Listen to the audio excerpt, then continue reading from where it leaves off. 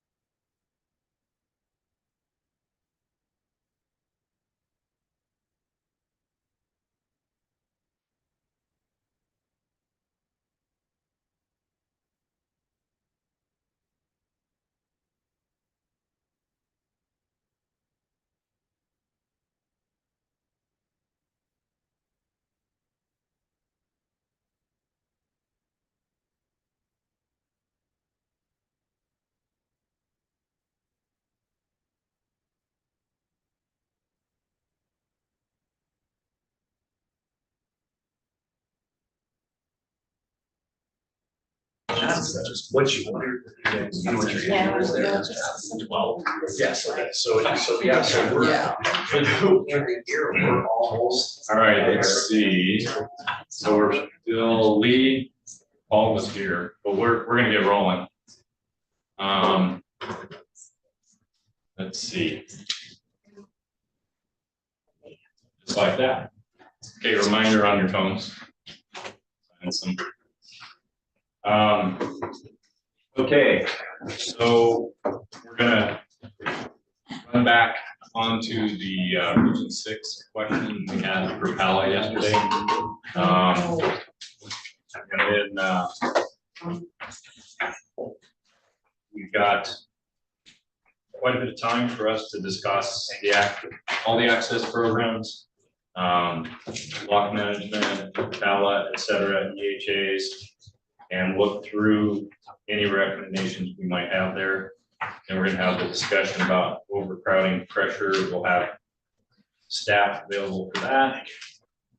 And then at noon, we're going to do a working lunch while Greg Lennon from ComEd gives us an update on the landowner stewardship program and relations.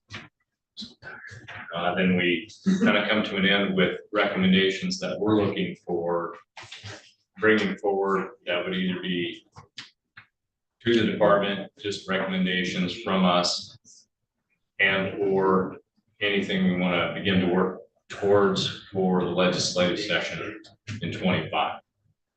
Okay. Dale had a update from Travis on our question yesterday.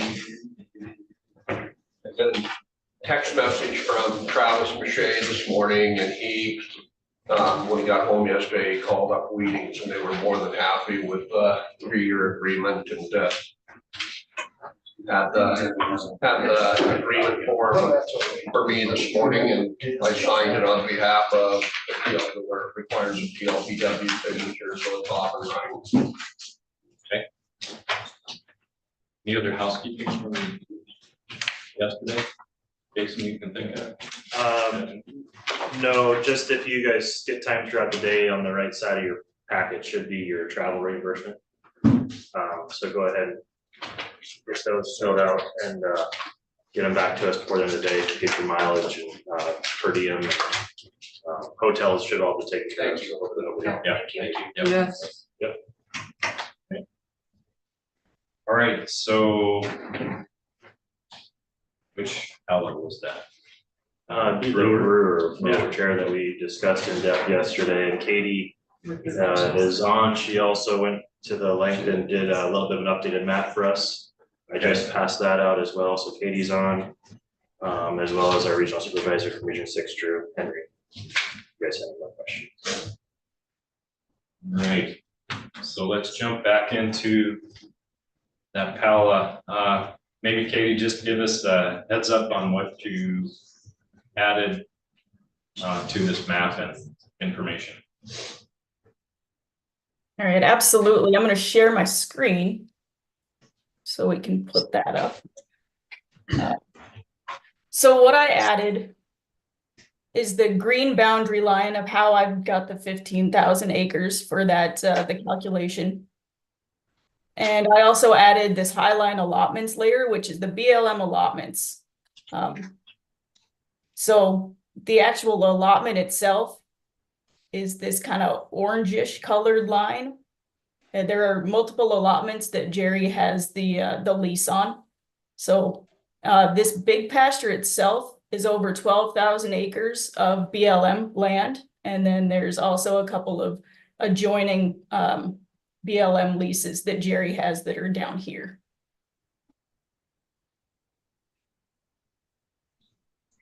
I also did talk to the warden after our meeting yesterday, and he's been out here this spring already, and he's been on the roads out here. He said that they're good roads, and yes, they're all there. Okay. So can I ask you a question, Katie? This is Lee Cornwell. Yep. Is this green line what we're paying him for inside this green line? Yes. And then you said there's some joining stuff? that Yeah, it's not down in his the is. corner. Down in the right-hand corner? Down in the left-hand corner. Oh, okay, so we're not, this computation doesn't pay him for access to any of the neighbor stuff. No,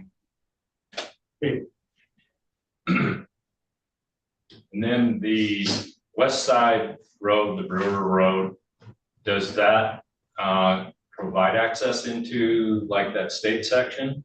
it does not. So at this red line, that is Yep. not a public road. And there have already been rulings on that.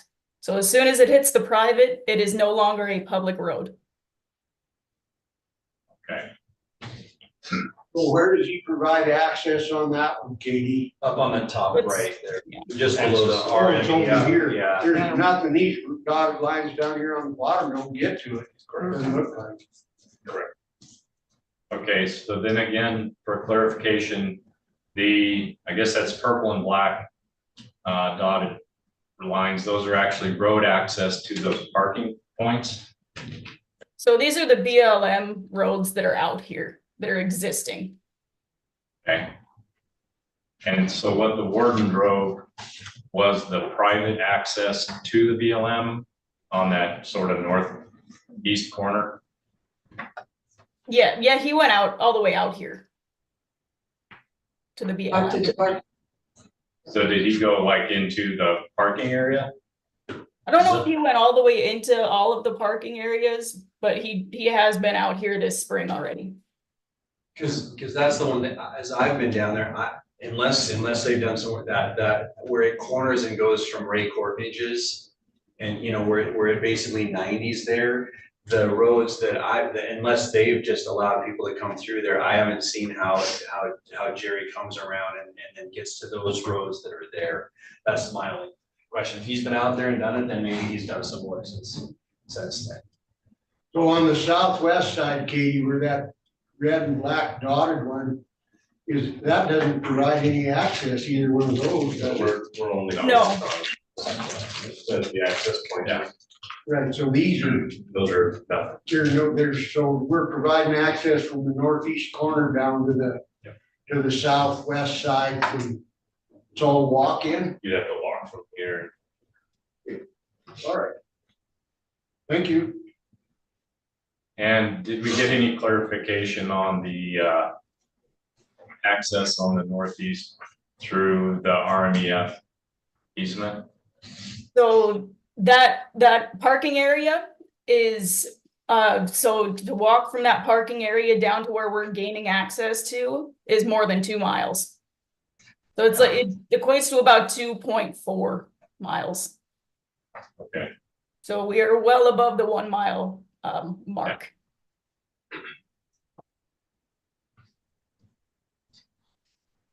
Well, that definitely adds a lot of clarification to it. Katie, I really appreciate your work on this. This is super helpful.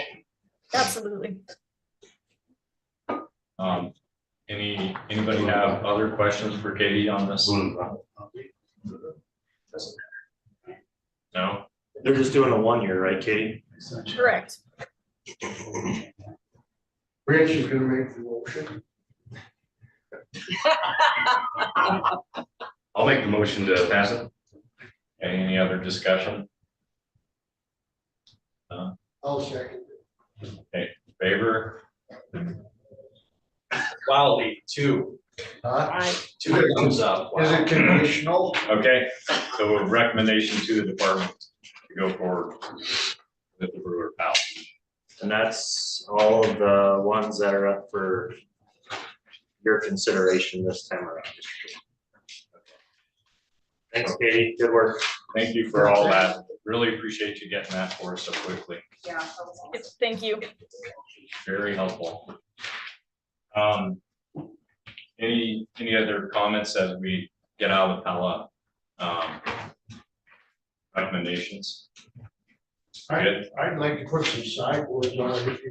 I haven't read this directions. My supposition was that we were paying the private landowner that had a BLM permit for the access to his BLM permit. And the rest of it was free. And you could walk over there and walk into the neighbors, that was all right, but I don't think that we should compensate somebody for opening access into one of these neighbors, direct pasture. And I don't know if we need to write the rules differently or do something, what we have, the ability we have.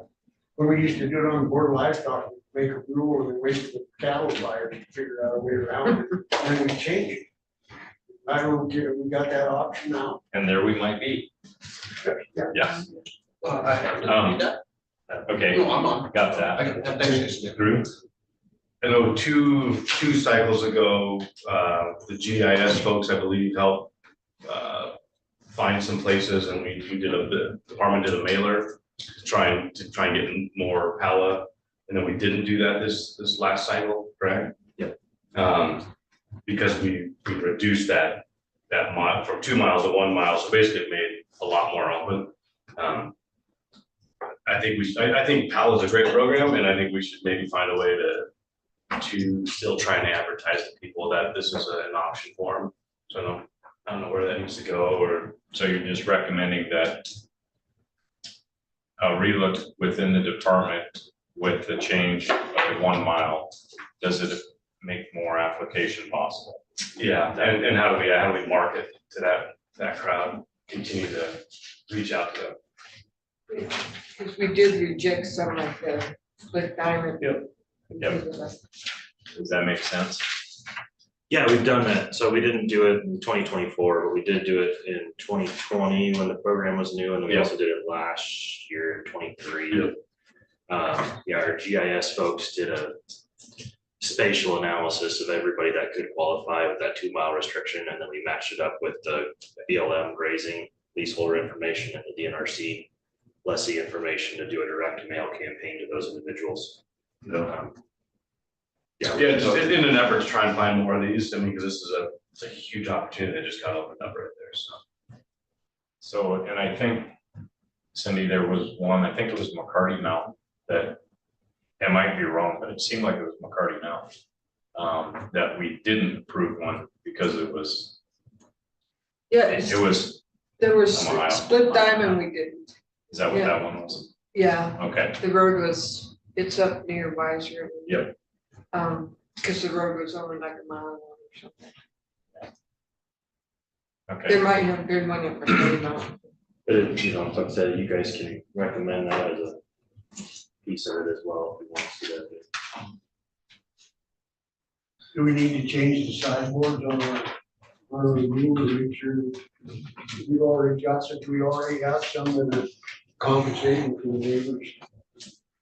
So that'll be on the renewal of those, and can we do that? Can we change the sideboards?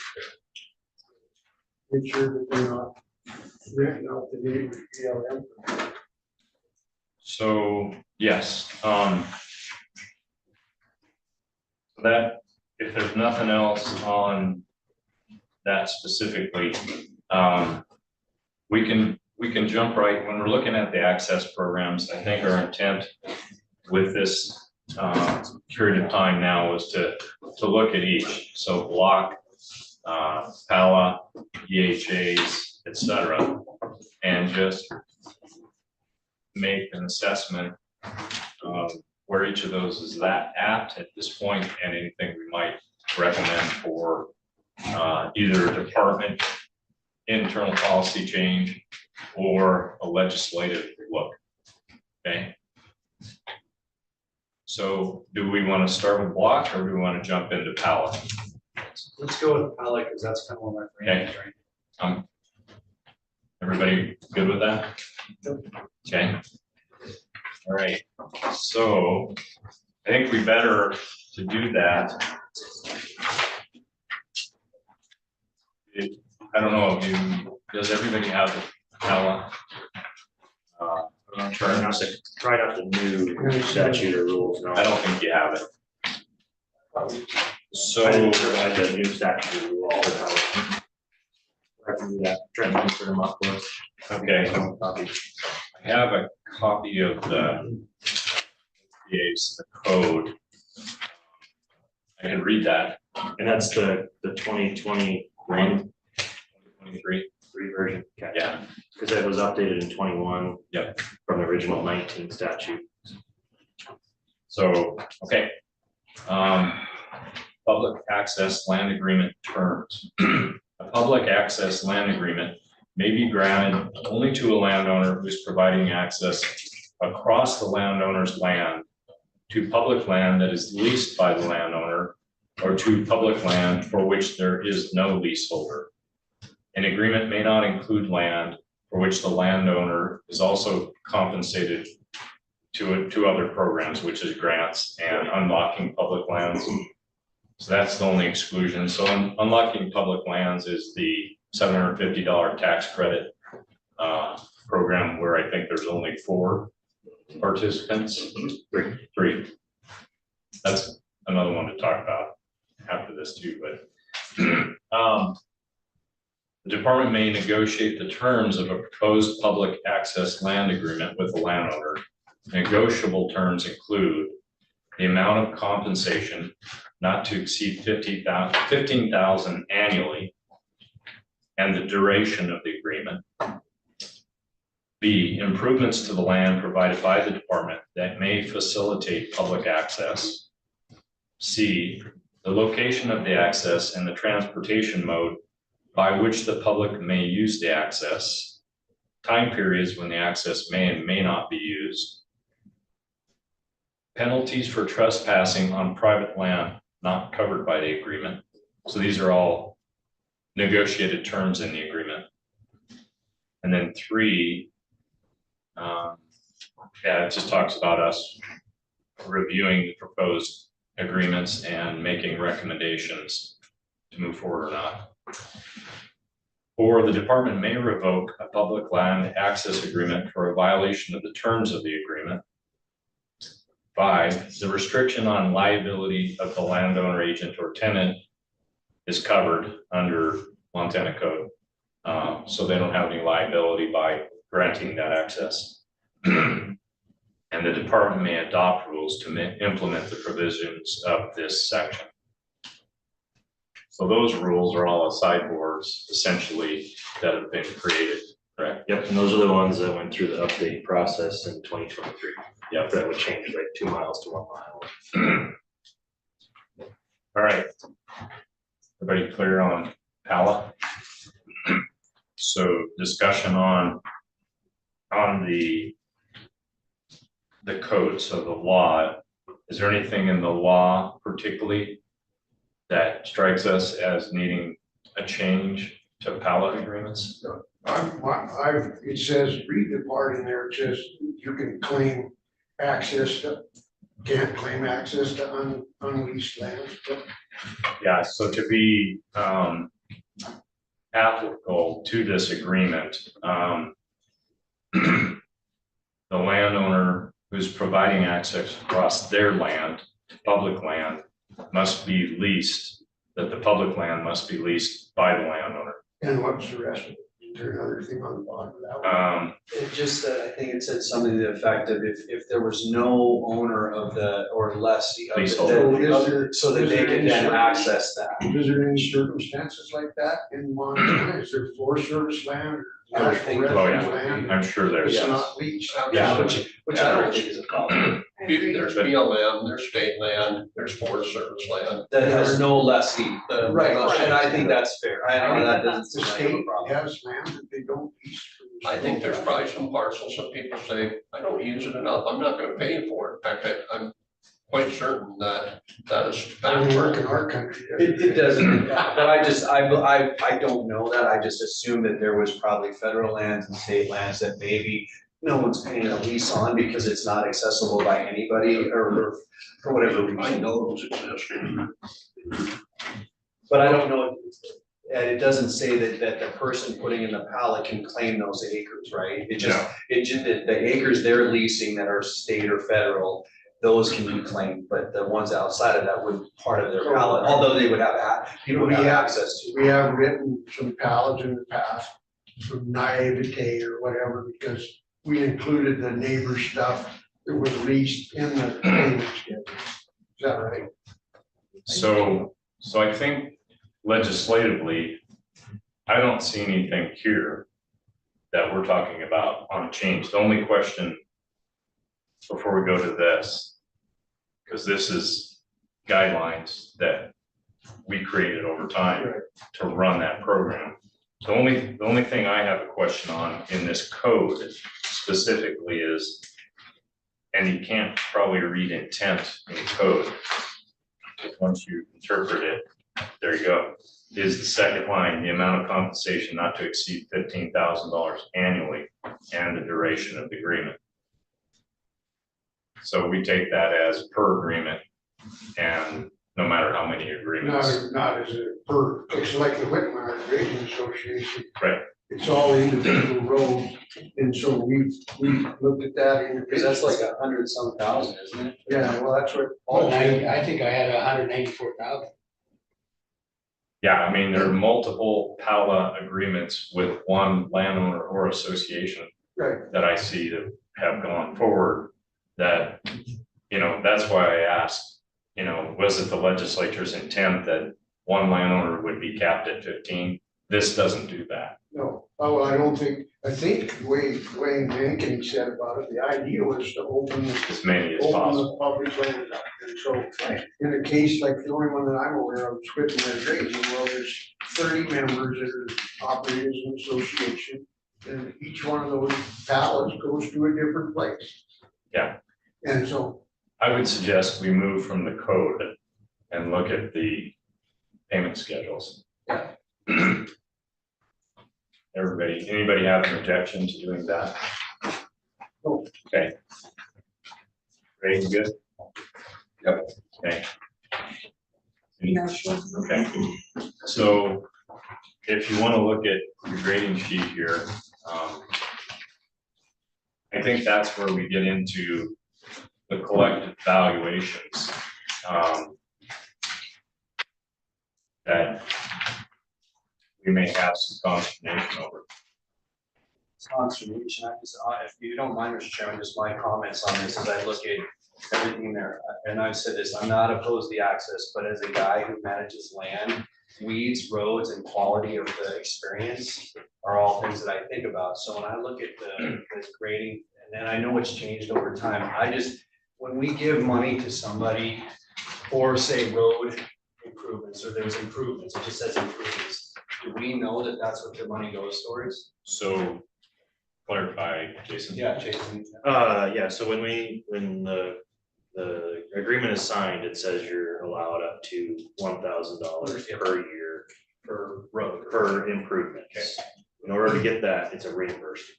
Okay, So you have to send us pictures of the work, you have to send us the bills, then we'll provide you. Okay, that. so that's good. Separate from the payment. So, right, so Great along, question. that's which is great, Yeah. but then it also, as I think about this, because I'm very, again, I said, I see what happens down there in that fragile country. And again, I think people getting at that's fine, but when I think of weeds and rows, that there is not one that I'm aware of. There's no knapweed, there's no spurge, there's no hound's tongue in any of that breaks country that I'm aware of. Okay, and where we're talking. When we start allowing all those, because I've documented where we've got knapweed now, and again, that coming in. So I wonder if, as we go through this, if there's any way to tie some of the dollars, not maybe all of them, but some to, okay, what is your grazing plan? What is your weed management plan? What is the road, I mean, you've been down there, Drew, like $1,000 on the road down there below Brewers gets you what, 100 yards within the gate after someone's been through there in 2 inches of rain? Yeah, I mean, you can't, there's no gravel, and I mean, I'm being serious, like, I know you've been down there to see that, so as we think about protecting some of the lands too and all of that, I just wonder if there's any opportunity in that to, I guess, I just manage that or watch that, I guess, because it's a huge fear of mine, and we border that, so those things which are never, not gonna be a problem for me right off the bat, have potential, I mean, that's where that stuff, I mean, the prevailing winds are westerly and northerly, so they're likely gonna hit the river and go that way, but I don't know, there are other landowners around, and I just wonder about those things, or how can that form tie a little bit to some of those things that I think are important, or I would think landowners would be paying attention to too, because that's, anyway, I'll stop right there. I don't, So do you have a suggestion as to how within a pallet agreement, you could incorporate those types of issues or concerns in the agreement? We could, Mr. Chairman, we had some state boundaries. We had a spring tank on one that we developed as an additional thing to the state. It was a state spring, we fixed it up, well, the creek came down and washed around the tank. And so the state land manager said, I want you to access gravel from a gravel pit. Yeah. Well, our country's pretty good because there's gravel everywhere. So we had to go, I said, the problem with the gravel pits is they're all knapweed infested. And if you haul and import gravel into this pristine area like Rich is talking about, I said, we could get the gravel right here out of the hill next to the spring. You know, and then so that's what we did. It was a lessee land manager agreement to do it that way. And so my thought was, I thought, instead of tying the dollars necessarily, I mean, because we have FWP right here, and we're talking about Katie even going down there. My thought is there a way to schedule with the landowner to go down there once a season, at the end, maybe at the end of the season, or I don't know, whenever, when you can, and assess, well, okay, what does it look like down here? Are we seeing weeds? Are we seeing, what are people driving and making 13 different road tracks around? Because it says there's a road there, but we couldn't get through that mud puddle, so we made another road, then we made another road, we made another road to get all around this so we could get through that washout or whatever, to assess and I guess manage them better. I guess that would, or maybe not better, but just assess, and then that way we would know, you know, what's happening, then we could kind of make some decisions from there. Even from this group, as we go through signing on additional pals and all that. I guess it's just kind of managing these and seeing what's happening down there. Because I think there's a huge, I think we're just missing the management side of things in the land. It's people going down there doesn't, it's just the management. Sure.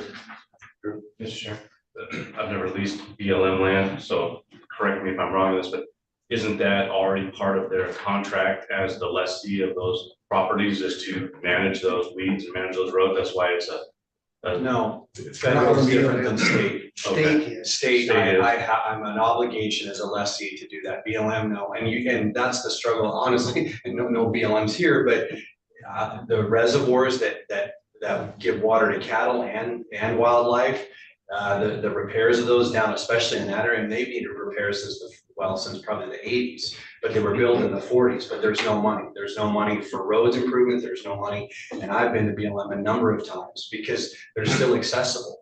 I mean, by traffic. I mean, that's the difference between state and federal is the driving part, but there's no maintenance, I bet I can't remember the last time I saw a BLM guy down there, you know, some of that stuff. And maybe Dale, obviously with your however many decades of experience working, I mean, it feels like we're trying to solve a BLM issue through a Fish and Wildlife Parks program.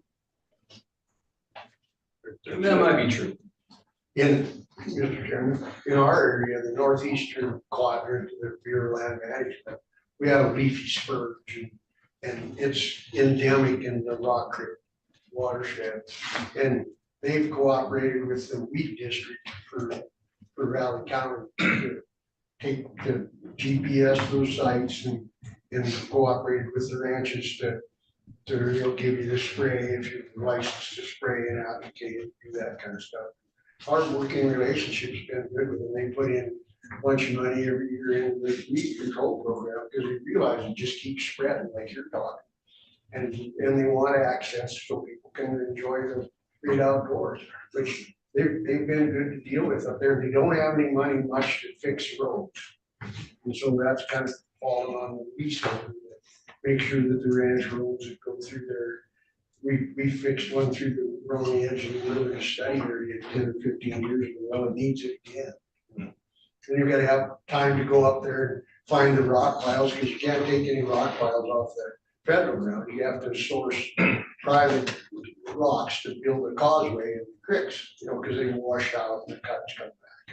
Well, maybe the thing, Lee, is just, again, cause Drew, maybe, it's not that's a point made about BLM, but if we are setting up where we're opening all this access, which is roads, weeds, grazing management, which we're opening up to do more of, then, and the wildlife is a big part of it with FWP, is I don't see why maybe that's something where, again, the part of some of the stipulations in the PALs is that there's a yearly review, maybe there is. Is there, does FWP go out on these different PALs with the landowner and go through them every year? Probably not all of them, no. I would say not all of them, right, Trent? Not assessing them necessarily, signing and everything like Well, that. signing is, But Yeah, I don't know, we have, Travis is on, Evan is on, Cheyenne is on. Katie's on as well, so I Okay. don't know if any of the other access managers wanna respond. to yeah, that. I'd like to just hear if that's even do, because that's another thing, maybe it's not doable, but it should be. Let's start, Evan, do you wanna tackle that question? You heard it? Sure, I could try tackling that question. Currently, on a lot of the pallets that I'm working on, the landowners call and request for help, changes to be made sometimes, or just an update on the property. One of the recent ones was a route that got eroded. Someone brought in a camper, got it stuck at like 2 a.m, and they shut down access via that route through the neighbor's property. So we had to make changes. So I wouldn't say every year I take the time to drive up to the Pala, drive the entire Pala, but I do know what's going on out there just from talking with landowners and talking with hunters. Travis, you wanna try answer that question? Sure. Yeah, kind of like Evan, we'll go out at least once a year to make sure sign and everything is still up. Or if the landowners call us, with any certain issues that come up, we'll address it at that time, but it's not something we specifically go out to assess. We try to get on all the properties every year just to make sure signing and what's is up and accurate, but it's not something we're actively assessing. If we notice something, yeah, we'll address it, but it's not specifically to go out to assess a property in that case after it's enrolled. Before it's enrolled, we might do that, but after it's enrolled, it's more of a maintenance on the signs and making sure there's no issues with the roads and stuff. And Katie? Yeah, and I don't have another answer. I mean, it's the same as both Travis and Evan. I do have my technicians checking on things during the hunting season. I do provide them with all of the PALA and unlocking public lands maps and just ask that they check them out every once in a while and tell me what's going on out there if I can't get there myself. So Katie, a question on technicians. And this would be to each of you that would like to respond. I know there's been challenges with technicians in the sense of quantity and, we always talk about boots on the ground, but the reality is, do you feel that do you believe you have enough technicians during the seasons to do the work that needs to be done for any regard in helping to manage these programs? First to you, Kate. I feel like we're stretched pretty thin, but I've felt that for the last couple of years. I would love to have more technicians, just so the ones that I have don't have to cover such big areas. And I think that's probably true statewide. I would love to have more boots on the ground. Travis? Yeah, kind of the same. I mean, it would be nice, but you know, given the budget right now, I mean, we have what we have at this point in time and we're managing. I feel that we got pretty good coverage over here. I have more technicians than anybody else in the state. I have 12 that cover Region 7, so we got pretty good coverage here. You know, there's spots where one or two might help out, but overall, I think we're doing all right. How about you, Evan? You kind of hit one of the points that I run into. If I can stay fully staffed, which over the last couple of years has been a little difficult, but if I'm fully staffed, we're pretty comfortable right now. They are covering very large areas, and they do. The quality of work that I expect from them is high, and so they put in their 40 hours, but there's always more work to be done. So in a way, we're stretched thin, but we're doing okay right now. Yeah, I'd agree with my counterparts, and then also too, I don't know if this is probably not just a Region 5 specific thing, but with the hunting season going for 6 months out of the year now, we're stretched pretty thin for the longevity of the season. And Region 5 has become a hot spot for non-residents coming out for specifically the shoulder season, because Region 5 has a lot of districts that are open through February 15th. So we could definitely use more. Yeah, clearly it's a big deal in your region. Big time. Yeah.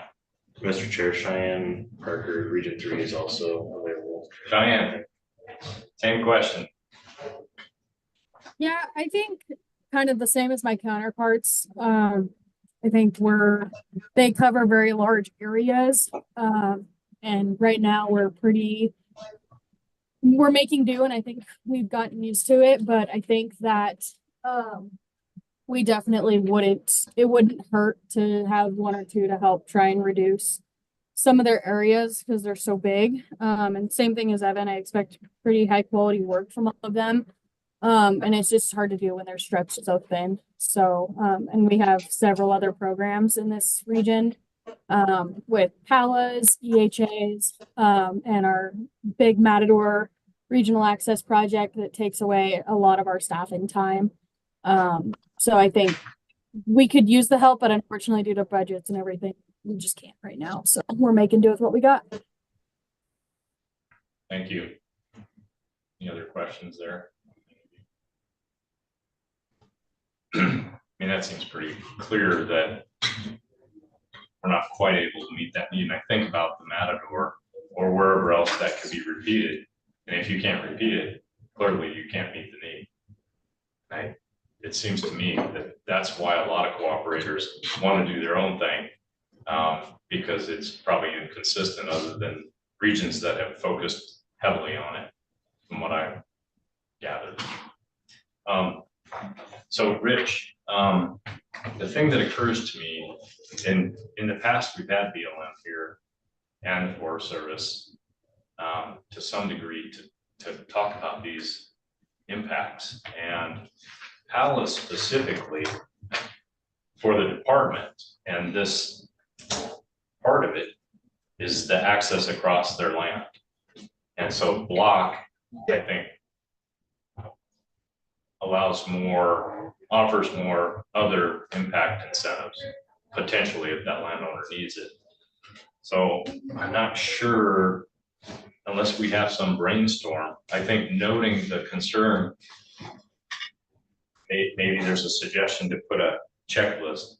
Yeah, are there any habitat impacts or access impacts needing addressed as a checklist? It seems like they do it. I don't know what that. No, I guess I mean, as we see this in my brief experience so far on the PLPW, is that we're expanding a lot of acres of land.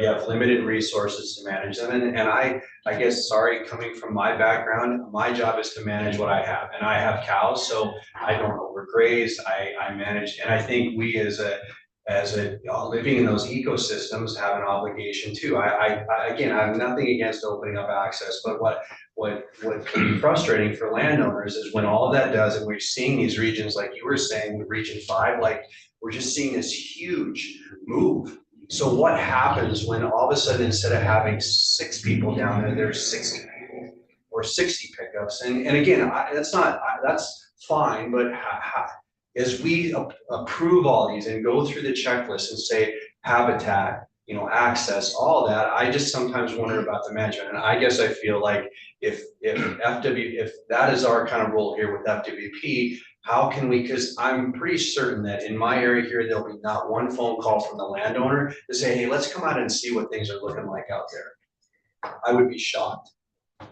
if that happens. So I just, as an overall thing, as this group, I just think being concerned about how do we, manage, how do we use FWP to know what happens when the wildlife pressures change, when things happen out there. I mean, this is all this is going to happen. It's probably going to happen more than 1 year, and it's going to be great for people to get out there. But I still think we have a responsibility, since we're opening all this access to roads, weeds, and wildlife management.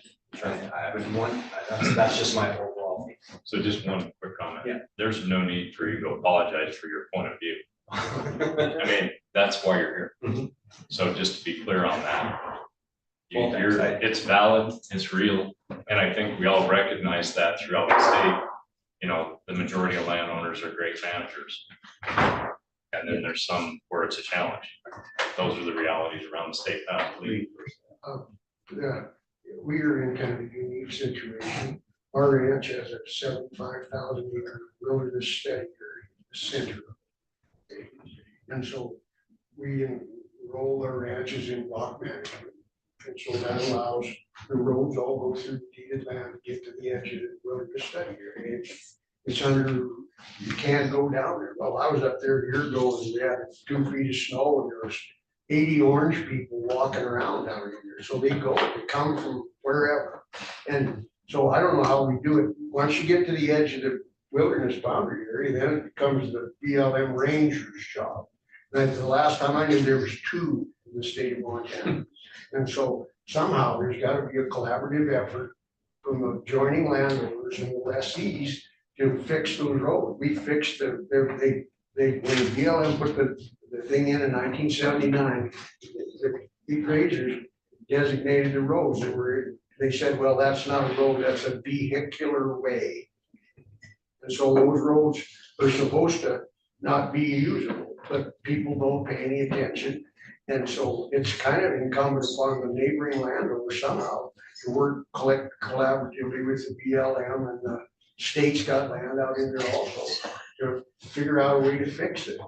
And that's why we've never applied for the PALA, because it's a large chunk of country and it costs a lot of money. And we get a benefit from the remuneration that we pay to the Bureau of Land Management for grazing. It's all in rotational grazing and all of that. But I don't know how to, I need you guys' help to figure out how the hell to make it better. The roads that we fixed in 2005 have changed, and maybe it'd be as simple as having the BLM come out there and locate the rock piles that we can take that are only a mile instead of 6 miles away from the place we want to fix it. And then we can go forward with this thing. Maybe what I need to do is take that adjoining land out, it's in block management, and then post it. But then what kind of a jerk does that make me?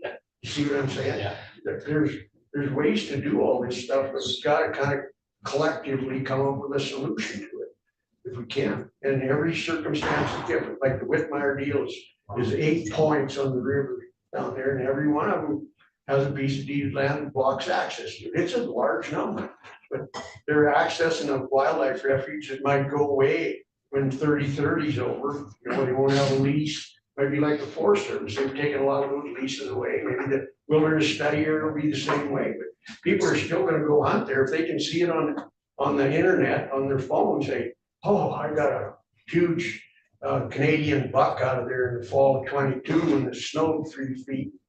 And so it's just the people part that's hard to manage.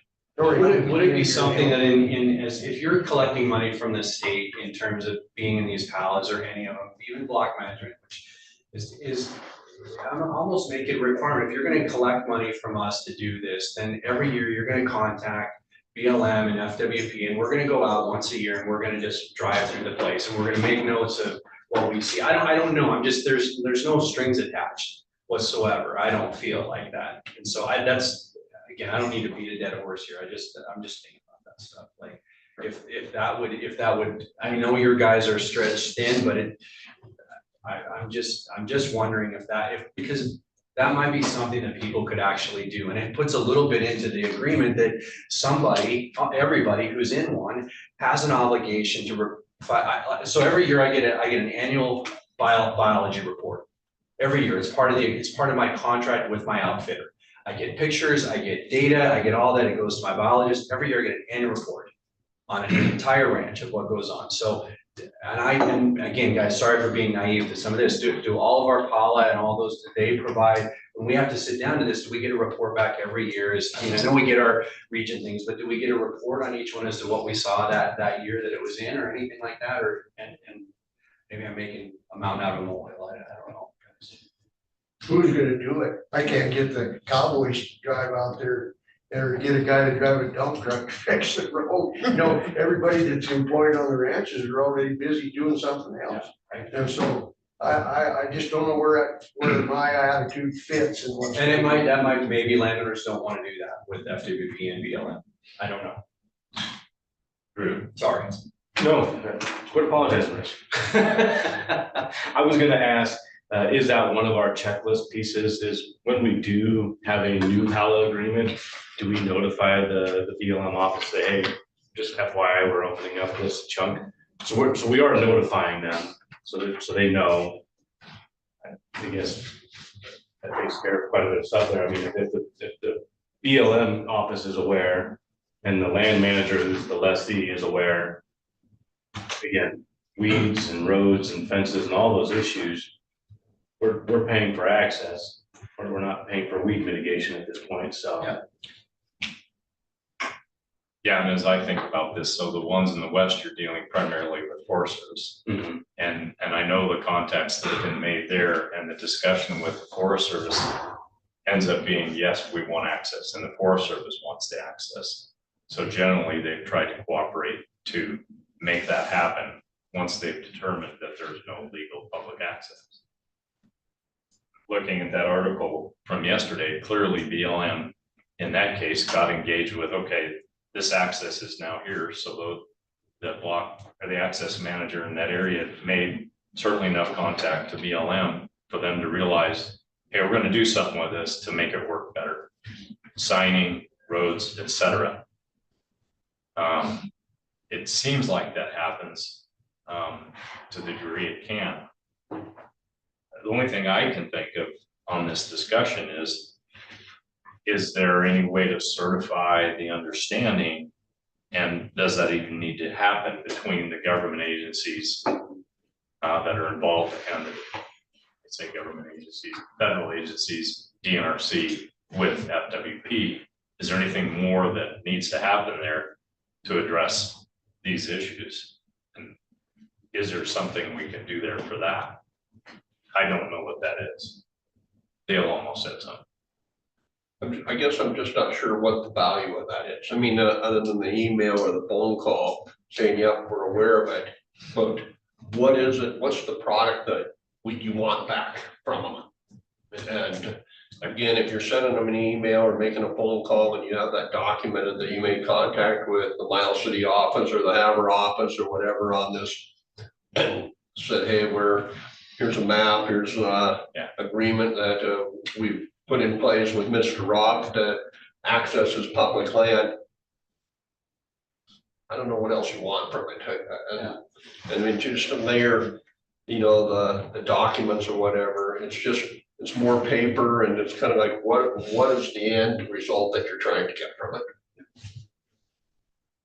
Mr. Chairman, in our situation up there, the northeastern deal, our previous administrator was a former employee, he was the regional employee, the director of the Fish Wildlife Park. And so his name was Pat Gunderson. And so he tried to keep the roads open that were allotted on the through the village study area. We've got a pretty good working relationship. I think if we can, Katie's been struggling with this for a while, and I haven't, we want to make it better. If there's more people than there ever was up there, who the hell wants to walk 7 miles through the gumbo to get a deer? Well, there's a lot of people that evidently do. And, you know, and so we need to adapt somehow to that new situation somehow. And I think collectively we can figure out a way to do it. And I would say it's not new, it's just, there's more of them than there were. Yeah, well, there was, I 60s remember or when I was a 70s. kid, my uncle and a couple of the neighbors would go down there and stay in a cow camp with a 2-ton truck and a load of horses and go out there and hunt deer. You know, but now it's more readily available and apparent to people and they're accessing. Which is the point.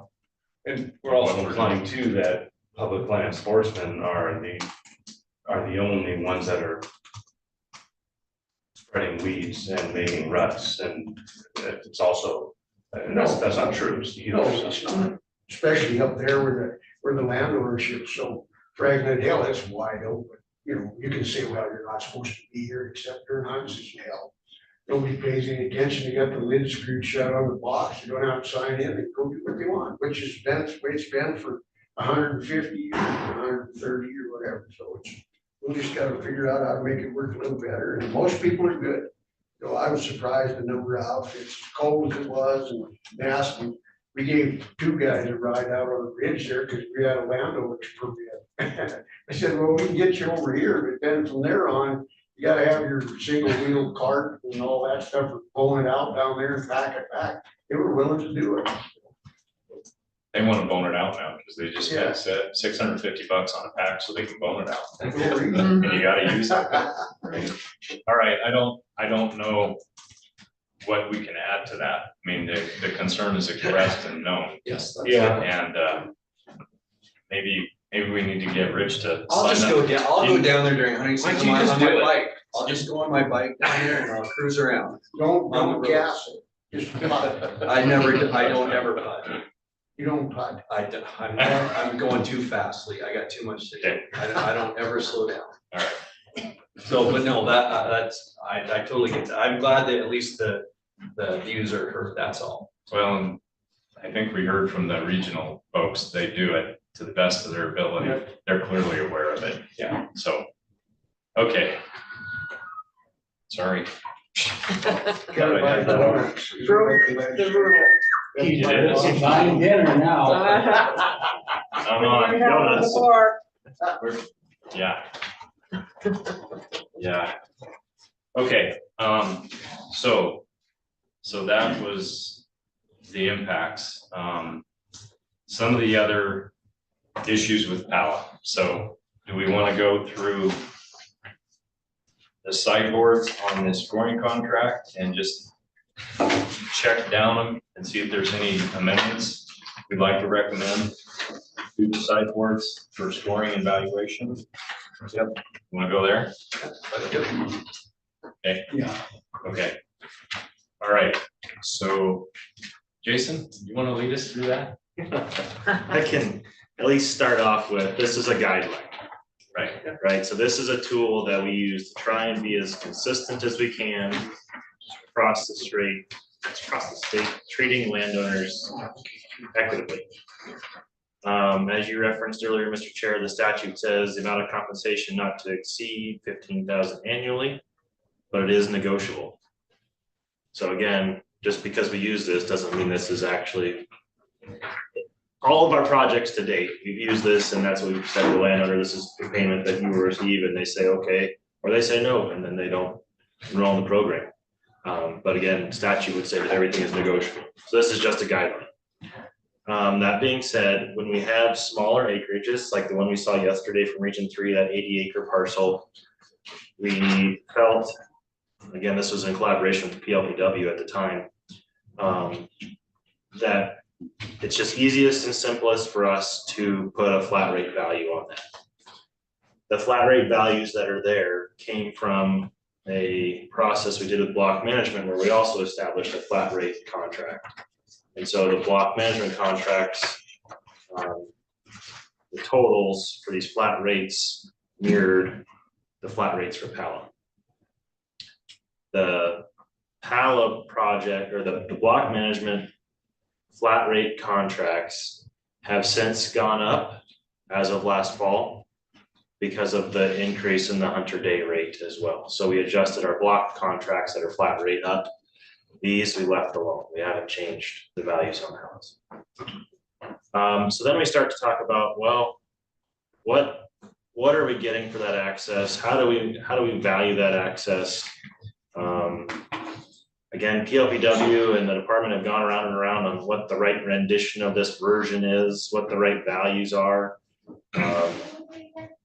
Up to 15,000 per agreement has been the statutory cap that's been set, and so trying to factor in all of those pieces, we give them an enrollment payment.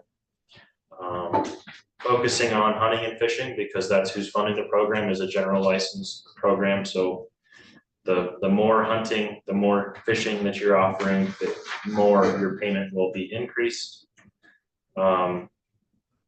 Similarly, because all public lands or most public lands have the opportunity to do other recreations besides hunting or fishing, we do offer a small $250 if you're allowing camping or biking or hiking or whatever. So we do offer just a little bit there. And then the motorized access has always been a discussion with this group. Motorized access to the boundary, motorized access on the public land, motorized access period. How long is the motorized access across private? All of those kinds of discussions have happened. And so again, right or wrong, this group and the department settled on this payment structure for if you're allowing, for the fall only, with permission required, it's a certain rate. No permission required, it's a certain rate. And similarly, year-round access with permission required versus year-round access without permission required. With PALA, we've never documented true hunter days. We don't collect coupons, we don't collect signatures, we don't have roster books, we don't have any way of saying that this is the exact number of users for this public land access. So we've just gone with this payment structure and utilize neighboring VMAs to estimate what we think the use will be. So then we talk about the large block of contiguous public land. So the whole intent and a lot of the desire for the user and us from a management side of it is the bigger the block of public land, the easier it is for us to sign, manage, just be involved with it, because we're not dealing with a whole bunch of small broken up pieces. It's one block, we can check, we can sign, we can map. It's easier for us from an administrative side, as well as the public is looking for that from a access piece of it. One of the things to try and address where we were at with the demand, not only from a user side of it, but then also just knowing that the impacts are there. We also offer additional dollars based off that public use. And then lastly, we developed a term length incentive. So the longer you're in the program, the more we can add on to that contract annually. And that again saves us time, money, effort from staffing, signing, mapping, contract work, this review process, all of that is a cost savings. And it helps ensure the public has that access for a long period of time. Then we get into, so that's kind of the makeup of the regular contract, but throughout the first few pages then is really trying to get at this committee's concern of what is a quality access opportunity? How can we incentivize quote unquote quality? And that's where those scores come in. So as regional staff go through this, they score it based off of that opportunity to develop this additional high quality incentive payment. So that incentive for high quality is added to the regular. And then we have a total payment per year. And then if the landowner is requesting a reimbursement cost, now we're looking at up to $1,000 reimbursement per contract year. So if you're doing a 10-year contract, you could request up to $10,000 in reimbursements. Most of them have been $3,000 reimbursement costs. but it is a reimbursement. So they just because we authorize it, just because there's a signature on a contract that says you're eligible for this, unless you claim it, they're not getting that. So we've had a few people that have asked for it, but never used it, never installed the car gate or whatever. And so the money's still sitting there, but it'll expire when their contract term expires. So that's kind of the breakdown on the sheet. And then we get into that PLPW review process and then drafting the agreements. Okay. Thank you. So let's go section. So the first section, flat rate contract. So as Jason described, the reason for it. So thinking about the years of approving PALAs, do we see any issues there that we've noted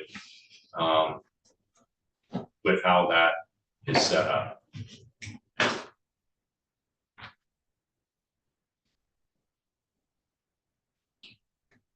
Well, haven't we adjusted this over time anyway? What's that? We've adjusted this over time anyway, haven't we? Yeah, the first, From the first one. I think this is technically the third rendition. So 2020 would have been the first year we learned stuff as a council. We modified it. 2021, we learned stuff as a council. Now we've been 2 years in, we modified it. We've really kind of settled on this since 22, 23, and now 24. This is the third time we've kind of utilized this existing structure. And one of the things that 1,050 is again set to match block management, but it's also looking at the unlocking public lands, the tax credit program of $750. So a landowner could say, yeah, I want a payment of 1,050 and have to pay income tax on it. Or I could look at this other program that says I get a $750 income tax credit. So trying to keep options relatively close. Anybody have any challenges they've seen in it? Must be a good rancher who needs an income tax credit. Or has a lousy account? Gail. I don't know if I'm out of it. I mean, if we are just looking at the flat rate contract, and I know we've gone through a lot of iterations of this. What I find, and it's become more and more apparent every year when I look at these, is the subjectivity to the score sheet. You know, as the public demand or, you know, would PALA improve access to block management areas? And if they're in a block management area, they get a 3 for it. And I just kind of looked through this, and there's a bunch of things on here. I guess I really wonder if this score sheet is even all that needed. I'm wondering if we look at the payment schedule, potentially look at that, takes the subjectivity out of it, and does away with that. And I look at like a large contiguous block of public land. We're paying them somewhere between $500 and $6,000. But then if you go on number 2, and they get scored for how many acres they are putting into block management. It's almost like we're giving them credit twice for how many acres they're putting into that. And look at things like number 4, what's the potential to improve or enhance local wildlife and fisheries management? And that's all over the place. And we had a real good discussion with Travis in Miles City, and it asked for an explanation of that. So I see some of these score sheets and said this has really good wildlife populations in it, and that's their justification for a 5. Where I look at it and say, what does that really mean? And to me, if you have a CWD monitoring area, and it's like, man, we really need data on CWD out of this area. That might be a reason, say, this is a wildlife management area. We have an elk population that we need to reduce. And this gives us access into that elk population. That may be something else. You may have, not right now, but you may have an area where the deer you're looking at depredation hunts because they're causing so much issue. There's a reason, say this, yeah, there's a real solid wildlife management area, but because there's good game populations, to me, that's reflected on the other one that says something about would a reasonable person go there? If there's great game populations, people are gonna go there. But what does that mean to wildlife management? And again, as I look through these, I just see so much variation between the regions. And then I look at the assessment sheet, and then I look at the payment schedule, and it just seems to me like if you look through that, we're almost giving them credit, adding the points up on the assessment sheet, and then we're paying them for the same thing because of the payment schedule. That they're open for year round, they get more money or whatever. And I'm just wondering if there's a more simple way to take a look at some of these things.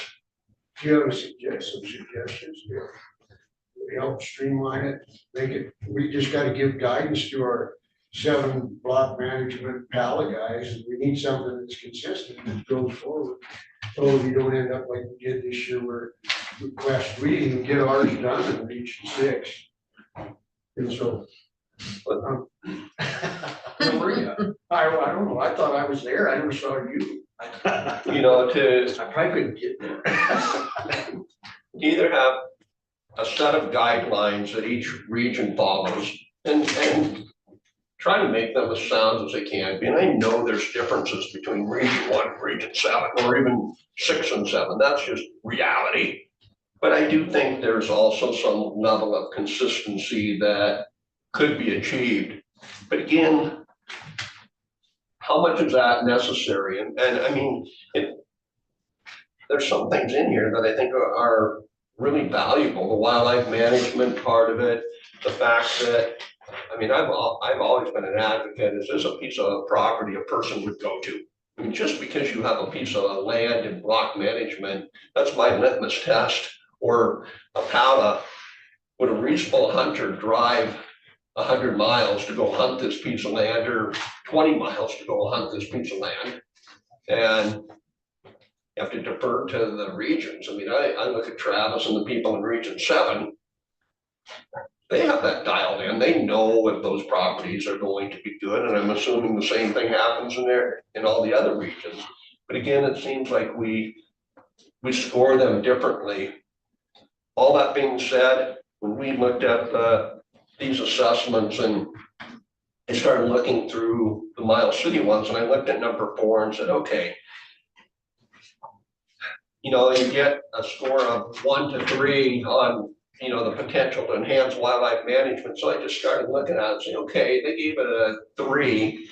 What if we gave it a 1? And I think on 1 of all of them that I looked at, that it would have actually changed the scoring to affect the payment.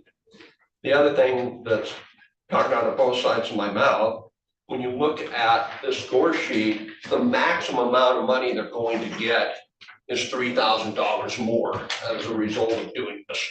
It's not like, okay, this takes them from a $2,000 to a $12,000 contract. They're only going to get a maximum of $3,000 more based on here. But again, I just don't know if, as we look through these, if there's not a better way to do this. I'd like to actually ask the land access managers if this works well for them. How is this tool working for you guys? I mean, is there things on this that are difficult for you guys that you look at it and you're like, I don't really know, or does this work fairly well for you? Particularly the quality piece, the quality incentive payment piece. Start with Trent. I'm probably not going to be the best to answer because all the ones that we've had here in Region 5 have been the flat rate contracts. So yes, we still go through the assessment, but it doesn't, because it's a flat rate contract, 640 acres or less. I haven't actually necessarily been impacted by this, so I should probably defer. So how do you feel about the flat rate contract in your applications? I think it's fair. Thank you. Yeah, and actually a lot of the landowners that we've had in Pala in Region 5 have been really pleased with it.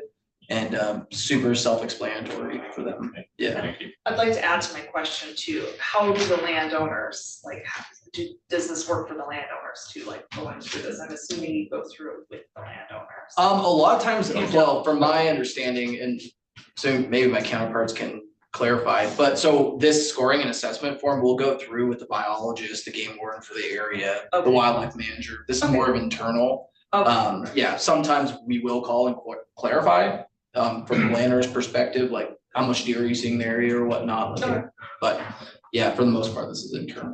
How about Travis, since your name's front and center right there? Yeah, I mean, from a landowner perspective, I think it's been working good.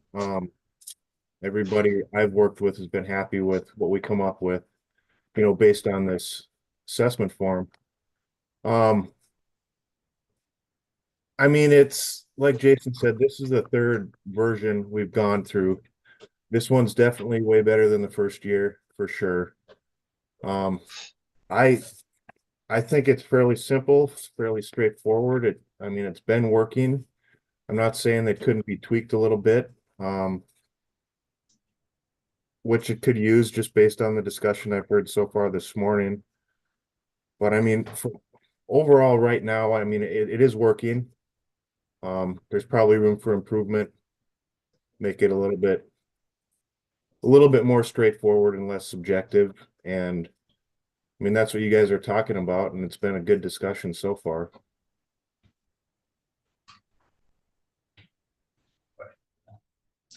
No, I mean, really, the hard thing is quality, and like, after being on the Elk Citizens Advisory Group, I think we beat the word quality to a pulp. It's hard to define. I mean, it looks different for every single person. I mean, what I define as quality is not what Drew's gonna define as quality, or.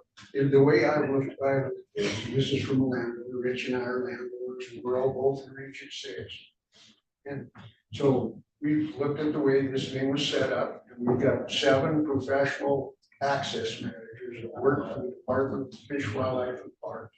And when we started this thing out, we went through every one of these at the meeting. And when we got them done, they did it by the rules that were apparent at the time. And so they got it done. I think it's disingenuous of us to question what somebody did if they followed the same guideline. Our job is to change the guidelines so that it fits more with what we want. And that's our job as a consensus council. You can't do it any other way, because you can't. It's like sending somebody to buy a bull and then he brings it home, you go, well, I didn't want that son of a bitch. You take it back. You know, and you can't operate like that. These guys are vested employees of the state of Montana Fish, Wildlife, and Parks, and quality is not in our job description. I agree, and that's why I'm asking, is this tool working for them? Because at the end of the day, they're the ones that are just giving this back to them, to us. So if this isn't working for them, then maybe we need to look at really tweaking I agree with what. But if it's working for them. If we have problems, then we need to straighten it out before they go to the next guy and say, okay, here's a pallet. And these are the rules, and because that's what they've all done. And it's not the same statewide. Right. I think we're saying pretty much. Yeah, we are. We're agreeing. It's consensus. Right. Travis, you said that it might be tweaked. If you did tweak it, what would that tweak be? That's what I would get. I honestly haven't thought that much about it. Or to come up with something Well, I'm tweaking you now. right off the top of my head. I'm not gonna dive into that without giving it some thought. Okay. Yeah, I think we struggle to try and that element. I would agree, and I'd be full favor of streamlining, simplifying, cutting the fluff, so to speak. If it is that we just use this page and the rest, I'm good with that. I think our staff are good with that. You know, the quality question is how do you handle that? How do you address that? Making it, I dropped it. Well, drop it, but also I think one of the better ways that we've seen to do this is to have the local folks, yourselves included, sit down and discuss in detail. This is a good project. We like it for these reasons. You guys know your areas better than collectively we do. And so I think that change has helped.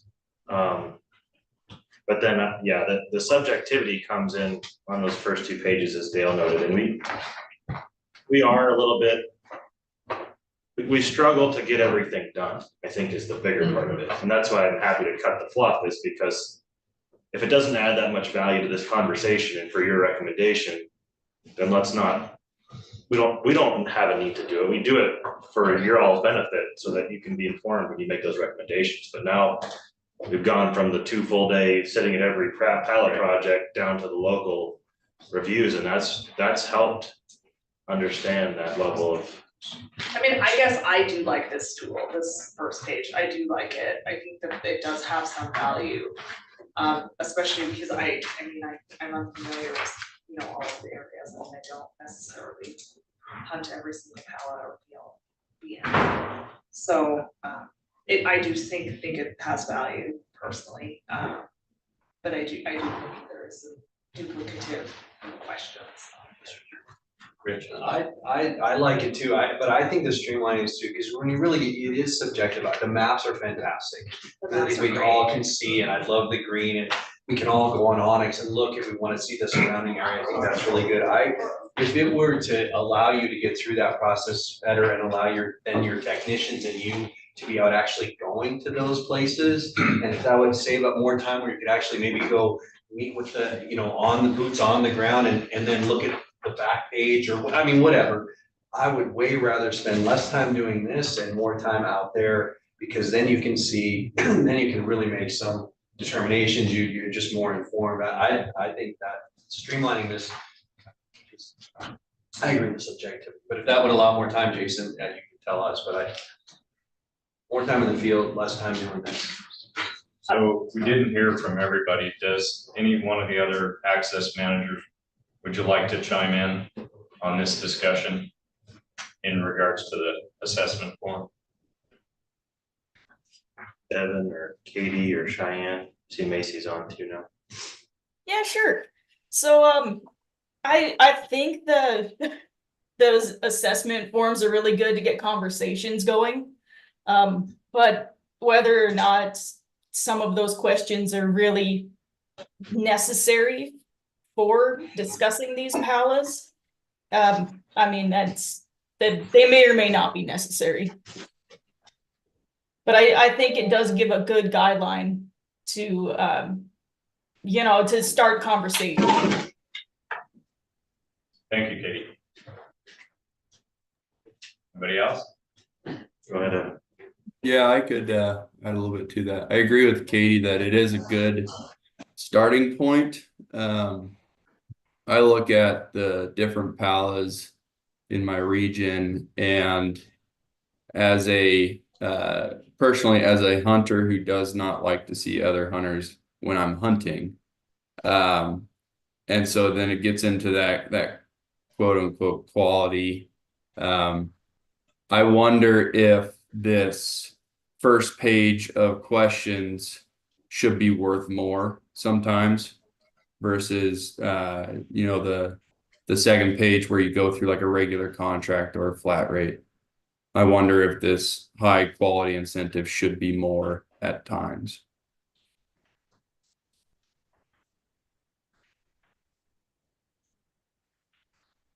Okay. Anybody else?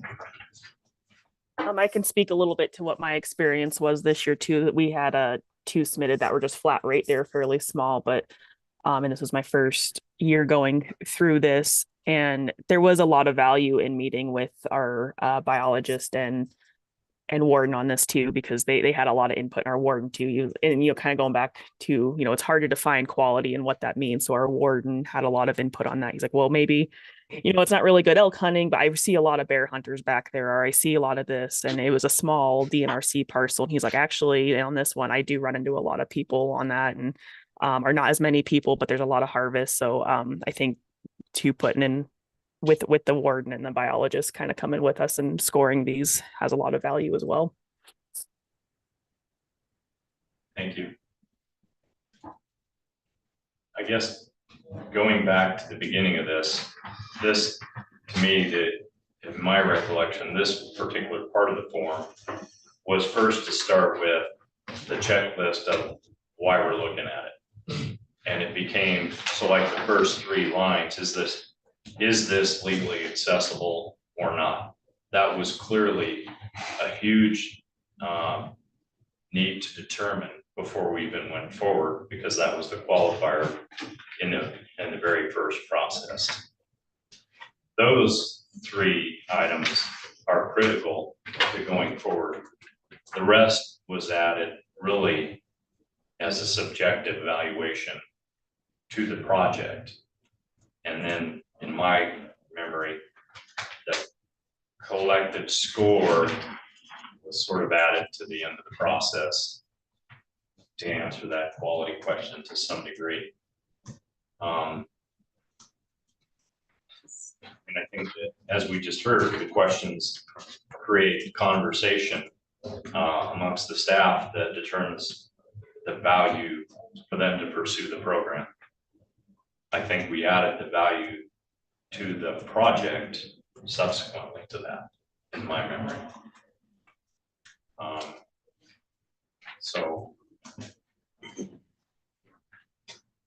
Yes, I like having this as part of it, just because. For valuation. Yes, for the evaluation. I mean, I think of the one that Evan's working on in Region 4. Sure. It's 2 small pieces of land they really wouldn't get necessarily a ton for, but the value of it is huge, if that makes sense. Yeah. So I mean, I like that there is some degree of subjectivity. Okay. Paul? Well, I see the form as a starting point, and it's uniform for every one of the regions. And I think it allows them to at least get a start somewhere on it, and then then they bring it to us. And so if we got issues with it, then we kind of go through it too, but at least it's kind of a uniform point there. You talk about quality, it says right here, public demand for access. That's kind of a quality deal. I mean, if you've got a sheep area in 690, that's a pretty good deal, Or if you've got, maybe not so much, maybe it's a section of land that you have a lot of demand, and that's kind of, you're addressing the quality issue there, I think, I don't know if we want to try to change it or not. I think there's other issues that we want to talk about in the whole program overall, I'm talking about, but as far as this getting started, I think this is probably a good starting point. I don't know what we'd add or take off on it. I change number 2, say, for saying not just lease in parentheses. I think that incentivizes somebody to open up the neighborhood. And I'd like to have that taken out of it, somehow reword it, so they're compensated for the part that they restricted access to, if they have. It's their operation, not the neighbors. And the rest of it, they'll be compensated for opening up the neighbors. It's free. If they open it up, that's fine. It doesn't mean they can't go there. It's cold joined, it's open. If they want to walk over there or whatever, it's fine. But I don't think you should be compensated for opening up the neighbor's ranch to people. And I think that's where the rub's gonna come with the landowners. I don't want Rich thinks that, if they come in there, they shouldn't be able to lease, get credit for opening up your ranch. They shouldn't get paid for it. That's the way I look at it. If they do it and it's inadvertent, that's fine. But I don't think that should be the intent of what it is. So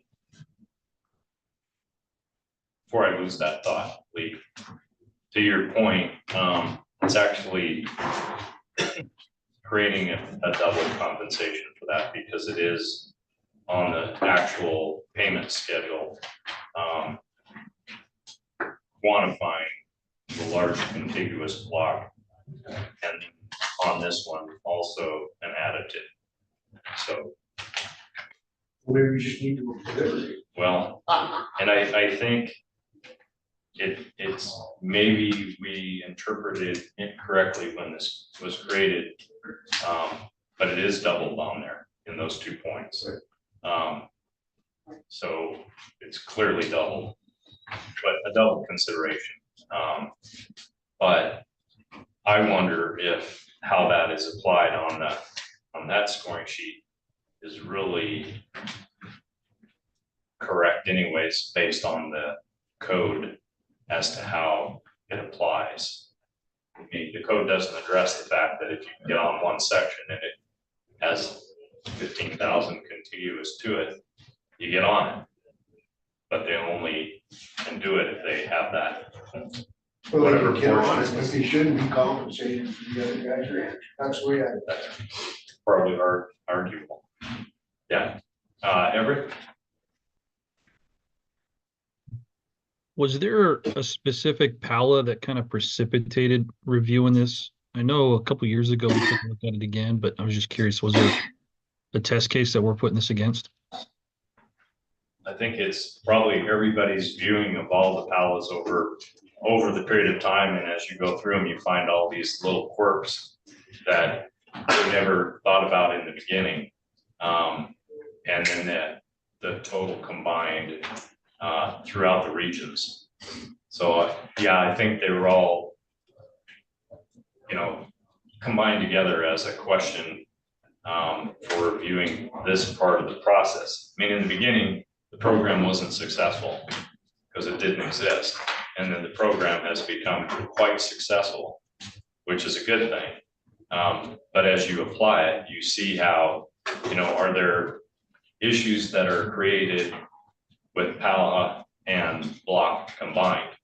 So there's all kinds of things I think that have changed in what we've seen as we've reviewed all the projects together. That's kind of how I would say it. I think that's fair. A second question, Everett? No, I'm kind of reviewing all this. I mean, I like that, there's two levels where the subjectivity is reviewed, right? You get that with the biologist and the resource manager, the access manager, and then you get it with us as well. And so I think that there's a lot of filtering going on there, that, when I look at this, I don't see it as wildly out of line.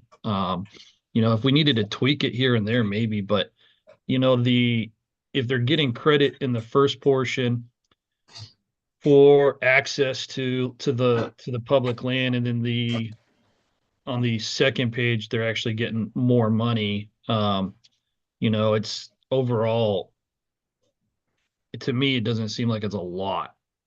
Does that make sense? Am I missing something? Well, I think if you take them in whole and they score total, it doubles it.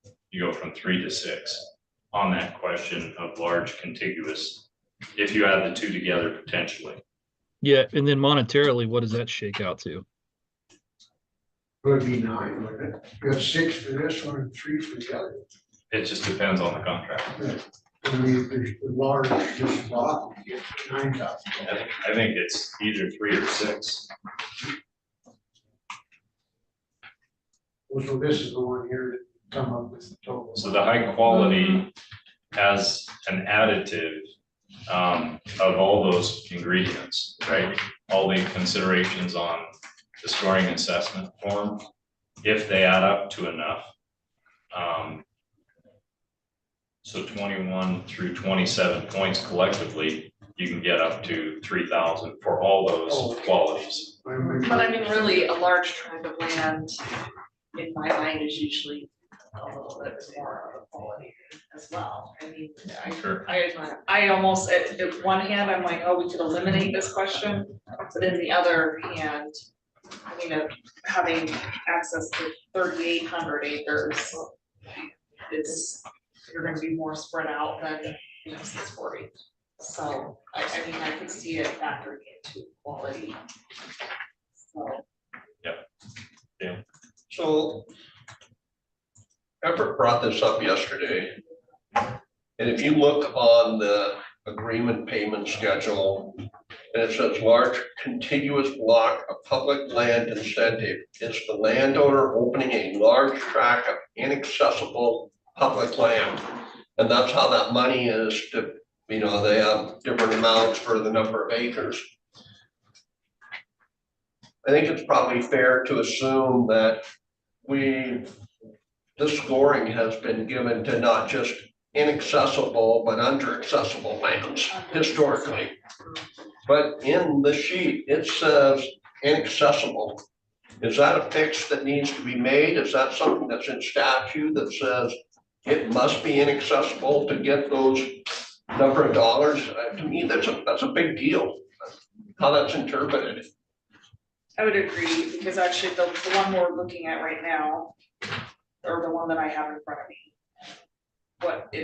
it is under accessible, it's not inaccessible. So I think that would be an easy wording fix to put large tract of under accessible or inaccessible land. Wouldn't technically all of them just be under accessible? Because you Or can under helicopter accessible, right? any of them, so technically they're At least still it accessible. covers it. I don't, however you want to interpret that. I don't think for the purpose of our work, helicopters are part of the equation. I would agree with I mean, that. that's a select few. That is a select, very true, but So- again, we're also not thinking down the road with drones that may be really accessible to a lot of people in a really short period of time. Good. Well, we should take an adjournment on that.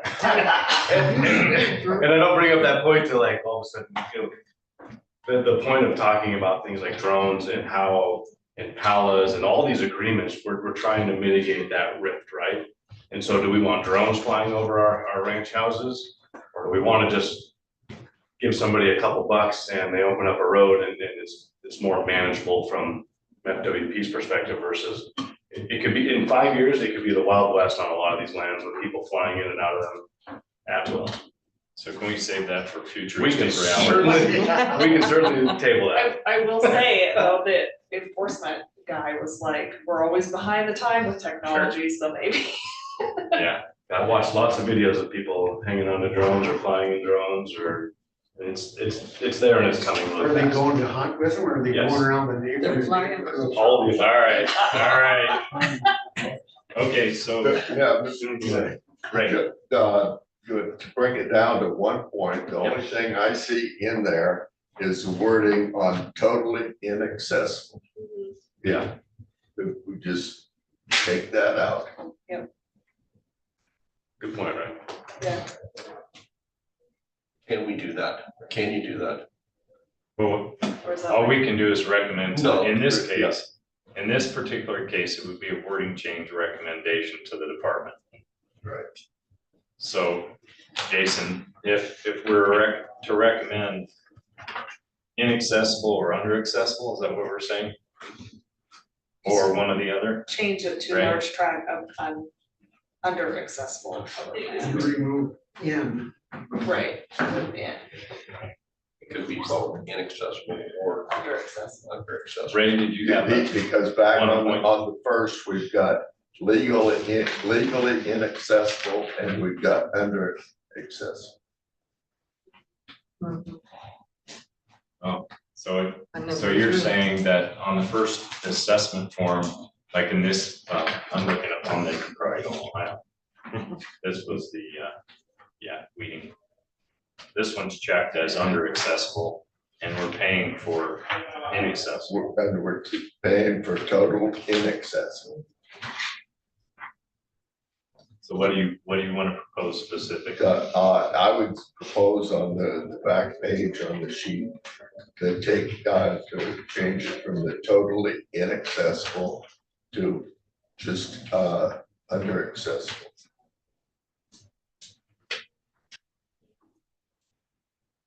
Saying that the sheet, Yep.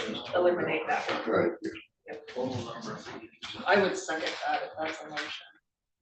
So then we need to discuss that. Where's that? I'm not seeing where you're It's- totally. That's a simple but huge change. Not as simple as that would seem, I think. But I do wonder, So then on this example, then we paid, this was under accessible. This reading, Yeah, but we gave him a payment for totally inaccessible. only based on this wording. Yeah. So, I mean, we contradicted ourselves on this one then. Because it was accessible. We've probably contradicted ourselves on laws. Eric, did you have a question or comment?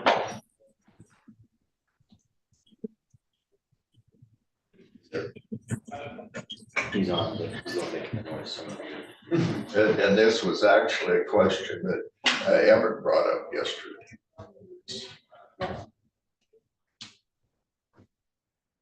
We can't hear you, Eric, if you're on there.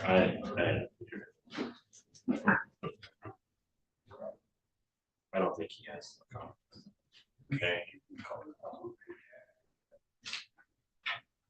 So.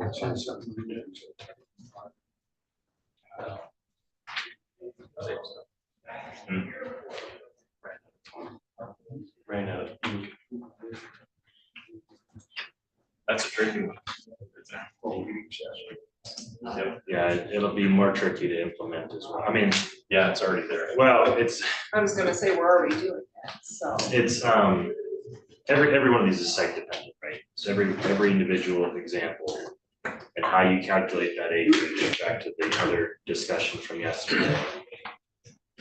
What determines something and how you say that this is under accessible, and we're only gonna count these acres, or we're only gonna count those acres.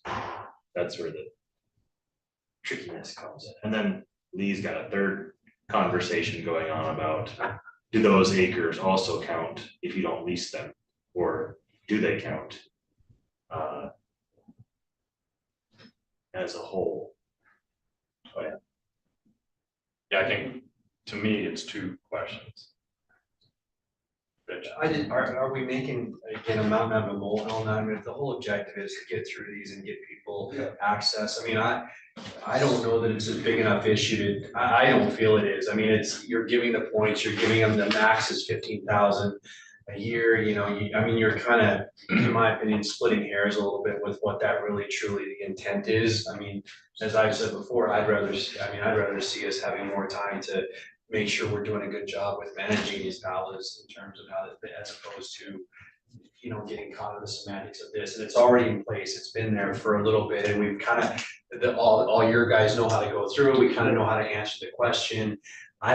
To me, it seems like it's a lot more work to change it. And then there's the confusion of understanding what it means now as opposed to what it meant before. I don't know that it's worth really spending a lot of time on.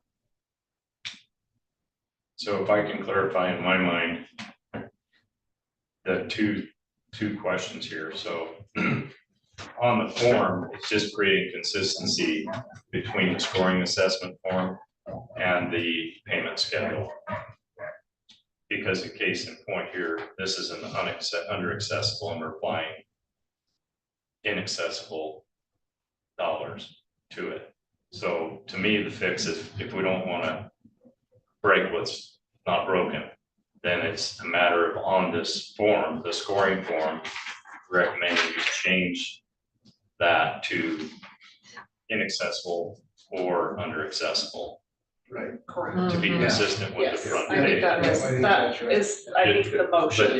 But that's just the one. Yes, Okay. that's just the one thing. If I can. Mr. Eric does have a question too. Okay. The other is,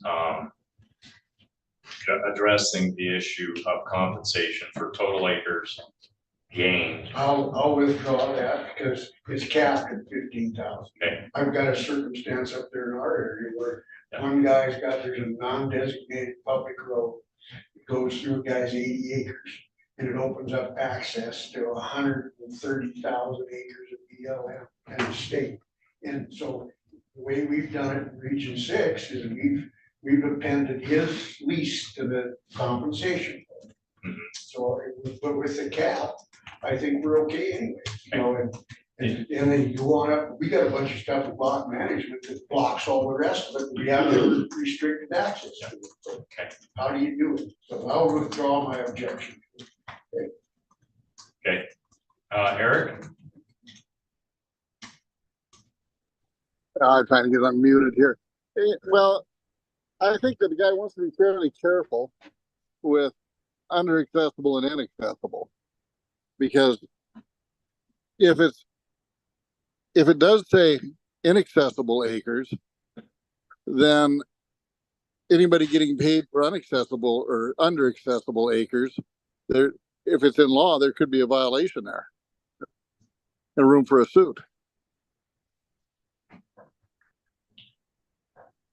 I think we're okay on this one because it's in the law, it's inaccessible or under accessible.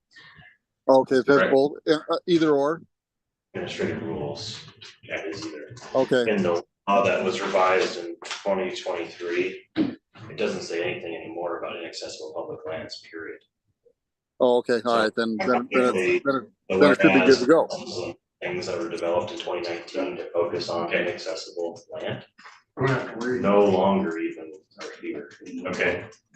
So the first question, second, was just the recommendation to make the language consistent on the two sheets.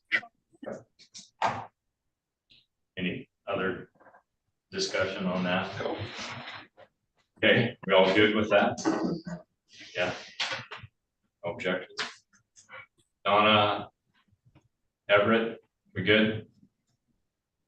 Eric? Okay. I'm good, thank you. Thank you, Donna. All right. Let's take 5 minutes, take a break, and we'll come right back to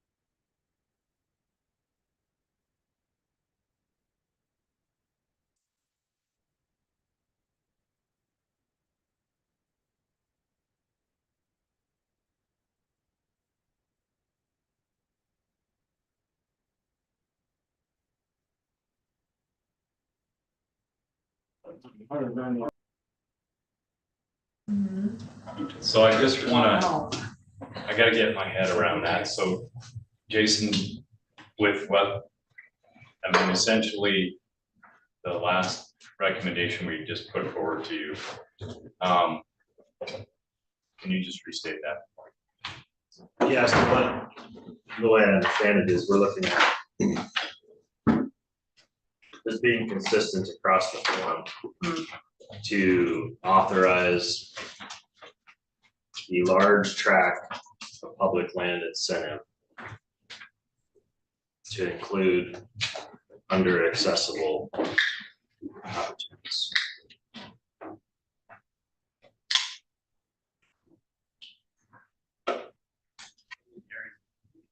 Can you clarify? Yeah, so how we've been implementing it so far is that for this large tract of public land incentive, that where if you have 1,000 acres or 10,000 acres of inaccessible public land that's open, you would get $6,000 added to your payment. That's not just, your recommendation, as I understand it, is to not be just for land that's inaccessible, but to also include land that is under accessible. So you want to add that? Well, that's what we just recommended, so clarification though, is that I believe this original additive in the calculation was specifically for lands that were inaccessible, not under accessible. And so this particular addition of up to $6,000 was only for inaccessible, not for under accessible as an addition, because it was already accessible. How's that for complicated? What did the statute say? Excuse me. Um, For under accessible, you know what you said. So under accessible was a category that we created an administrative rule to try and incentivize people to participate in this program. And so inaccessible has been a discussion across our programs, but really it's, if you have one access point, the nearest one is 10 miles away, but they're all connected by one contiguous block. That second one is not inaccessible. Right. Right, and so that's what we're discussing now, is that the second one, we created the opportunity to qualify because it does provide a benefit to get into that contiguous block of public land. And that's where the category of under accessible came from. And so that's what we're looking at with this block public land discussion, is that the second access point, that's, even though it's 10 miles away, and even though the land is got one access over here, that second one would qualify for that contiguous block incentive. Does that make sense? Are we tracking? That makes sense. I mean, I think that's a good definition and a good way to look at things.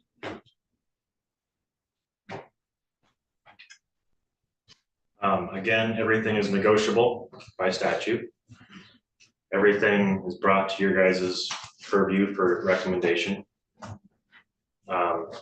So at the end of the day, you know, you might recommend that something go forward, something not go forward. The landowner may say, well, that's not enough money, and then we're right back in this situation again of negotiating. So this is a tool, it's a guideline, but it is not the actual agreement. So do we need a motion to add that in here? Is that what you want to do? You kind of already did. We did that. Yeah. We voted on it, Yeah. I just. It's already been passed. We do. Yeah, I just want to make sure we're clear because,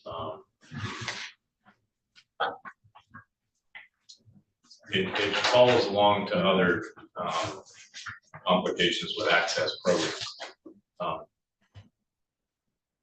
And I think that's because it is subjective. And when you look at our role in this, reviewing pellet agreements and the fact that it took 2 days in the beginning, there's a reason for that. I mean, obviously, we had to understand it and get our heads around it. But it is also because it's a pretty subjective process when you look at all the programs combined. And that's, I think, why we have some concern about how this all goes collectively. Like you brought up, Lee, I mean, you're not choosing to use one. Well, not yet, but I'm not gonna be here forever. So I think, I guess I would just wrap this part up, and I know I could beat this dead horse, man, but it's such a big deal when you look at it all collectively, both for these folks to administer and then the total picture. We've often, and I keep coming back to this, we've often looked at shortage of time, complication of programs, application to the landowner, and I still firmly think that we need to encourage whatever part we need in creating an access program. Right now, we have 7 access programs. 13. And again, back to the quote, we said one menu, but these all overlap. And so, how we can offer, how the department can offer to the landowner cooperator, here it is, check the boxes that you want. Instead of there's this one, this one, this one, this one, and you can do them all or not, or some you can't. I mean, if we read all these, they have each stipulation. Paul was just asking about something that we need to get into too. So it seems to me that at a point, this process needs to be simplified for the department to run efficiently. It's not the most efficient thing to negotiate 13 different types of contracts to get to one thing, which is access, whether it's public or private. I'm not exactly sure how we help you get there, other than recommending these be combined into one, and then whatever considerations have to happen to make that fluid. I mean, we talk about boots on the ground and operational realities. There's a lot of time involved in this that is not out on the ground. It's in the office.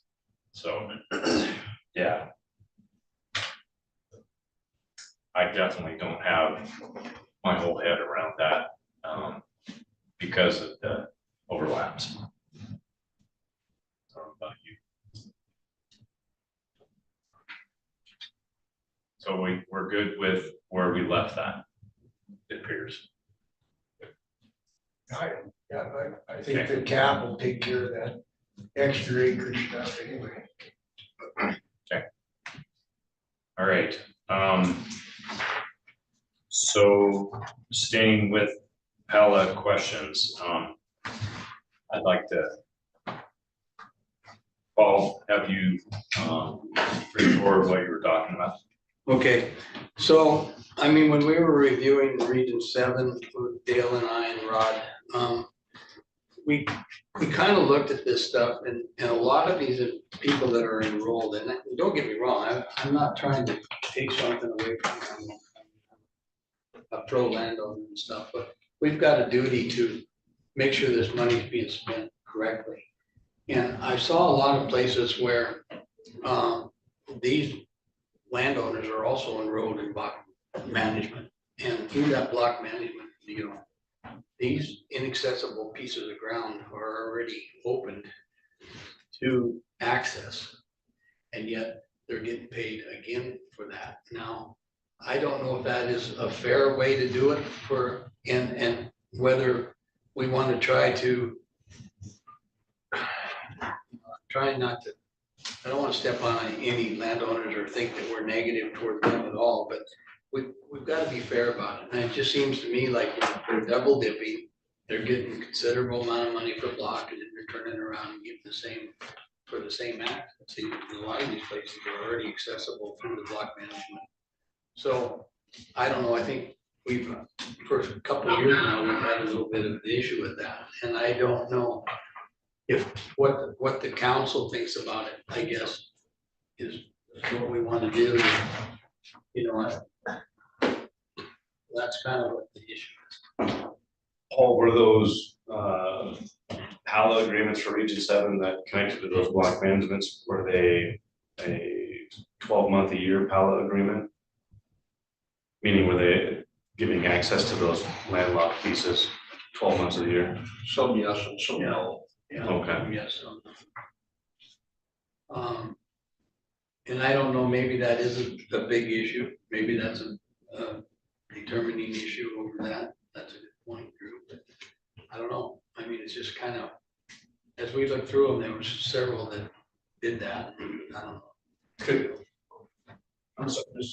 we add, we've already got the form, but is that something as simple as adding to the already checklist of 6 or 8 things already on there? To just have that one, it's supposed to be one of the first questions is that, you know, that, and then it says that at least we're aware of that, like we know that that's the case, or it's a check that we've done the due diligence on that to see, because like you said, Drew, like maybe it is where a block is specific to the season and the PALA is, you know, 12 months out of the year, but you could include that in that checkbox thing. I mean, it was either points away or points to or something like we've done in that form. At least then we're kind of covering our butts, is saying at least we've kind of, we know that situation and we're addressing it by marking off that that's the case. I don't know if that would help alleviate the issues down the road with whether we're double dipping or whatever you might be saying, but at least we as a council are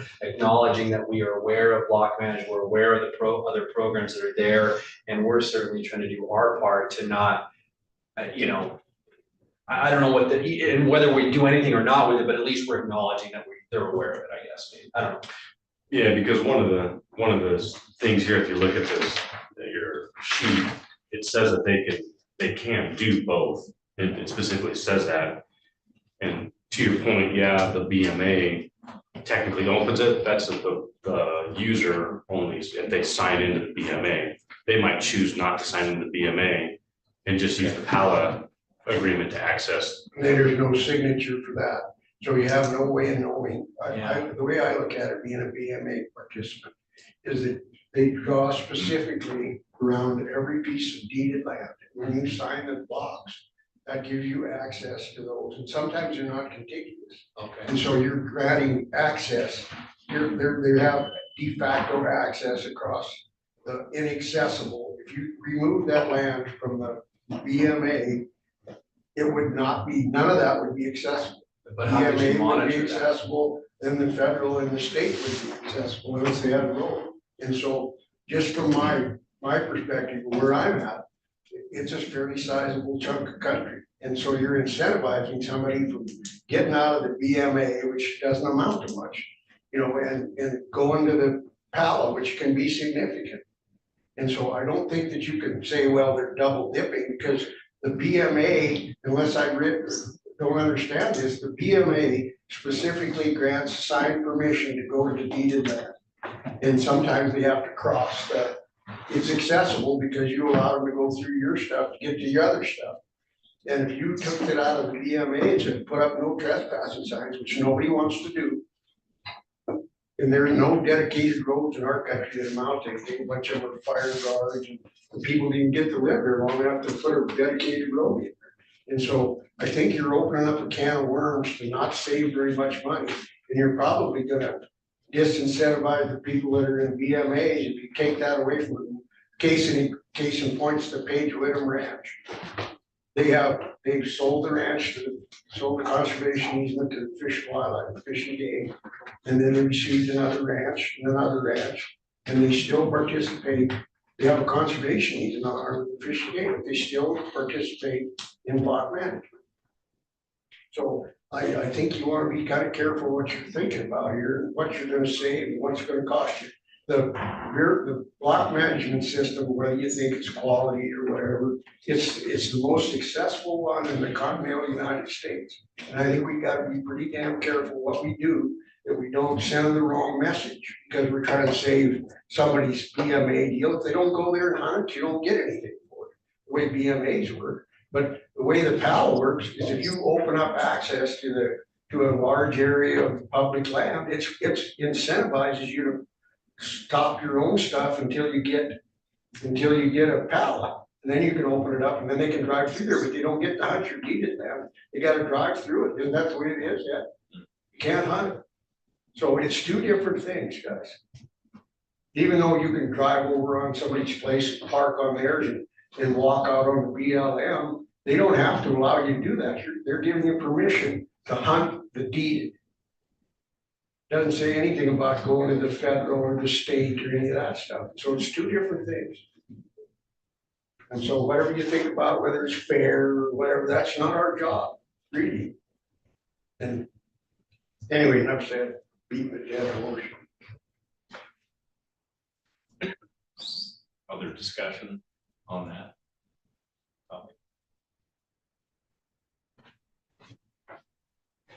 And that's in a rule, right? What's that? The allowance of both, I mean, It's silent. There's no place that says you can, there's no place that says you can't. The only thing that they can't do is a PALA and a tax credit, or a PALA and DNRC's MT plan. Yeah. But, when, like I said, the original bill language had, you couldn't do a block and a PALA, and then that was changed during committee to Lee's point.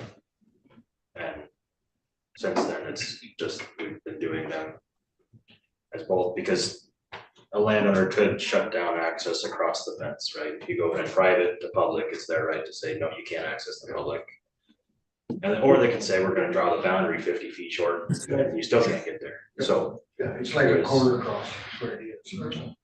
500 feet, you gotta be within zone to be out of our airspace. Eric, did you have a comment or question? No, I'm good. Okay. all right. We're good on that? Understood, yeah. Okay, painful, huh? So PALA, other considerations for PALA that we're looking at for discussion. One simple one, Mr. Chairman.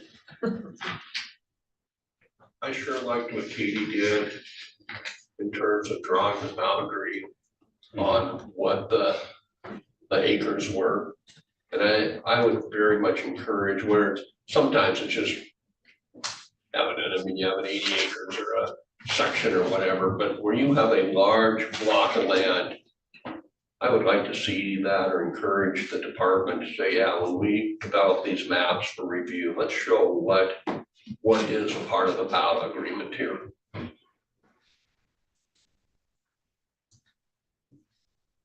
Okay.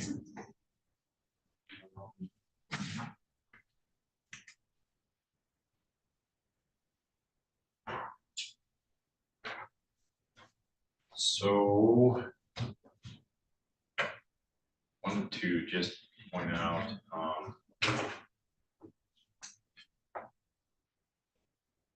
so one of the things we've talked about with PALA is dealing with checkerboarded properties. Checkerboarded public lands. And so I recently was contacted by a legislative auditor in regards to the unlocking public lands program. And that's the $750 tax credit that we're talking about. So I believe these are the two. Well, there's the Forest Service. No, there's there's Sopala, which has gained obviously quite a bit of success, and then unlocking public lands. Jason mentioned there's 3. What other public access programs are there? So on the backside of this chart, there's 5 that FWP more or less has, plus the 6th one of MT plan.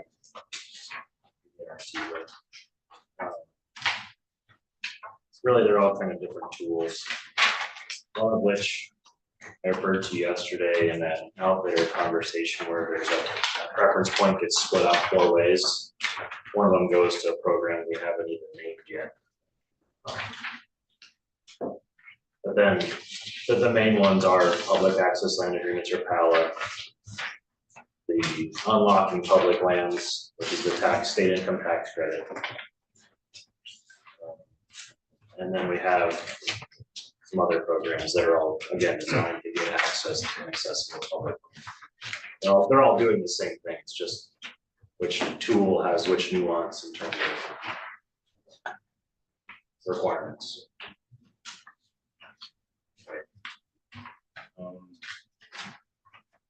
So can you read, or do you have the unlocking public lands? I can pull that up.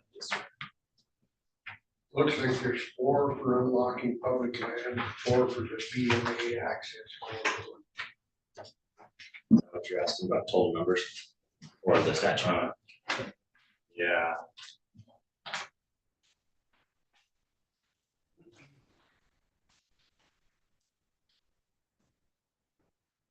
Oh. I had a point. Are you talking about 5A sub 2? So landowners who own land Yes. adjacent to the point where corners of 2 parcels of public land. Yes. So what it refers to is 5.2 is landowners who own land adjacent to the point where the corners of 2 parcels of public land meet. And I was curious why a legislative auditor would be calling about this particular program. And this particular program, being the tax credit, clearly indicated application towards checkerboard land issues. And it hasn't had a lot of traction. And one of my comments was PALA has kind of overtaken it as even being a consideration. So then that just brings my mind back to applying PALA specifically for these areas of contention or access issues. So in my mind, it's more a matter of recommending to the department that they look at PALA like UPL in regards to solving that problem. That's just a topic. This would be for the checkerboard land. Yes. We don't have any in my area, but I'm sure Miles City, there's 2 railroads that go right down up the valley there. There's a lot of checkerboard. Probably places where it's solid.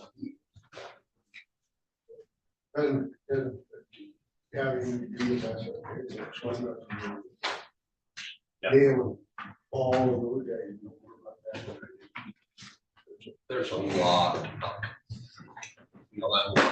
and state, not so much state that butt up corner to corner, but there's plenty of state sections that butt up the corner of BLM and a lot of BLM that need it only at that corner point.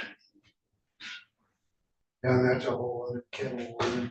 I think we're not done with that yet to get a fight about it. Wyoming since 1880.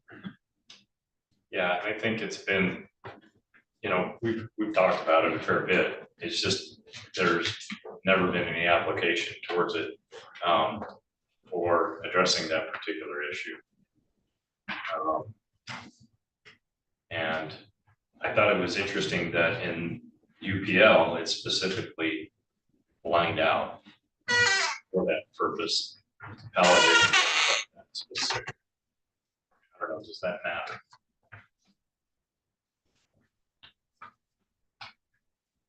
Trenton's just handing out the code that you're reading. Thank you. What's that? He's handing out that exact. It's 5, so it's section 5A. So 2 that I was talking about. Was the intent, Chairman, of the phone call? What were they fact finding for? Lack of use of the program. I mean, this program sunsets in 27. And we've talked about it, and we just decided that since it sunsets in 27 and nobody was using it, it's not an issue. So this is what we did. And I think they're looking at it also as, you know, waiting for that. Yeah, it's not utilized. And just in my opinion, Palo overshadows what landowners feel is a good program. Yeah, that's why we have lots of options, right? And the menu is, the cream's gonna rise to the top, and obviously we're seeing that percolate up. I would also say that there's probably some of these programs that are underutilized because they're maybe not as well understood or just not focused on by staff either, for lots of reasons. Probably most of that due to time and energy availability. Yeah. And I think Everett had addressed this a number of times in the past, but I mean, is there any point in doing anything in response to this? To have it in the wing for any potential problems in the future or not? Yep, just a couple of thoughts on that. When we talked about this a couple of years ago, I took it upon myself to visit with several landowners from my part of the world that are not in block management. One of them has a paid access program where you pay to access his lands, and the other one is outfitted. And I just bounced it off of them and thought how they would respond to it, and a couple of things. My sense is if the legislature or the courts make a determination that corner crossing is legal access, then you're gonna see more people say, okay, I'm interested in it. Some of the concerns that the landowners expressed to me was who's gonna be responsible for marking the boundaries? And who's gonna be responsible for patrolling, make sure that they stay on the land. The one thing I did like about it was if there's a corner fence, and it's right over a cap or it's on the corner.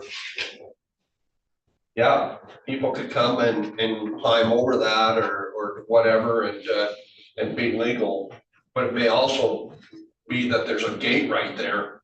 And for a lot of those landowners, if push came to shove and corner crossing was deemed to be legal, some that I talked to said, I'd much rather have them go through my gate than climb over my fence. And again, that's all dependent on whether those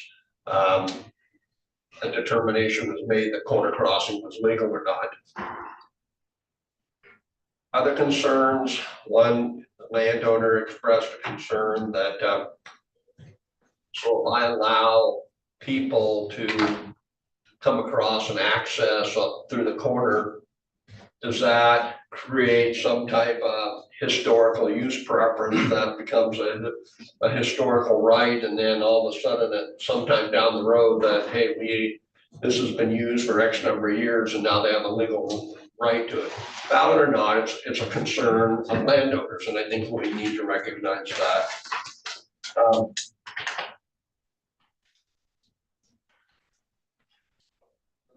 Both are the landowners I talked to, they all said, we don't want something else to enforce and have to patrol. And that's a big concern with them. for some of the reasons they are in outfit it, and their outfit is because they don't have the time to go and chase around their property and make sure people are staying on the right parcel of land, so, again, they did say, we'd like to see what was offered by Fish, Wildlife and Parks, see if it would meet our needs, and none of them said, no way in hell am I gonna be interested in this. They all said, let's see what's gonna be dangled out in front of us, and there may be something we'd be interested in being a part of. So you're saying, Dale, that maybe we, as a way to reduce potential conflict down the road, we try to utilize some of these programs to incentivize hanging a friendly carrot rather than the stick? Yeah, I mean, if the courts make a decision that corner crossing is legal, there's going to be places in the Miles City area where people are going to utilize corner crossing. Yeah. And the landowners aren't dumb. They recognize that, this is I got really great mule deer, and there's access to the county road across this section of BLM, and there's a corner up there, and people are going to get into it. But again, they don't want to patrol it, but at the same time, maybe there is a mechanism where they could use PALA or another program that says, here's your route in, you're not hunting my private land, it's not authorized, but I will allow you to walk through here. You can open and close this gate right here, and it's your responsibility to stay on the public land. Because, Mr. Chairman, I guess the same thing would apply to a block management deal. If you got it signed up for block management for 20 years or 25 years, you didn't really create a prescriptive easement, which is what you're talking about.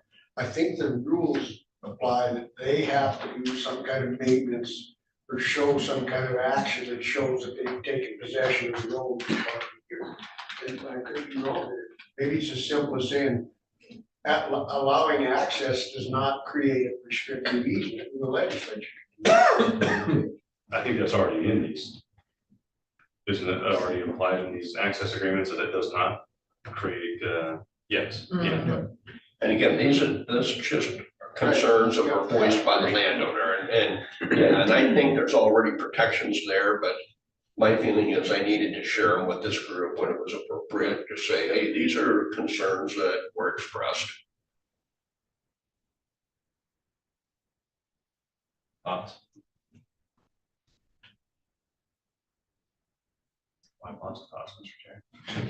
Well, we all really, PALA already allows for corner crossing in it. Or access into, it's not specifically mentioned, but really PALA is set up for that, to allow people to get into inaccessible or under accessible public land. So you could start speaking to the corner crossing issue, but really somebody wants to get into a PALA agreement, whether they're connected by the corners or not. That opportunity is already there through the PALA program. Everett. Yeah, when I saw PALA first come out, my immediate thought was, can we lease corners and kind of bypass this whole corner crossing legislative judicial debate and work with willing landowners to provide access. I think it's so important for us to recognize concerns that landowners have and balance that with the right to access. And so I think that there's something here that really can be explored a lot more. I mean, we're all watching what's going on in Wyoming and in the federal judicial system with what's going to happen with corner crossing. And I don't want somebody to have to get beat over with a stick, one side or the other. This committee, the reason we even exist is to find these cooperative type agreements and find understanding amongst each other for concerns and worries, but then find ways that we can have solutions, which is why I think talking about this is so very, very important for us. And I think that, whatever happens with the court cases, they are what they are, and they are when they are. For us right now, to be able to find landowners that we can say, can we partner with you and throw up the ladder that crosses the corner if there's actually a fence there, or find the gate, that they want us to use, whatever it is. I think Pala is kind of that golden ticket for some of these types of things. And I would love to see landowners kind of step out in faith a little bit, and the department maybe approach them as well with some opportunities that we can use that. And then as we kind of dip our toe in the water, others can see, oh, well, maybe it's warmer than we thought it was, right? My thoughts. So Everett, would you think that we would just simply make that recommendation to have that ready in the wings, to be proactive in the event, as Dale said, if a decision is made, or to be more proactive than that? Yeah, I would say I wouldn't even worry about a decision. I would just start working the tool and finding ways that we can make that work. And then even if a decision came down the pipe, I don't even know that I would throw out Pala agreements that used corner crossing as their, primary source. I mean, continue to use them and reward those landowners. I have a real fear, honestly, I have a real fear that corner crossing is going to be legalized throughout the country, and the negative impact that will have between sportsmen and landowners really, really concerns me, because we have so many participating landowners, and I don't want that relationship to be harmed in that way. And so, I recognize that there's so many dynamics here that need to be addressed, but proactive is the word. We have to be looking at this now and not waiting for something to just fall. Rich, what were you saying? I saw a big reaction, but I didn't hear it. I didn't say anything. I just know what it's gonna do. Yeah. And we've talked, you and I have talked about that before. I'm gonna wait for it to just happen. Something's just gonna happen, and then hopefully programs like this or some ways of doing, because I don't think it has anything to do with really it's just the management. It's the management of what happens when that does, and that's a whole nother can of worms for not really for us. I mean, I think that this group is to try to find programs that help work with landowners and sportsmen alike that want to do that, and hopefully compensate those that are allowing that access, because it's a big thing, and the others will it'll just happen. So, well, I would actually go a step further, Rich. I would tell you this is the perfect place for us to start talking about the what ifs. And I don't know what I don't want to jam up the department in any way, but I wonder if there's some way that if corner crossing became legal, or if it became illegal, discussions that can be started to have now, so that we're way ahead of the curve, because it's going to go one of two ways. And none of us have a crystal ball, but I think it's so important that the landowners, the outfitters, and the sportsmen that we have in this committee, we've been together long enough that we have relationships and understanding with each other that I think we can have those hard conversations and get ahead of this. I don't want us to be, 3 years down the road and a decision coming, and then, okay, now we're scrambling to hear each other's sides or figure something out. And so I encourage us to continue to think about these things and have these conversations, if not officially as a committee, but individually, like you and I have had, Rich. So Everett, do you think we should try to formulate a base recommendation, or just simply ask the department, or recommend to the department that they formulate that contingency if either decision? Man, Dustin's going to hate me. I'm sorry, Director Temple is not going to like me too much, but I would say, yeah, let's get the department started on some kind of think group on that. I mean, you think a different think group than this think group? I think just within the department, there's some nuances and things that they're going to be better able to address and kind of bring to us. But I think within the group, we should absolutely be doing it too. So would you like to lead that effort to formulate that? The risk of me opening my mouth is that I get these nice little gifts from you, Ed. It's always appreciated. I'm always willing to lead, and I'd be happy to do that. But if there are others who feel as strong as I do, happy to share that mantle. So let's make a decision to do something with that. Drew? Mr. Chair, I would be happy to work on that. I think to a lot of Everett's points, getting ahead of the curve, being a model to other Western states in the country is important. Avoiding as much conflict as we possibly can. I mean, that's one of the things we're here to do. And so if we could find a way to make a recommendation to the department to start getting out in front of that, I'd gladly help. So would you be willing with Drew and then any other member who would like to be part of that to draft a beginning statement to that? Can I make a suggestion? I hate to put it in, but I was on the board of livestock with the bison coming out of Yellowstone Park, whether it be the IRS or that stuff. What I might suggest is, why don't we request the Attorney General, the Department of Justice, to look at our 13 different access programs and give us an Attorney General's opinion on whether we're granting a prescriptive easement or an implied easement or any of that kind of stuff with what we already have. I think it would simplify it a bunch, and because they have the state laws and the attorneys and the judges and everybody to look it over. Then we don't put a burden on the Department of Fish, Wildlife, and Parks unless there's something that needs to be fixed. Okay. That makes sense? Stephanie, you have any comments? I think that'd be no. Anybody got the AG's cell phone number? I'll text them. Well, I think. It's on the top of what they. It has to come from our group to ask for it. I think if you want to take that approach to it, I mean, again.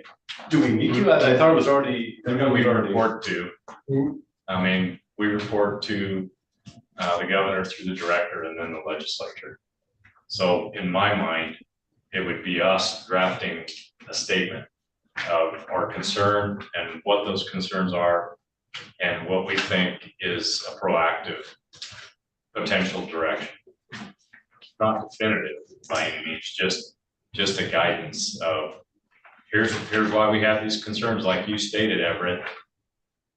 A decision will be made one way or the other. One decision, I look at it like other maybe initiatives that have happened in the last 20 years that had very negative impacts to hunting access. And so to me, that's kind of the big picture reason to just have a statement that we see this as a potential problem concern. And here's a concept to be ahead of it. What I think that would go to the director and then they would look at it. Legal. I guess the concern that I have, and I don't know if you go get involved, but if there's already protections in the state constitution that protects voluntary access programs and paid access programs, and we're not creating an implied or restrictive easement, then we don't need to go anywhere. So do you have the statement for that? That's on the agreements already for Block and Pala? For Pala, yes, for sure.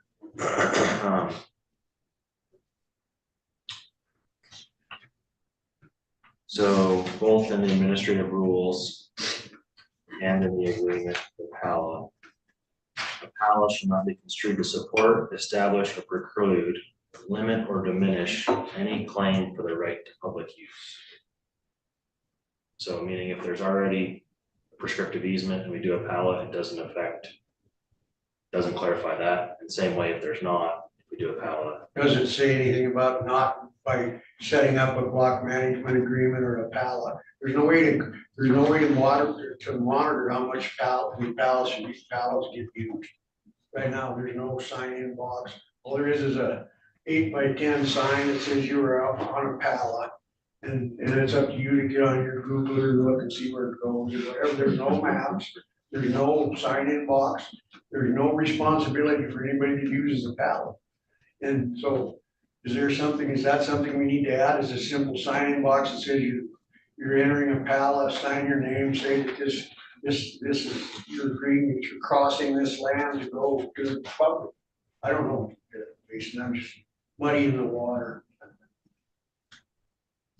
Yeah, I don't, I mean, I kind of see that with the block management. I mean, when we were in it, you know, we had the sign-ins and all that, and I think for them to use like just hunter days and all that, I think that, again, that's kind of making, you're not getting something for nothing. It's just like I asked about doing something like where you have an annual review. I'm not a big fan of adding the things where it's putting in a sign-in box or all that stuff. I would be more inclined to having it just be more enforcement, more management by FWP of these pallets where they're boots on the ground. I'd rather just say people can go and do it, because like you said, they're gonna go anyway, but then actually have people up there at various times just doing that. That's what I would rather see.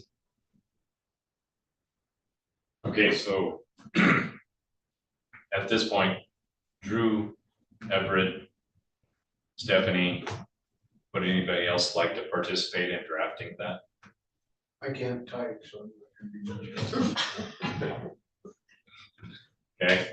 I can handle it. Okay, how about a timeline? Probably by our next Tomorrow. meeting. Okay, so a draft by our next meeting, It's our next meeting. we'll decide that at the end. Okay, I was like- Yeah, to be determined, yeah. Okay. All right. Good, Who's on this with me now? Stephanie and Drew. Prater, not Brown. Can we get one brave landowner? Is that possible? That's what I was gonna suggest, yeah. I'm a landowner, Everett. I don't want to do that right now. Okay, Coward. how about Eric? Rod's not He's here. only, yeah, Rod's not here. Neither's Eric. We could volunteer them to be on it. Maybe I'll do this. I can make the I am too here and I volunteer to not be on it. What past you? Eric has a lot of irons in the fire right now. what I can do is reach out to our landowner members on the committee and get some feedback from them. I think it's really important to have that in this, and I get Absolutely. adding another meeting to the agenda can be loathsome. So let me do that. Okay. All right. Thank you, Everett. Oh, this sounds fun, Everett. I can't wait. You don't have to have all the details, Drew. I know. This is a draft. Yeah. I read the rules. Okay, any other, Bella? I mean, we haven't got to block. You have some time this afternoon, Mr. Chair. I think you could address the other private land programs if you wanted. 11 o'clock, we did have, or do have the overcrowding pressure discussion. If you want to start tackling that, or if you want to switch them, we can do that too. We have a hard stop at the end of the meeting, and we also have Mr. Lemon and ComEd presenting it around noon. Okay. So I'll defer a little to Mr. Ellis. Would you prefer to continue with some access program discussion, or as per the agenda timeline to discuss overcrowding pressure? Are you just gonna put it? Let's address the overcrowding issue, because I'm gonna have to run here in a little bit. All right. We'll go with that then? Yep.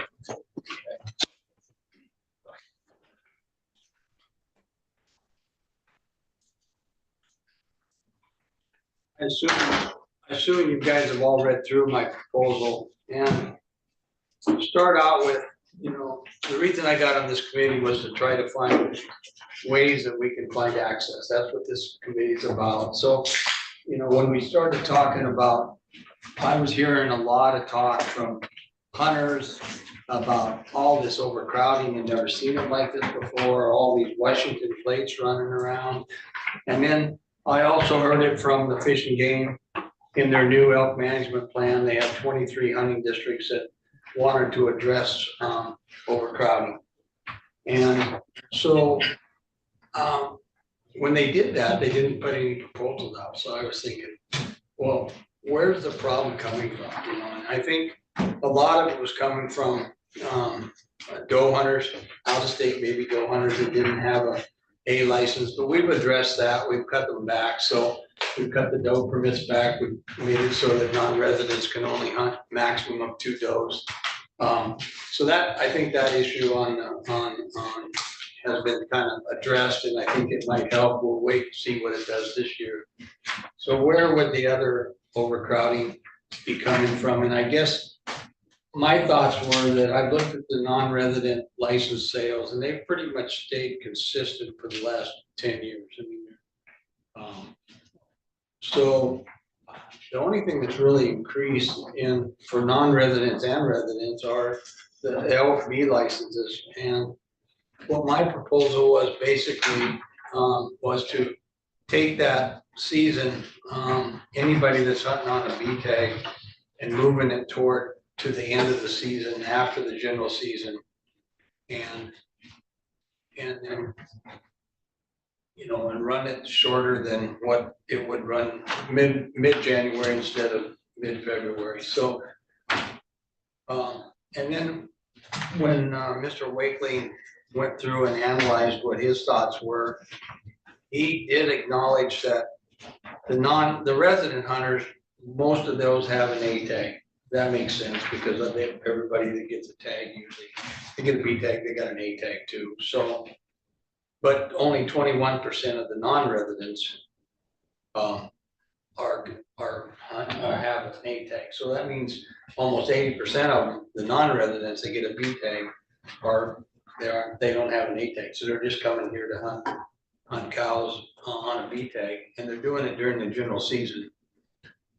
So that kind of confirms that, but you know, Mr. Wakeling didn't think that it would help anything on the overcrowding issue, and it would definitely, he felt that it wouldn't meet objectives, but over the last several years, they have not been able to meet objectives anyway, because they went to, in 2006, they eliminated the late season cow hunts to try to manage elk populations during the general season.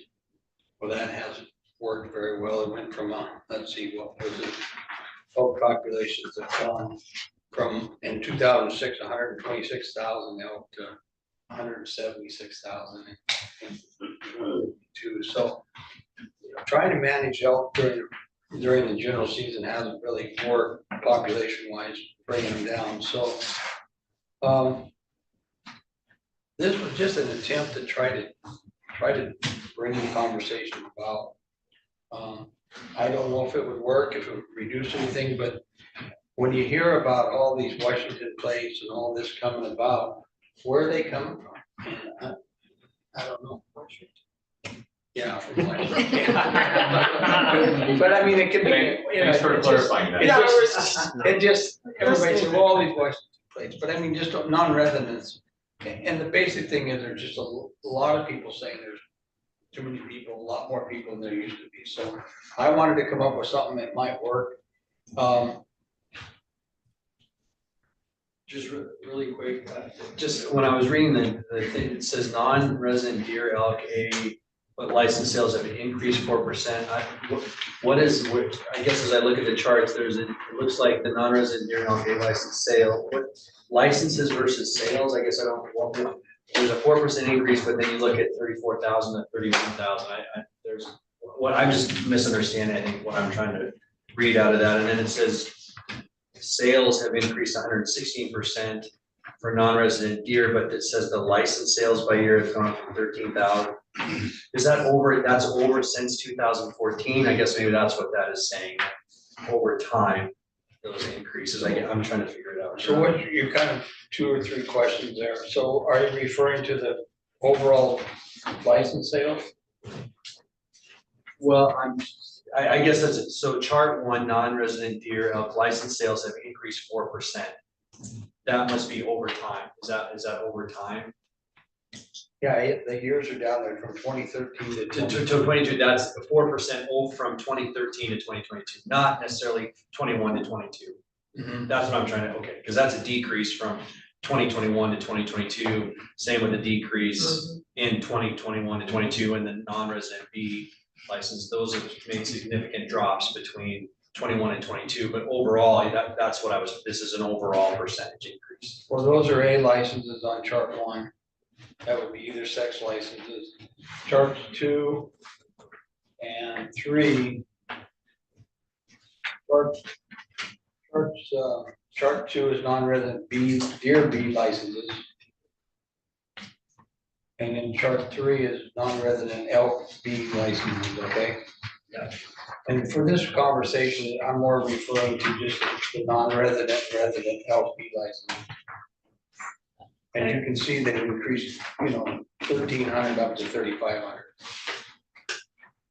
And for residents, resident LP licenses have been around 22,000 up to 27,000. So we've seen a big increase because we've been trying to bring these elk numbers down by issuing a lot more B licenses over the last 10 years. Does that answer your question, Rick? Yeah, I just needed to, it's an overall percentage difference, not necessarily the last year. Yes, I get that. Stephanie? Mr. Chair, a question for Paul or the department.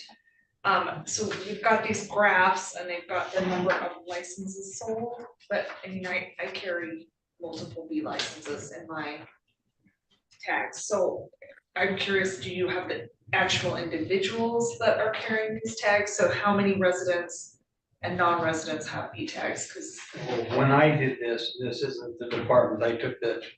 I took the department's license sales for those years. So this wouldn't be the number of people per se. This is the Yeah, number of like if you tags. got if you bought let's say you're a resident, you bought the sportsman's license. I only counted that as one person. I mean, there's one. But a B tag, so you've got here non-resident LB licenses. Well, legislatively somewhere in here, everybody could now buy 2 LB licenses. So I have an LK license and 2 LB licenses. These are just B licenses.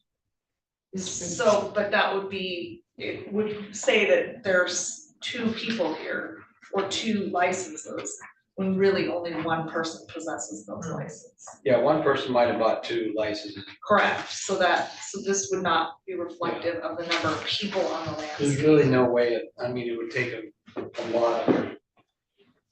Anyway, that was just the number of licenses sold. Correct. So one person could have bought 2 licenses. Right, or like the B deer tag, I mean, you have non-residents buying 7 B elk deer or deer B. So again, so it's not reflective necessarily of the number of people on the landscape, it's the number of licenses that are being purchased. You can buy as many as 7 Doe licenses if you're. Anyway, so here, you've got, Eric has a comment and then Donna was next. Okay, Eric? Well, if I remember right, I think there was 27,000 non-resident A tags issued last year. And I think the total was 162,000 total deer licenses sold to non-residents last year. If that helps anybody, but again, one person could hold up to 7 B tags, so. Donna? Thank you. I've been paying attention all morning, just great work on all your part. But one thing that we need to consider is in today's world, some of it is not all the number of hunters, it's the number of days hunters now have available to hunt.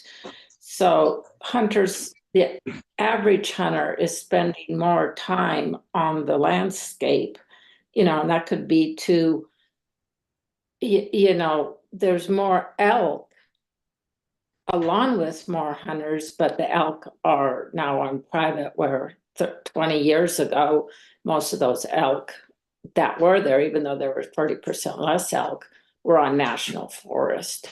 So all the hunters are displacing the elk, but also one hunter seems to have more free time to hunt than they had in the past. That's very true, Donna. And the other thing that we're seeing here in the east is we'll see these Washington plates in Region 6 up on the Canadian border, and 3 days later they're down in Miles City hunting anything that's available to hunt there. So they're much more mobile than they were 20, 30, 40 years ago as well. But I think a lot of those hunters, Eric, were hunting doe deer, don't you think? Yeah, a lot of them were, and a lot of them are hunting buck deer too. Yeah, for example, like that most recent meeting that you were just in, Eric, I remember one of the stats that really jumped out was that non-resident buck harvest in Region 7 outpaced resident buck harvest in Region 7. Yeah, it did. It was 47% of the buck deer harvested in 7 are by non-residents. And I don't think they had that stat. Maybe they did have that stat for Region 6. I think it was like 31 or 2% of the buck harvest was by non-residents here in 6. But what we're seeing from them now is they're not just overcrowding in one region of the state. They're overcrowding in 2 regions of the state because they're bouncing back and forth between. So a pick your region thing is an absolute necessity, I think.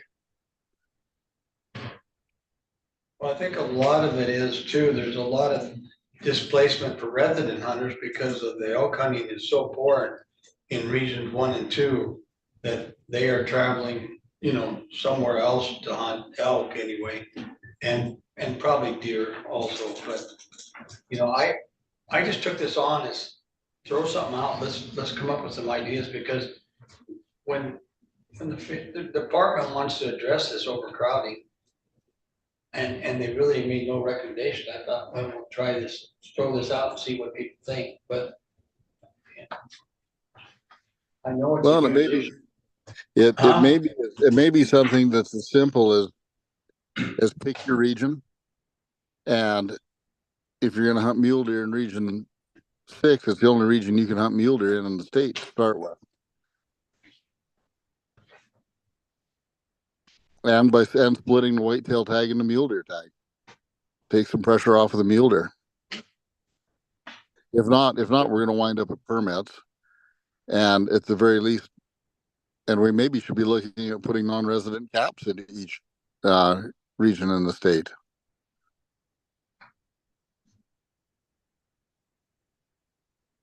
Any other discussion? Dale? First off, Paul, thanks for taking a shot at this, and just a few concerns that I have with this. When I look at mule deer in Region 7, I think last year they gave out 1,000 antlerless mule deer permits, as opposed to 11,000 4 years ago or 5 years ago, whatever it was.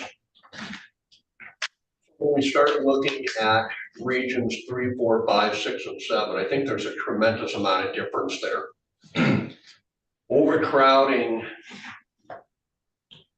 for people hunting mule deer and having that tied to doe harvest in Region 7, I just don't think is accurate.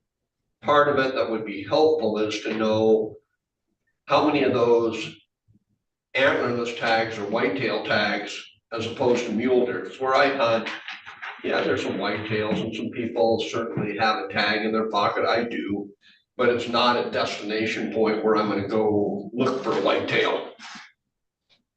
The other comment I wanted to make was when you talk about a late season, back when the legislature proposed the muzzleloader season, and I testified on that bill, one of the things I did before that is I queried some of my landowner friends in Region 7, and there was just a very, very strong negative opinion towards it. By Thanksgiving, they have had their fill of hunters the last thing they're gonna want is to have another 4-week season after Thanksgiving for antlerless animals. Not only that, but I think there's gonna be a certain number of hunters that say, this is my hunting period. Once Thanksgiving hits and now we're moving into the holiday season, I'm done.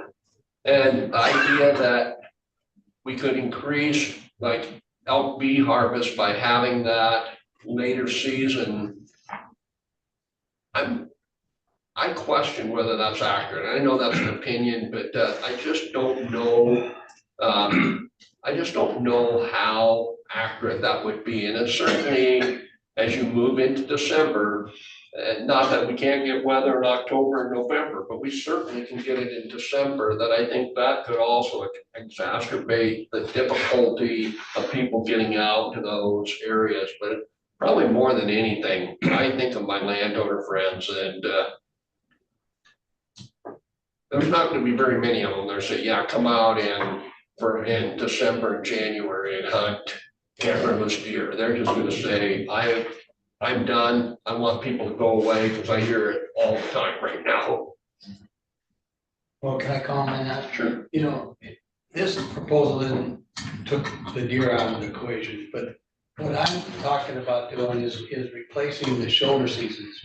Right now, the shoulder seasons run till February 15th, and mine would cut off in mid-January. That's cutting off 36 days of the hunting season for the lakes, for the land and all that. So that's what my proposal was. It wasn't adding another season. I guess maybe made it not very clear, but I wanted to just take all the hunting with bee tags and move it after the general season.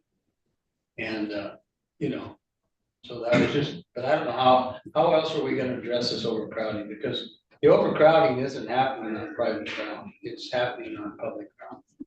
And, the private ground manage their hunters the way they want to, other than maybe block. I mean, blocks are a whole different can of worms, but that's more like public ground. But, I guess it's just an attempt to try to find some solution. But, if we can't do it, or it's just not, I guess just leave it the way it is. Donna has a comment and then Everett will be next. I just have to make an observation and then we'll go to Donna and Everett. Everything we're discussing here is season setting. There's a commission that addresses season setting in regards to numbers of hunters in a certain area, as you folks have addressed. So I really struggle that this is a topic that we can make any great contribution to. And, as I read all of this and look at Mr. Wickling's comments about success in the area of the world I exist in mostly, overcrowding exists on the Missouri River with a boat in a big way. And, we have a lot of resident region 1 hunters who hunt elk in region 2, and the elk hunting is great in region 2, very good. And there's a lot of programs that are going on to make that happen. So I just really question the specificity of overcrowding in specific areas. When I see overcrowding, it's often on private land because elk are congregated on it, and that becomes the target. And these are distribution issues with animals, and those are all season setting issues. So I would love to see good mule deer hunting in Montana also. No question about it. So to me, that's a matter of how does the commission address that issue to manage mule deer in the state of Montana? Somewhat like birds, When I look at the total numbers here, if you look at total base license, so you got to buy a base hunting license, that's numbers of people, not licenses, right? So residents have actually dropped 7,000 and non-residents have increased 28,000 over the course of since what was that? Whenever it started, 2016. So that's the base number of people that I think you look at, then you've got all the other licenses. Okay. But again, with all due respect to the discussion, which obviously needs being addressed, I don't see how this is our topic to be able to impact. It's a season setting topic, and I certainly think it needs to happen. And I think individually, everyone who has that interest is very aware of the problem and can have that impact going forward into the next season settings. Okay, that's all mine. Everett, Everett. Yeah, I guess I would take this back up to the 10,000 foot level as well, and echo what you say about the commission being the place for this. I would also point to a couple things. One would be, when we do our mule deer survey, there's a lot of data in there that says people are overwhelmingly kind of satisfied with what we're at. And then I would say this is a really subjective topic: overcrowding, pressure. I hunt Southeast Montana for mule deer as well during the general rifle season. And I have a very good experience on public land with minimal interaction with other hunters. So for me, I don't see an issue personally. And I talk to others, and you get a mixed bag. I think if you see, a lot of us, if we see one hunter, that's one too many, right? So I don't know where this balance is. I think it's a huge moving target that is so subjective. So how do you begin to put measurables on that you can see some kind of something to measure? Otherwise, if you asked Everett, I would say leave it alone. Otherwise, if you ask Paul's got a whole list of recommendations here. So there's this dynamic here that I don't know how we move away from when we are in an opportunity state like we are, and 80% of Montanans want to continue to have an opportunity state. I may be wrong on that number, but that's from that last mule deer management survey that we had a few years ago. So again, I think the commission is definitely the better place for this kind of a thing than here at PLPW, but I'm always open to talk about whatever. So those are my thoughts on it. Thank you, Everett. Donna? Thank you, Chair. I also agree with all of you, but the important topic is, I'm going to turn my video on. One of the things that we're not thinking about is the fact that as years ago, there were a lot more opportunity on private land for hunters. They, as landowners, are changing ownership that of that opportunity. And so that just reflects on the importance of our council.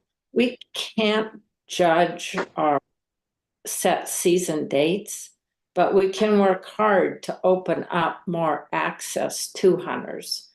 And that really is our goal, and what something we can do. As far as shoulder seasons, we have to remember some of those shoulder seasons are in place and managed by biologists in the area. And they help the ranchers as there's elk eating up all their crops for their cattle. And I just don't want to suggest things or make changes without science-based knowledge. And I think what we're appointed for is to open up additional access so overcrowding's more dispersed. So that's just my opinion on the topic, but thank you. Thank you, Donna. So Mr. Chair, I don't know if anybody has reviewed this document yet, but it's really awesome. I don't know if you guys are going to present this. That was presented, I think, to the legislature. But it was super interesting. So block management from 2009 to 2021 has declined by 14%, by 1.4 million acres. 100 days have increased by 133,000, an increase of 28%. There's also a great graph that shows what regions people are hunting, what species, and block management use by residency, which was really interesting.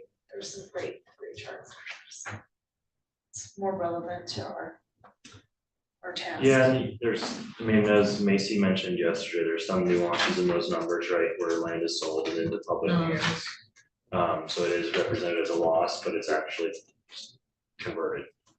But then, yeah, in terms of use, as has been seen, as use goes up, hunter days go up, and so that's where you're seeing that increases. I would like to add, Jason, thank you for putting that in our packet because that's extremely useful information. This is awesome. That was all Mr. Beal's request. I just got it together. So.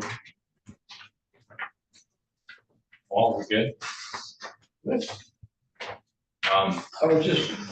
just simply was trying to, it wasn't my goal, I mean, I'm not overcrowded, trust me. Where I hunt, it's not my big deal, I was just trying to find some solutions, and I was hoping that by doing that, go into a general season, I think you would open up more access. I think the landowners would be more willing to let people on to hunt after the general season if they weren't hunting bulls at the same time. Just my thoughts. But that's okay, that's all. Yeah, I would just say that on season extensions, clearly it becomes an issue with block and those contracts, as we've seen just with the muzzleloader heritage hunt. Many are not open for that. And can't say as I blame, you're getting right into Christmas. So, okay, I want to try to squeeze one little thing in there, and then we could take a break and have a working lunch starting at noon with Mr. Lemon. Yep, I think we have actually a couple comment guys that'll present. Pardon me? Yes, we have a couple of communication. Okay, so one thing I think is quick is some of the discussion on EHA agreements, and one thing came to me, and that is when, I'll just shoot it straight out there, when a cooperator on an EHA agreement has received a permit, and then subsequently the public hunters didn't come. And there's no mechanism, as I understand it, to really address that after the fact. So could you clarify that quickly? Yeah, I mean, for a variety of reasons, right? It doesn't have to be that they didn't get permission. It just could be that they were sick or they couldn't make it out, couldn't make it work. Both the 2022 report and what we've seen so far with the 2023 report, about half of the public hunters aren't actually going. But yeah, the landowner received the permit in August to be used throughout the fall. What do you account for that? Is it restrictions on the part of the landowner, or is it just? No, not always. Preference of the hunters? Yeah, no, some of that I think, Or something. yeah, right, so no, it's not necessarily that they couldn't get access. There is a couple places that's happened.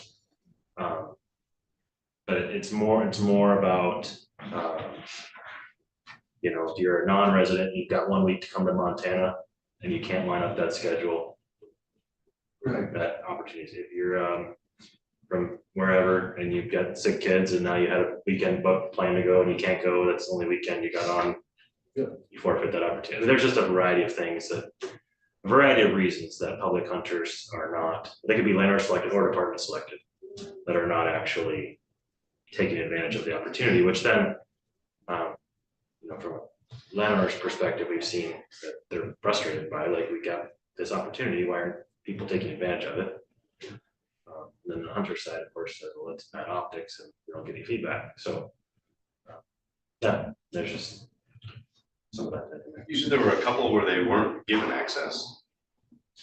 Yeah, we've got the survey results from last fall for this. So again, for the respondents that actually go, and the ones that actually respond to the survey, there was a couple properties too that they just couldn't get a hold of the landowner. Couldn't line up access for some reason. And the only recourse right now is that landowner is not eligible. Moving forward. Okay. Good.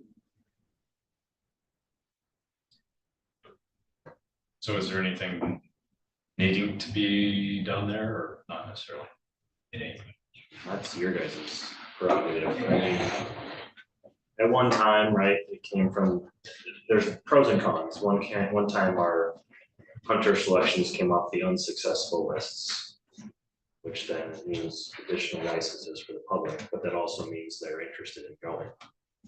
Even though we had the public sign up this year, we still have about 49% of the public hunters not take advantage of the opportunity, even after they've been contacted, even after they said, yep, we'll go. Then they survey at the end of the year, no, we didn't go. So. Thanks for a clarification on EHA. So Jason, I signed up on one last year just to try and go through the process and, you know, rather than just looking at it on paper, I actually do it.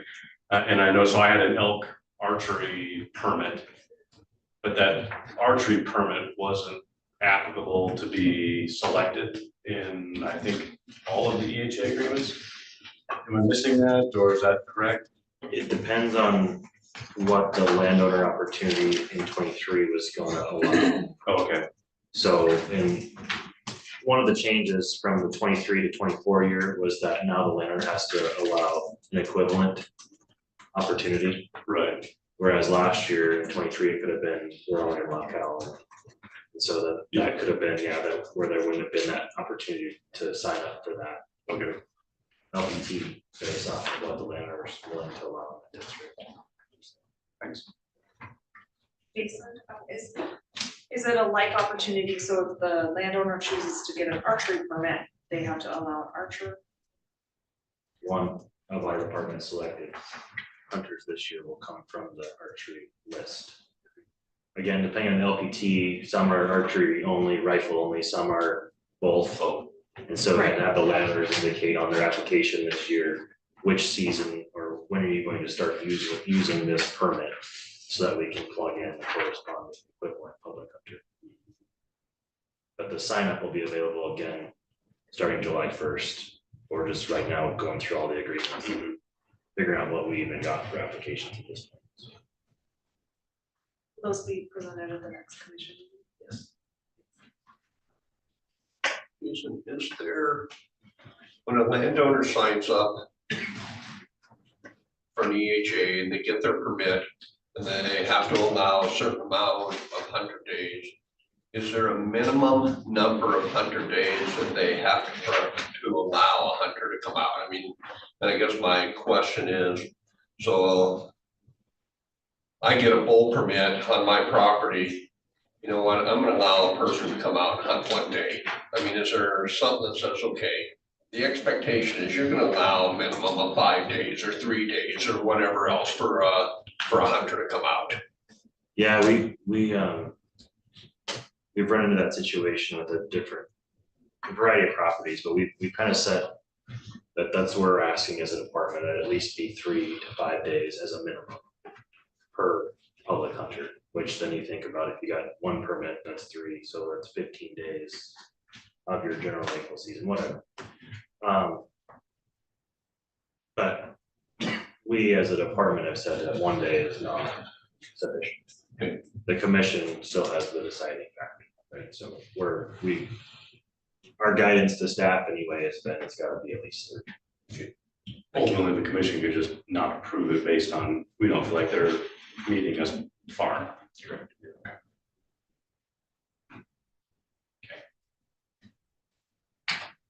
I don't know if there's enough communication plan to the hunter side. It's currently the best we can do. Last year was myself and our previous division administrator making all those contacts. Stephanie helped a little bit too towards the end. Certainly an automated process would be much more streamlined and helpful. Once you've been selected, that there's kind of a two-way communication. Again, halfway through the general season, are you gonna go? Did you use your permit? Yeah. Simple, respond with yes, no, then it just cycles to the next public hunter. There's a lot of ways. Cycle though, if, No, right now it is a very rudimentary and manual process. So if I go through that selection list, number one, do you want to go, yes or no, in an email? They say yes in September. We don't hear back from them again until the surveys. That's why you didn't call me back.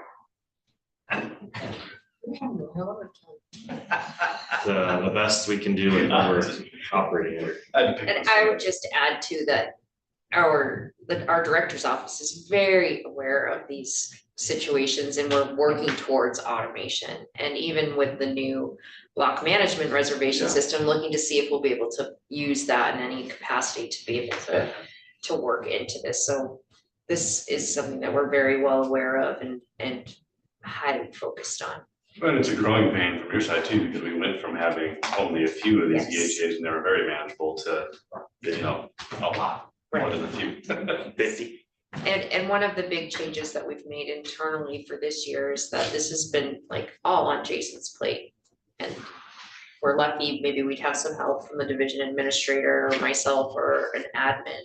And this year we've moved a lot of this to the regions. So the regions are handling a lot of it with hopefully support from their resource specialists. And then as we move into the season, maybe some administrative help as well. So we're, like you said, it's growing pains. I think this is year 3. Yeah, more or less. So Formalized. yeah, I think that it's just getting better each year and learning, and hopefully over the next year or 2, you'll see some big changes with it to make sure that that communication piece especially is improved. All right. Can I ask one more question then? Sure. On the depredation hunts, are those all done manually as well? Really? Okay. I'm done, sorry. That's a good answer. Yeah. All right, so we're scheduled for Greg at noon, it's 5 till. So let's take a quick. And we're gonna have lunch in here. Yeah, lunch, Yeah. I think is on its way. It's on its way right now. Okay, take a quick break.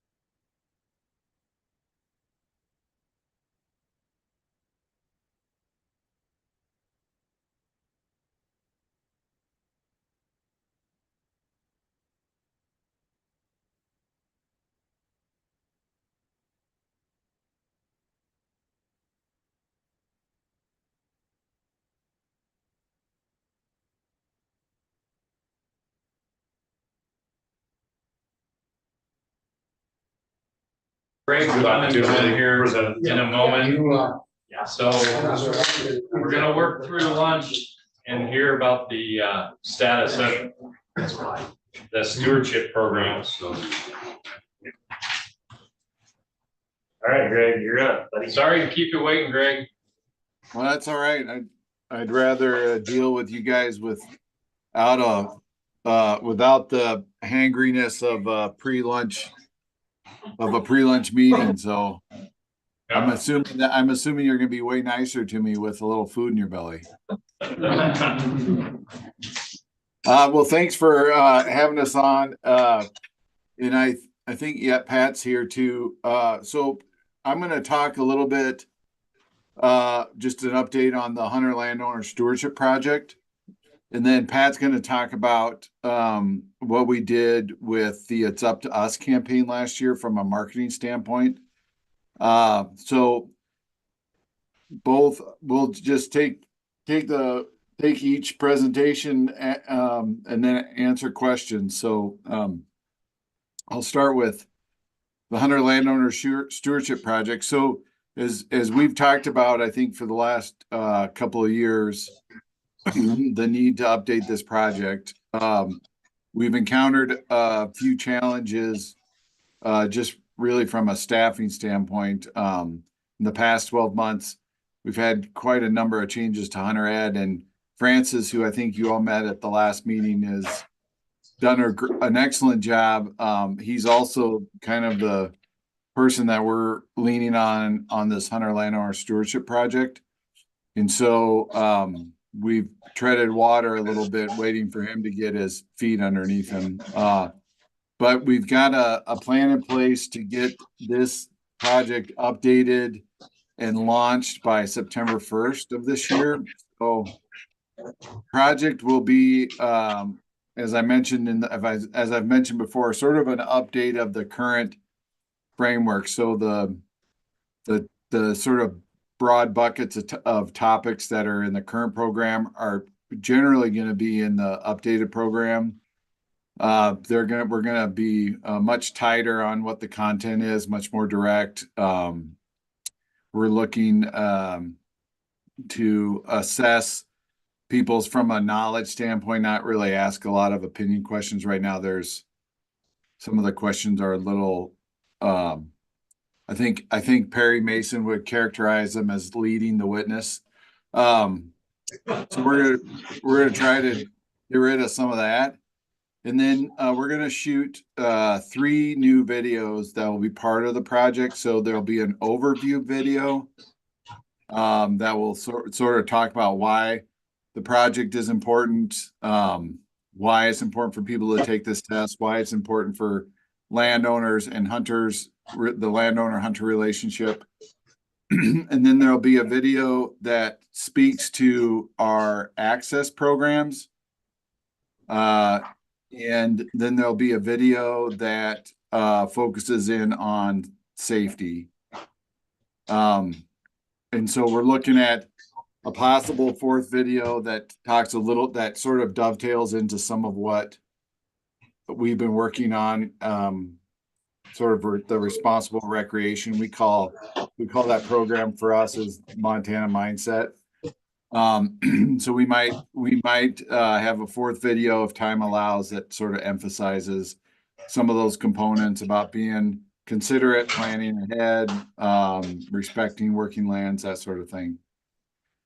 So that's kind of it in a nutshell. I think, we're trying to do everything, all of our changes, and I think we can do it, but all of them are going to be within the current sort of framework of the test. So that way we don't have any technology hurdles to get through. The current test is connected to the ALS system. So, we don't want to mess with that right now. Down the road, that might be something we look at, but for now, it's going to be sort of, a similar format, read multiple choice questions, and then we'll have those added videos, which will be a lot more instructive than the videos in the past. we're shooting for, hopefully, this will be a test that somebody can take in less than 30 minutes.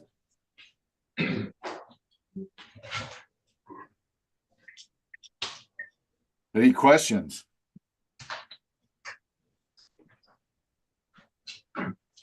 Questions? What's the first question? We haven't got to that one yet. Right now we're looking at the first topic is going to be personal responsibility and behavior. So, Which is going to encompass what right now? I mean, that's such a broad topic, and can you have more specifics? yep, that's going to be, we're going to talk about hunter ethics, fair chase, you know, how some of the it's up to us stuff. So how hunter behavior can impact the future of hunting, and then following the regulations. Thank you. Yeah. Greg, just a comment, it's up to us seems to be resonating in my area. Along with the little FWP vignettes they have on the local news, those seem to work. Are you talking about the it's up to us things on the local news? Yeah, that, plus they usually have an FWP person to say, fishing, they might talk about fishing or whatever. There's a lot of, we could actually, I think it's almost weekly, an FWP person on local news discussing relevant things for the time frame, hunting, fishing. Yeah, you know, it's been interesting with local TV. So the news stations used to kind of be all run on their own, and over the last 5 or 6 years, they've I don't know that all of them, but there's a lot more consolidation. And so we used to have, I think what you're referring to is our guy Morgan in Region 3. He works with a reporter in Bozeman, and they go out and shoot little vignettes like you talked about on different topics. It used to be that those were just for Bozeman, but since the company that now owns the Bozeman station where this reporter's from owns stations in all the major markets, they get statewide. So now Morgan and I are working on, you know, what statewide topics do we want to talk about. And so it has been a real benefit for us. I think I don't know how it does for local news, but for Fish, Wildlife and Parks benefit, it's been really good, and gives us a chance to get our message out there. So I'm glad. I've heard other people say that they're seeing that, and I'm glad to hear that that's getting across. So go ahead, Drew. Are we still in the same track as far as incentivizing it? The test? With the bonus point proposal? Yeah. Yeah, that's gonna have to be separate from, we'll get this out before I think because I think it's gonna take legislation on the bonus point. Right. And I'm not, and that's gonna be more of a director's office conversation, and I'm not sure where that is, but we'll get this test remodeled and out the door before that. So before that's settled. Okay. Drew? Hey, Greg, Drew here. Just wanted to say thanks again for continuing to work on this. And then more of a comment than anything, but it's easy for us to look at, past performance and things like that and go, is this really doing anything? And I was able to put it into a different perspective with myself. A couple of weeks ago, I got to present to a Warriors in Quiet Waters group in Bozeman. And they've got an organization that does bow hunting specific stuff. And basically, I was presenting on ethics, on hunting ethics, archery specific to a group of adult hunters who basically had no experience, and it was nice to see a lot of the conversation really resonating and hitting home. And I think what you're doing is going to do the same and can do the same. So I'm, again, personally excited for you to be doing what you're doing. And I think there is a lot of really good stuff that can come out of it. So keep up the good work. Well, thanks.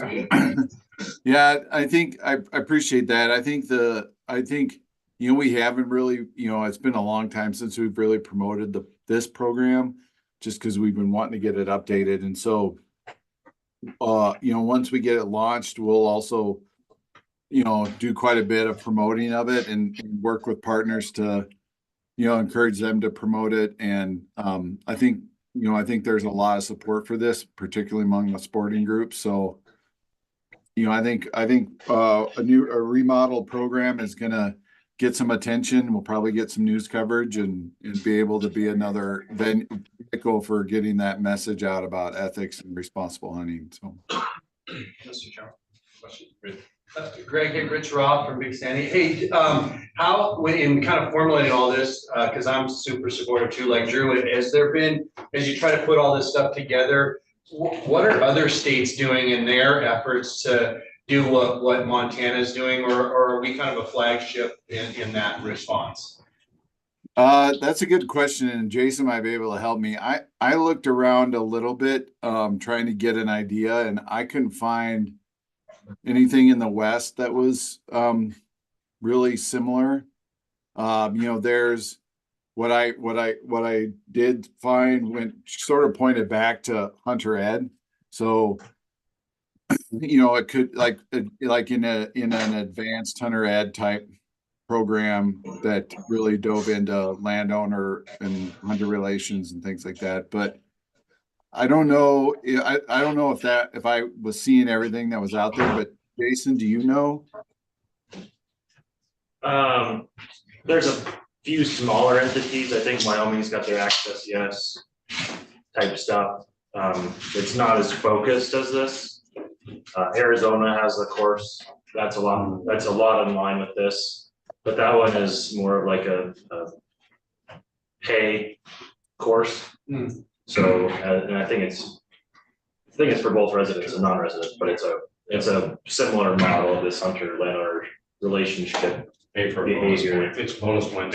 Yeah, you pay a lot. You get it. It's a lifetime bonus point, but you have to actually purchase a $300 course. Okay.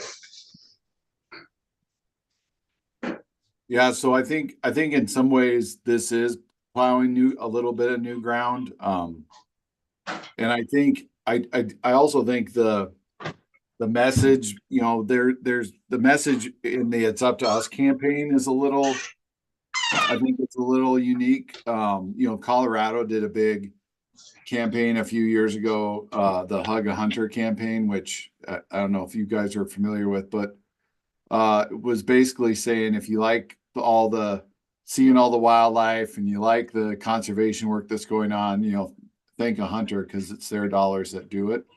So it was a little different focus, but a marketing campaign just the same. And I think the It's Up to Us message of putting it on hunters to say, you know, it's our responsibility here to take ownership of this, be responsible for our behavior and the behavior of other hunters and police ourselves, that sort of thing, I think is a little unique. And I'm glad to hear that it's resonating, and I'm hoping that it just continues to pick up speed, because, you know, it feels like it's the one thing that there's a clear sort of need for on both the hunter and the landowner side. So, any other questions? Go ahead. What you say that's needed on the hunter and the landowner side? Why so much on the landowner side? I thought that was interesting. Well, I say on the landowner side, meaning I think they need to see the hunters taking, they need to see the hunters stepping up and taking that kind of responsibility. I mean, you know, I think it's I think they want, I guess my impression is they want to know that when they run across a pile of garbage at a block management sign-in area, that there's a bigger group of hunters that find that appalling as well, rather than just that's the behavior of all of us.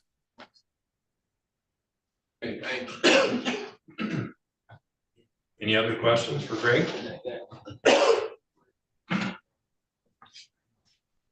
Great, thank you, Greg. It's good to hear that you're making that progress and have a good timeline coming up. We'll be looking forward to it. Yeah, and I don't know when your next meeting is, but I'd like to get between now and when we launch, I'd like to get the content to you guys to be able to look at, and we'd certainly appreciate the feedback when we've got a little more substance to review. So but Ed, I'll just visit with you in the coming weeks and months, and we'll just figure out what the best way to do that. Great. Okay, Pat, you're up. Hey everyone, Pat Doyle. Just a reminder that I think I presented to you guys last year, but just in case you forgot who I was, which is very easy to do. My name is Pat Doyle. I am the marketing manager in Montana Fish, Wildlife, and Parks, and I'm in the communications and education division with Greg. And so I do have a really short PowerPoint for you today to kind of go over some of our hunter ethics campaign, year 2 of our hunter ethics campaign. It's up to us. I promise this is not going to be death by PowerPoint. There is some kind of cool video stuff in there to show you that we did. So there is a purpose, not just to bore you to death while you're eating your lunch. So Jaden, I'm going to attempt to share.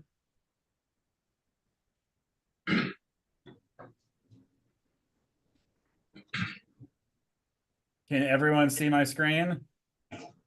Yep. Okay, then it works. My multiple years of Zoom has paid off till now.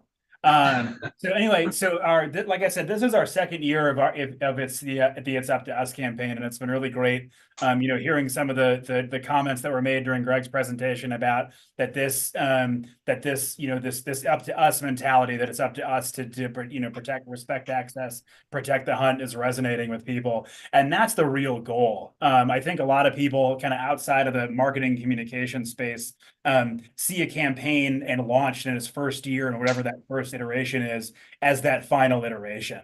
We really look at things like It's Up to Us as this campaign is always going to adapt to new things we're seeing. It's going to add new content, new target audiences, and add new ways that we can reach people that we really need to reach. So when you're seeing the stuff that we're doing, don't think about this as this is what we're going to do coming up in the fall of 2024. What we're going to do in 24 is going to build off of our success in 23.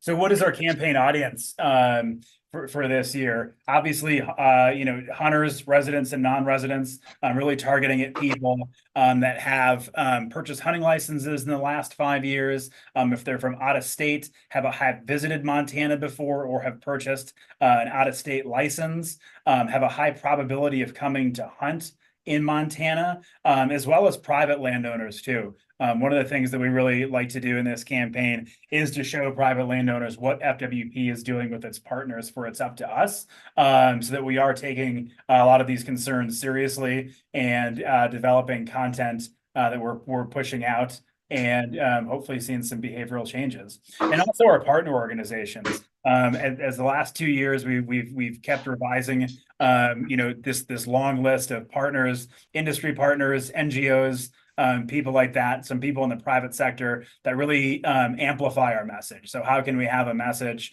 that they can share out on their social media channels, in a newsletter, things like that. Also talking points if they can reach their audience in a way that we can. And just kind of an overall campaign breakdown. Our campaign runs August through December. And so throughout the year, we're looking at developing always new content that will resonate our audience. And we also with this take a multi-platform marketing approach. And really what that is not just having traditional things that we've done in the past. So think billboards, newspaper ads, radio, but really a lot more dynamic approach that can reach audiences in a lot more cost-effective and strategic way. So things like obviously online ads that target people that are hunters, participate in outdoor recreation, things like that. But also, how do we reach them on streaming platforms? Like streaming television, a lot of people are cutting the cord, not participating, in traditional cable television or bunny ears. So how can we use advertising on those platforms to really hit our target audience? And one of our Region 6 staff, it really resonated with him that he really didn't understand how we're target marketing people until he was up at a hunting camp up in northeastern Montana watching the World Series and saw one of our ads. And so after that, he's like, okay, I get it. We're targeting you because we know where you are. We know you have a hunting license, things like that. So we also do a lot of email marketing, a lot of podcast marketing for podcasts that have to do with conservation, outdoor recreation, hunting, things like that. So really looking at this from a variety of different approaches. And also, as I mentioned before, industry partner engagement. We really worked hard this year at getting in front of our industry partners and really, talking to them about what is it's up to us, why is it important, and how can this messaging benefit their audience. We also did a Thank a Landowner survey this year, which we had a lot of great feedback on. We did a lot of great FWP It's Up to Us giveaways, which we had game wardens out handing out to people when they were making contact with them out in the field as a nice gesture and a reminder for all the It's Up to Us behaviors we're looking at. And overall, our campaign reached almost 13 million people this year. So a large bump on what we had in the previous year. Our previous year was about 9 million people. So it's really good to see those increases. This year, we also focused a lot on new website content as well. So a lot more process-oriented content, meaning how to do something. So not telling people how to, not shaming people for doing things the incorrect way, but really being positive in the approach of showing them how to do things. And we saw that as an opportunity for education on the youth and adult side. Also, we put out a lot of hunting planning assistance as well. So linking things back to our hunt planner and things like that to really make it a usable guide for people that are planning their next hunting adventure. And I mentioned partners a couple times. Here's just a quick snapshot of a lot of the partners that we worked with in 2023. So it's a really wide variety from traditional retail to advocacy groups like Montana Stock Growers Association, Pheasants Forever. So really across the board, and something we hope to add in 2024 and beyond. But we did see a lot of these organizations sharing our messaging and really seeing value in the content that we provided for them. And so I want to show really quickly the PSA that we did with Ryan Callahan from MeatEater. I think I probably showed this last year, and then talk about one new partnership opportunity or partnership that we had in 2023, and then I will give you your lunch bag. So Montana holds some of the greatest hunting in the country, and much of it occurs on private land. Access to private land is a key part of hunting and wildlife management, but that access is at risk with every gate left open, piece of litter left behind, or torn up ag field. As hunters, we can do better. Get familiar with Montana's block management program and follow the rules. Please be respectful, because we either do better or we lose access. It's that simple. It's up to us. Respect access, protect the hunt. And so that has been our standard video ad for 2022 and 2023. And in 2023, one of the things we wanted to do is how do we reach, a more target audience, maybe a little bit younger audience, and also add a little bit of levity to the campaign? Because I mean, if you're looking at it, it's up to us, can be looked at as pretty heavy, right? We're going to lose access if we don't do these things. Which is what we want. We want behavioral change, but how can we reach some new audiences to add a little bit of levity to the campaign? So in 2023, we partnered with Learfield Sports, who runs all the in-game media for the University of Montana and Montana State University. And one of the things we talked to them about is there a way that we can get both schools' mascots to kind of act on some of the behaviors that Ryan Callahan was talking about in his PSA? And so as part of the partnership, we used both mascots in a video series that both schools, MSU and UM, promoted on social media and online for the entirety of the football season. That included radio as well, talking about It's Up to Us, and also some in-game elements as well. So seeing both mascots during games on the big LED board, doing some of these behaviors. So I know that Cats and Grizz are fairly polarizing in this state. I know that because I said I'm a UM graduate, so hopefully no one holds that against me in this room. And so I just want to show you both videos, Cats one and Grizz one, and then I'll sign off and you can argue which one is better afterwards. So, and here's just a quick screenshot of what some of their social media posts look like. Montana holds some of the greatest hunting in the country, and much of it occurs on private land. Access to private land is a key part of hunting and wildlife management, but that access is at risk with every gate left open, piece of litter left behind, or torn up ag field. Get familiar with Montana's block management program and follow the rules, because we either do better or we lose access. It's that simple. It's up to us. Respect access, protect the hunt. All right, so there's UM, and let's check. Montana holds some of the greatest hunting in the country, and much of it occurs on private land. Access to private land is a key part of hunting. Let me get to the next. Montana holds some of the greatest hunting in the country, and much of it occurs on private land.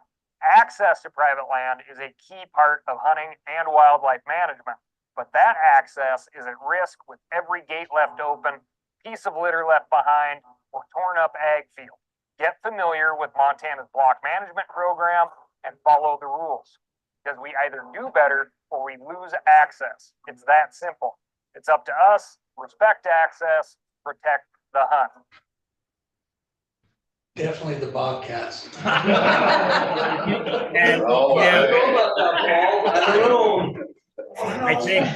I think as a Grizz graduate, I think that the Bobcats nailed it too. So Pick up their slip in the box, it's a lot easier. At UM, we didn't cover it. We don't offer the course putting paper in boxes. So that's where the confusion. But so anyway, I'd love any questions if you had them. If not, I'll sign off. But look for some more great content coming out in 2024. Thank you, Pat. That was excellent. Yeah, Pat, I really like that too, and it is a huge opportunity, I think, as a landowner and we don't have to see them where we live. I think they need to be out elsewhere, kind of like beef ads and all that. So this is the first time I saw them. So and I think that the games and all this is a great place to do it, because you got a lot of young people that are there too, and they need to be educated. So I think the block management is very focused. That's great. I think if there's opportunity to talk about know Montana laws in general, know the difference between state land access and federal land access. And, just, I guess playing off that, Pat, is huge opportunities to educate people. I mean, weeds, the driving in bad condition, those are education things from a landowner standpoint that I think are great with this. And I think this is great. So you would just say, know your access. Yeah. Or be careful how you say it. Yeah. Right. And it's great. I do agree with that. The land, because I think that, like I said, I mean, we view these campaigns as different iterations and not a final product. And so, right, I mean, I think that the knowing land ownership thing is definitely a content gap that we can identify, moving forward as something that we need to do. I think if we can, continue the conversation, the partnership with UM and MSU, what are other opportunities to engage people there or anywhere, because I think that we all see that, landowner who owns what land, or especially not just private versus public, but what public entity manages what land is, I would classify that as mass confusion, but something that we can definitely work on. And I think that is another great key point going into this year. Pat, how would an organization get in touch with you to partner with you guys? Email Greg or myself. And I think you probably have both of our contact. I know you have Greg's, so Greg would probably be the easiest.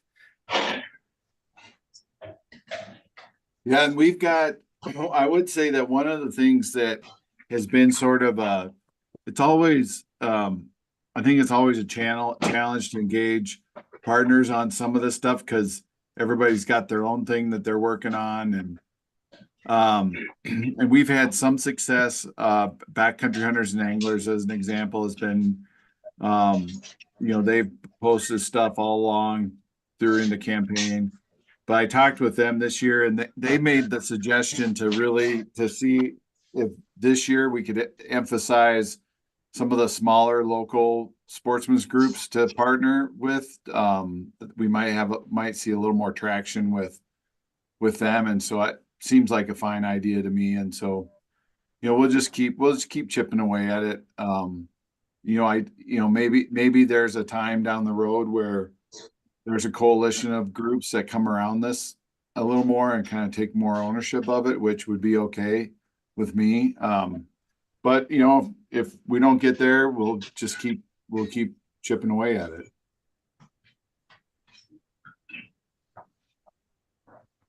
Anybody else? Really great to see, Greg. And Pat, just good stuff. That's a heck of a whiteboard you got back there. Oh yeah. It makes me look really busy. Well, it was effective. But yeah, great job, both of you. I think the Up to Us campaign is just such a good fit for what's needed. And I'm glad you're having fun with it. That's really great. And obviously targeting it well to your audiences. So good job, and we're really happy for you. Well, thank you very much.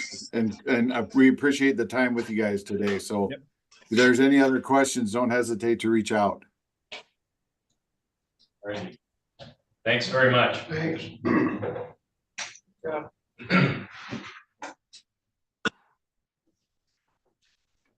There you go. It's looking good.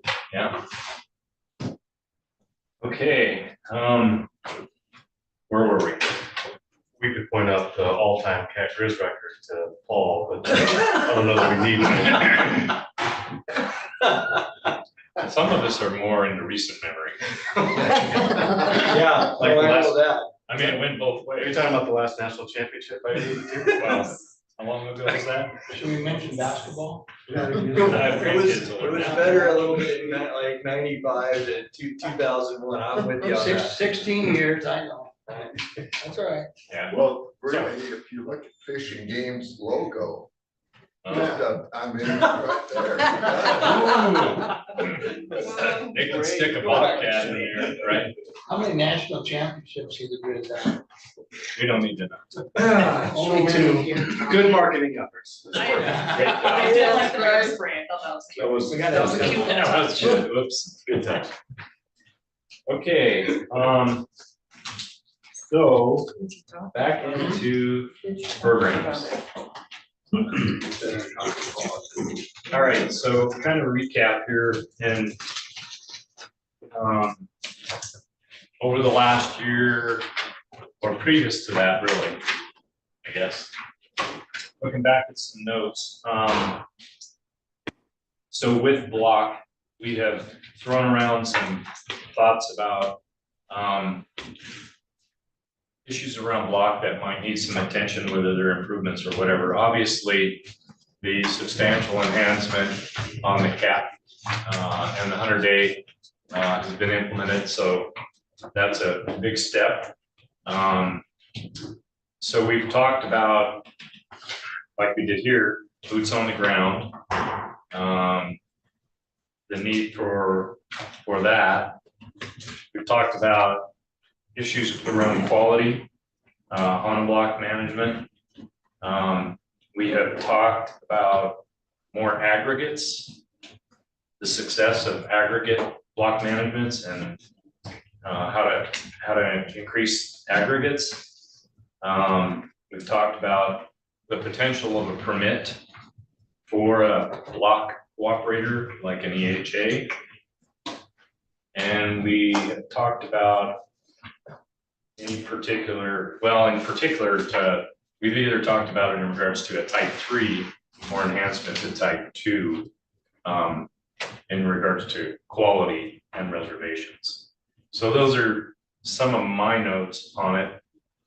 Some of you may have more or others. So if you're good with it, I would just go down the line and see if we want to look at any of those in particular. Okay. Want to start with one, Drew? Yeah, I'll tackle one because I was part of that subcommittee with quality, and again, being able to define that is a near impossible task. I think a good first step there is the digital stuff for the reservations. I guess my recommendation would be to not worry about the quality issue at this point. Focus on that testing with the digital reservations.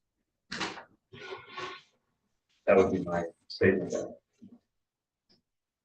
Okay. Other thoughts on that? So there's been a decrease in the number of acres. Is it just demographics of the ranches changing hands, or if we all get older and we get mad at some of the thing that the fishing game either did wrong or the perception was they did wrong? Have you guys got any feeling for that, Jason? Yeah, it's a combination of it, but I think the number one reason Mason mentioned it yesterday in her presentation that they've seen as well is just the land sale and change. That's the number one reason we lose enrollment, and Montana is rapidly changing. Even generational change in the ranches who were participating, they went through a different deal depending on whether they had elk in the monitor. Deal was better with the guide and outfitting part of whatever. If I understand. There's anything we can really reverse it. It's just kind of like quality. It's kind of a nebulous thing. I was thinking about that too. You think of a lot of industries, the ag industry is consolidated, right? Typically ranches have got bigger farms, get bigger and all that. And then the acquisition of properties by, whether it doesn't have to be out of state, but just the money coming in for that. But I wonder when I think of people that are doing that, and I haven't talked to the Wilkes brothers, but I'll just use them because they're close to where I am. What do those brothers really want out of that? And you kind of think, well, so how could two brothers, why would you hoard 3,000 elk on your place if you're only going to shoot one or two? You can only get that many tags. So I'm trying to think, as that happens, what are the things that would entice them to say, to open up that more? In that regard, and there might be outfitting. I don't even know if they're doing that stuff. As a personally, we're outfitting too, but I'm trying to think when you as an outfitter or having that, then I am excluded from certain things like depredate, or is that the right word? Depredation hunts. If a whole bunch of elk come to tear my stack yard because I don't allow any outside hunting, I can't get any FWP dollars for that. I got to go build my own stack yards and protect them and all that stuff. And so obviously it's well, it's a pay to play or something, but by the same token, we have a lot of other lands that are public lands that we're, allowing access to that because the county road goes through there and we're taking care of those lands. I'm just thinking what actually sparks the idea of someone who's bought a big place or done like that, what allows them to do all the stuff that their family or their friends want to do, because that's really what they're doing, right? But allows them to do that, but then allows others to come in, and that's kind of like what the 454 was attempting to do and all that stuff. And I kind of going, along those lines like that. I mean, I think of what landowners, give up for that. So they get one, right? It's an either sex, but then they give up, I think, I can't, 3 or something like that. And I've said this before, it's like, well, maybe what if it was the other way around? And I know that doesn't allow a lot of people, but I guess thinking down, opening up the box to say, okay, what really is going through these people's minds? Because I don't think, it's really good management to just hoard a whole bunch of elk on your place either. I mean, it's bad for your neighbors, it's bad for you, but what is causing them to think that? I mean, why is that? Is it so they have one day that they all get to go out with their families and I don't know, but I get, that's kind of where I'd even go with that, just kind of having some of that thought process of what's in their minds of what they could get out of it in terms of that. I'm still trying to kind of figure that out. I know a recent purchase in our area that's been historically in block, plenty of elk, some antelope, some deer, and recently purchased, and this is what I hear people in the region and neighbors. The entire purchase, which was substantial, is just to hunt, and they don't want anybody else to hunt. Now I haven't. Is that Camus? No, because that's what's. It's near there. It is there. Okay. No, I'm just curious. But, and I don't think, it's an interesting thing because people have that wherewithal that they have capacity to buy a substantial ranch and just hold it to hunt. And so then I think a lot of our agreements and management issues have evolved around that reality. As you mentioned, you've got a whole bunch of elk there, they need to be managed. And if you have, like the Devil's Kitchen group, if you have 5 people cooperating together in various means, from outfitting personal hunts for family to block management on reservations, I don't know what more they can do. And then, one new landowner can come in and disrupt that management and create a situation where thousands of elk create a problem in the wrong situation. It's something we discussed at the elk management group, and you almost have to have like the landowners need to hold each other accountable too. So the traditional landowner needs to say, hey, I know you're new, but you need to understand, like, hey, this is affecting the whole valley, not just you. We get that you want all of these elk on your place, but it can cause disease, it can cause damage to crops and all the different things. So that was something that we kind of discussed. I think there's a book or something on it that somebody wrote I can't really think of it. If I do, I'll send it out to this committee, but it was I think a book or a magazine or something that was kind of, hey, as a welcome to Montana. Right. But that's what I wondered about, even like our real estate people, like All in All and all those. I'm just thinking those. That's not necessary. I'm just thinking, how could they do a better job of explaining what it really is with that? I mean, I know it's probably not a huge selling point for them, but I think I've mentioned that with weeds and other being good neighbors, fences, all that. We do that. I mean, we really push that with realtors around, say, hey, when you're moving into an area, you're not just you're a neighbor and all that stuff. And I don't, probably none of this committee can do with that, but I'm just making some notes because that's good stuff. I know we leased a ranch in 2002, a large public ranch, probably about 30% of it was deeded. And the landowner came in there and he was under the assumption, because he was from a total North Carolina, which was all deeded. And so he came in there, well, the supposition was that when he bought this ranch, it was his. And so in 20-some years, it's taken for him to understand what it is. And he's gradually evolved into block management. Part of it was a benefit from this council, where if you were in block management, you could assess access a hunt license for elk. That's mostly what they're after, is a ranch in Madison. And so it's just been an evolutionary thing. It takes a long time. And now with the economy the way it is and the dollars and gold, land is a good place to put the money. It's better than gold. You can't lose it. You know, it's gonna be like that. And so I don't think there's any way we can fix it, but I've noticed coming down yesterday, right at the right at Flatwell Creek, where the highway that goes between Grass Range and Roundup crosses there, all the neighbors were forced to build elk enclosures around their fences, their haystacks to keep the elk that were basically what you're talking about they're up there all the time. We had steers up there on the pronghorn 2 years ago. Hell, the elk were everywhere. You know, they're eating the hay up on the Wilkes Brothers deal where they can't even run cows there anymore because there's no way. You know, and so it's just gotta evolve and then by then it'll change. It's just, I don't think we can fix it. So, I think, to the will, they allow like 300 or 400 cow tags now, like a lot. They Oh, it's good. Yeah. they let a ton of folks hunt. Good. That's cool.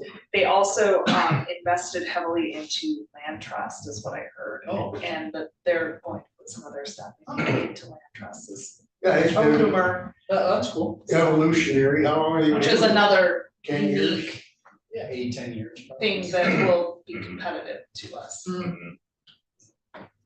We've got a landowner in our area that just like to look at the elk. So it's taken a couple of years to convince him that, you know, that's probably bad for the other people around them. And they're coming around. are they? We've talked about this before with realtors, and we've always come to that realization, well, you don't wanna harm a sale, and you can't force anything. But it occurs to me that isn't that where the communication would be, like in your case, Lee, if they just had a synopsis, here's the wildlife reality on this place. Good. So we And got this- so much. This is feed. what has come before. It's not a requirement that you do it, but just a historical, okay, we've been on block, we've been on pallet, we've outfitted, whatever that is. Or could we, I mean, can we provide that? I mean, Jay, I don't know, I mean, it's not necessarily responsibility, but I mean, is that something that FWP as just part of its marketing or whatever, is that, you know, we provide every spring or whatever, or fall, here's our FWP update on regions, you know, I know that sounds a little crazy, but just almost like kind of something a little like this, where this is some information for you, Mr. Realtor, in just a really nice fashion of saying this is a mailing to you. I'm not trying to add more work. I don't know if that would even be helpful, if that would help spark their, you know, understanding what's happening in the regions they're selling properties in. I don't know. Well, right now I'm seeing the realtors are using, that's a marketing tool for them. Okay. To be able to get Oh, licenses. okay. I've seen it where they've explained how you get them and how, what the procedures, what processes, what programs are available. And that's a marketing tool, so, I mean, everybody's just jumping on the bandwagon to try to. Whatever. I always thought they could do the way, I know when I was on the stock report, I said, we should go to these huge ranches. Some of them are involved in this, industry organizations and a lot of them are. And nobody goes around and says, okay, now you've taken over this legacy ranch. It's always been part of the community. They don't pay their taxes under protest. And they pay their grazing fees and they operate, and then they also belong to the organizations, whichever ones you choose. And it's part of your stewardship when you take on one of these operations that you try to go forward and not become an impediment to the community. And I don't think that's one aspect. It's hard for a governmental agency to come and tell somebody that's adversarial to that. You know, most private enterprise guys don't think that a lot of the people that are regulators have a hell of a lot to offer. Or, you know, but maybe the industry groups could go and say, okay, guys, you know, let's get together here. You've taken over the N-bar, for instance. It was the Milburn family had Holter's owned it to begin with, and went to the Niobrara Cat Company. You know, it's come down through that. The Elliott family had it, and then they sold it to the guy Dearborn Ranch guy. Well, he wanted to burn down all the buildings because they were old. So, and they finally, the management headed that off and said, no, this is part of the legacy of this country. Leave it there. And I think some of them just don't understand that they're not living in a compound, New York State or wherever they are, that they're, when they buy one of these places, there's a responsibility that goes with it, if they choose to accept it or they don't. So how would you do that? Through some ag association? I don't know, I tried to use the stockholders, but it was, you know, a bunch of the guys who were on the stockholder board didn't want to interact with them. You know, you gotta have enough gumption to go up there and say, hey, look, Wilkes Brothers, Ferris Wilkes came to all of the meetings for the Protect the Prairie deal, the one in the Prairie Foundation. And so they bought that ranch that's out there on Bullwhacker Creek for 17, it's for sale now for 35. You know, but I think some of them get it. We can just welcome them into our deal somehow or other and say, you're welcome to be here. We encourage you and we value your input. Well, I'll bring that up. I mean, I'm the director for Stockton. Yeah, So I think we'll talk about that, because we have a natural resource. I mean, we cover a lot of wildlife. Typically, it's more like predator and those things, but there is a whole natural resource committee, and that is a natural resource. So it's not hard to, I mean, definitely bring that up in terms of what we can do. And because we're looking, I mean, those are interesting things, Lee, because we're all trying to develop membership and get people in. And it's interesting when you look at, you know, ranches that are being bought, it's kind of interesting, the property that's being bought versus who's paying beef checkoff.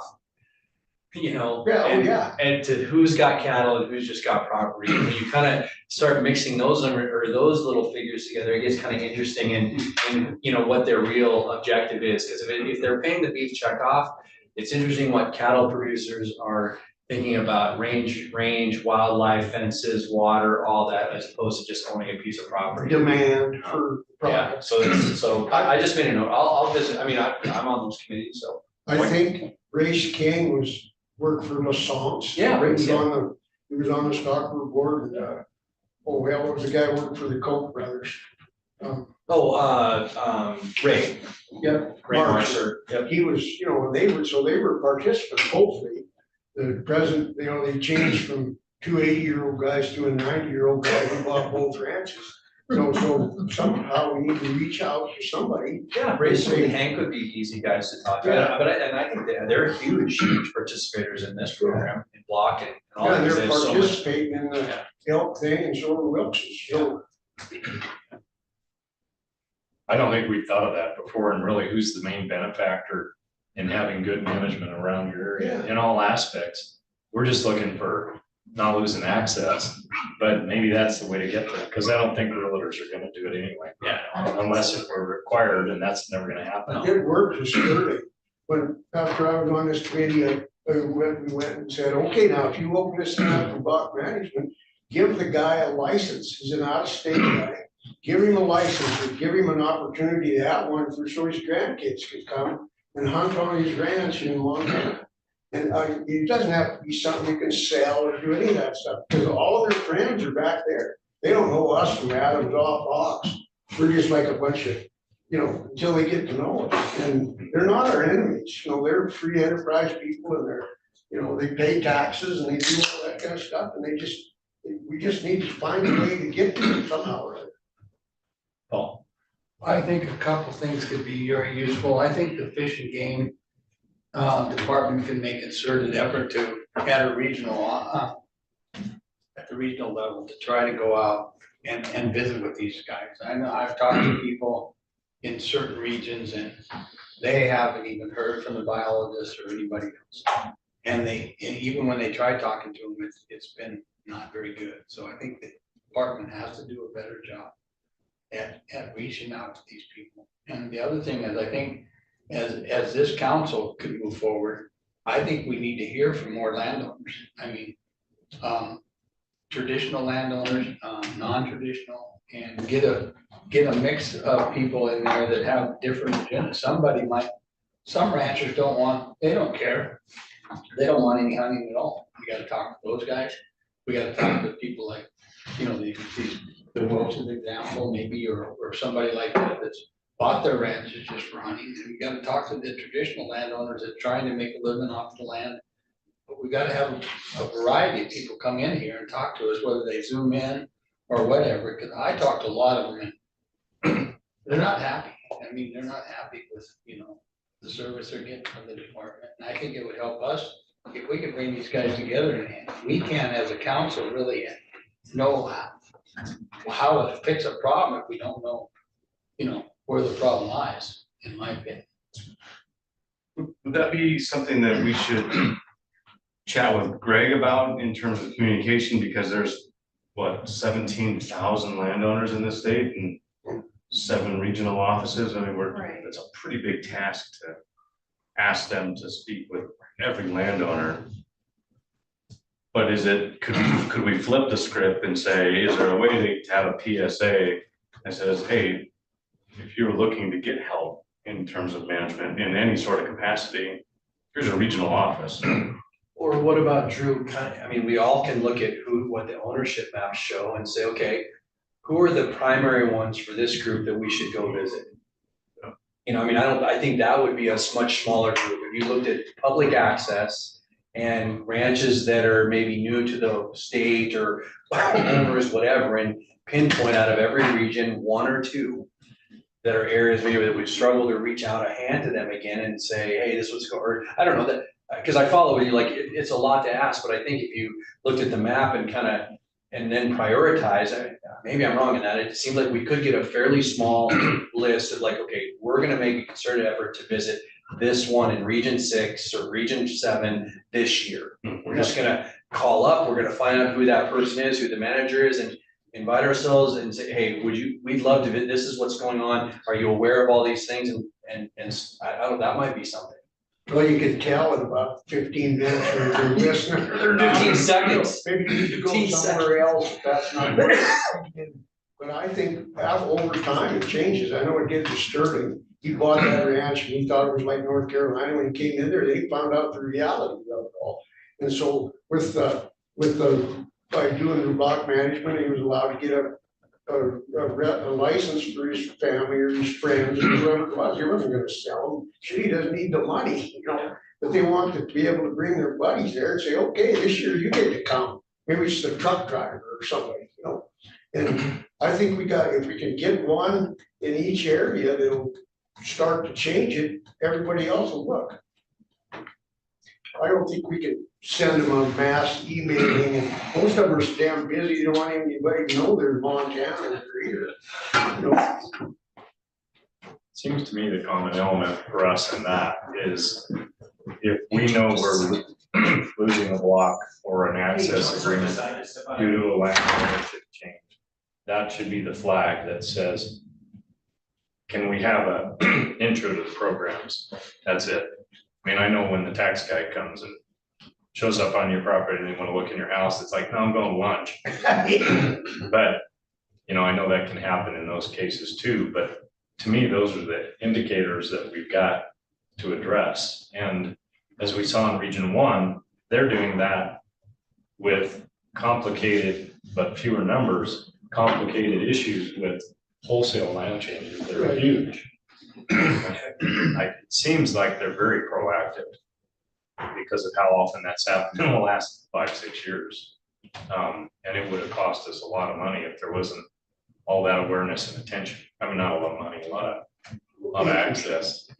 So is it not possible for the department, when we know that BMA number X is going away, to have that communication? I think they do a pretty good job at it. If you're okay with it and Travis is available, I know he's got experience with drops and those kinds of communications. Travis, if you are listening, would you care to provide some of your experience with those changeovers? Yeah, we actually do that quite often if, you know, a property sells or whatever it might be. I generally contact that new landowner once I find out who it is, just to try to, you know, explain to them what's been in the past, how it works. And a lot of times it's really successful in keeping that in, and sometimes it's not, but you never know. But it's definitely something we do, and I don't think it's just me. I'm guessing all of us do that. It's just, part of doing the business and trying to keep the access we already have. As well, trying to grow it and make new relationships. Cindy. I just have a comment about this. All these are great ideas. We have to make sure, because part of their issue last year was they don't have time to put it in the computer. You know, it was so labor intensive, they didn't have time to go out to places to do some of this because it was so labor intensive. And we need to make sure we can reduce their workload by making it easier for them. Not out in the field, but at home as they make these maps and all of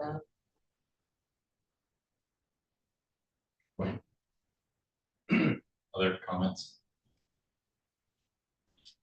So I think with Rich making that effort into stock growers, that's some. Another avenue. Yep. to Start in, we could try it, see if we can get one and look, or maybe, I don't know, you know, out of the Matador and the La Chance they might still be in there. I think the same manager was there. And then we could go to another one and say, hey, you know, would you be interested in this? This is kind of what happens and what your impact's gonna have, and maybe they don't care, you know, but that's not up to us. It's their property right to do whatever they want. So. Yep. Oh. Okay. Would it be possible for this group to maybe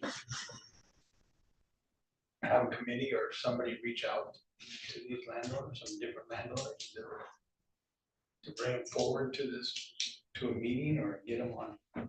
Or how to bring them here? How to get them involved? I mean, I'm not kidding you. I mean, I call people I don't even know and they're more than willing to talk, visit with them.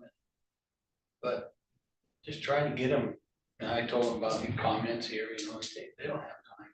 No. So They don't have time to come anywhere. Most of them come out here to get the hell away from all that. So I need to hear them and listen to their objective, what their problems are, but you know, I don't know, how do we get them, how do we get more landowners involved in this process? With the department, with us? Maybe we can do it individually, or a guy or two and go and visit them and say, okay, here's what it is, and other than trying to set up a deal where everybody comes together, well, that's impossible. You know, and so maybe you pick a guy, Rich picks a guy, or he and I pick a guy, or how it works, and we'll just see how it evolves, find out what's going on. Well, for me, there's no way I'm gonna go in place that travels, for any one of them. I mean, they're just, No big deal. they're totally, You have time, right? I just don't see going to them myself, one of us. I mean, that's not our job, that's, in my opinion, their job. I don't know. I think you're spot on. I mean, yeah, you can have one-on-one conversations, which I do at times. Boy, for me to go out and try to work, I mean, even though you say you're not, you're going out there in a large way representing the department. And I just think we are really going down a path that we should not be going down. Although Rich said something a few minutes ago that really resonated with me. Finding those key landowners. You know, when I worked for BLM and we'd have a huge policy or something that was coming up, I learned early on is that you went and you visited with certain landowners and you could be darn sure that word got out way better than sending a mailer out. You can go sit at their table and say, hey, this is coming down, or this is on us. Just want to make you aware of it. That word really got out. I think there's huge I mean, because it's kind of like this, like, I mean, obviously I can sit here and not agree with everything that goes on, no different than being in stock growers and all those, but I mean, I think what we've all realized is that in order to actually make any change or make some, you kind of have to be at the table. And I think those people that are coming in and understand the value of what it is to be a landowner in Montana, I mean, I think there's some opportunity there. And because I look at I may not support, all of the different PALs in there, but I look at so many in there that are really working well for those people. And how would I be with someone to say that doesn't work I don't live where you live, I don't get that, I would be sure, and they've obviously it's really, so I think there is, I think in the spirit of cooperation and all that stuff, I think that is something that, like that we can do. And I know you just said that. I mean, if I just look at some of the guys around, I actually reached out to Katie already and just said, hey, let's get together this summer and let's go look at the BLM and state land stuff around. And she's like, that would be awesome. I love it. So it just takes a little bit of that work that way. All right. Enough of that one. Yep.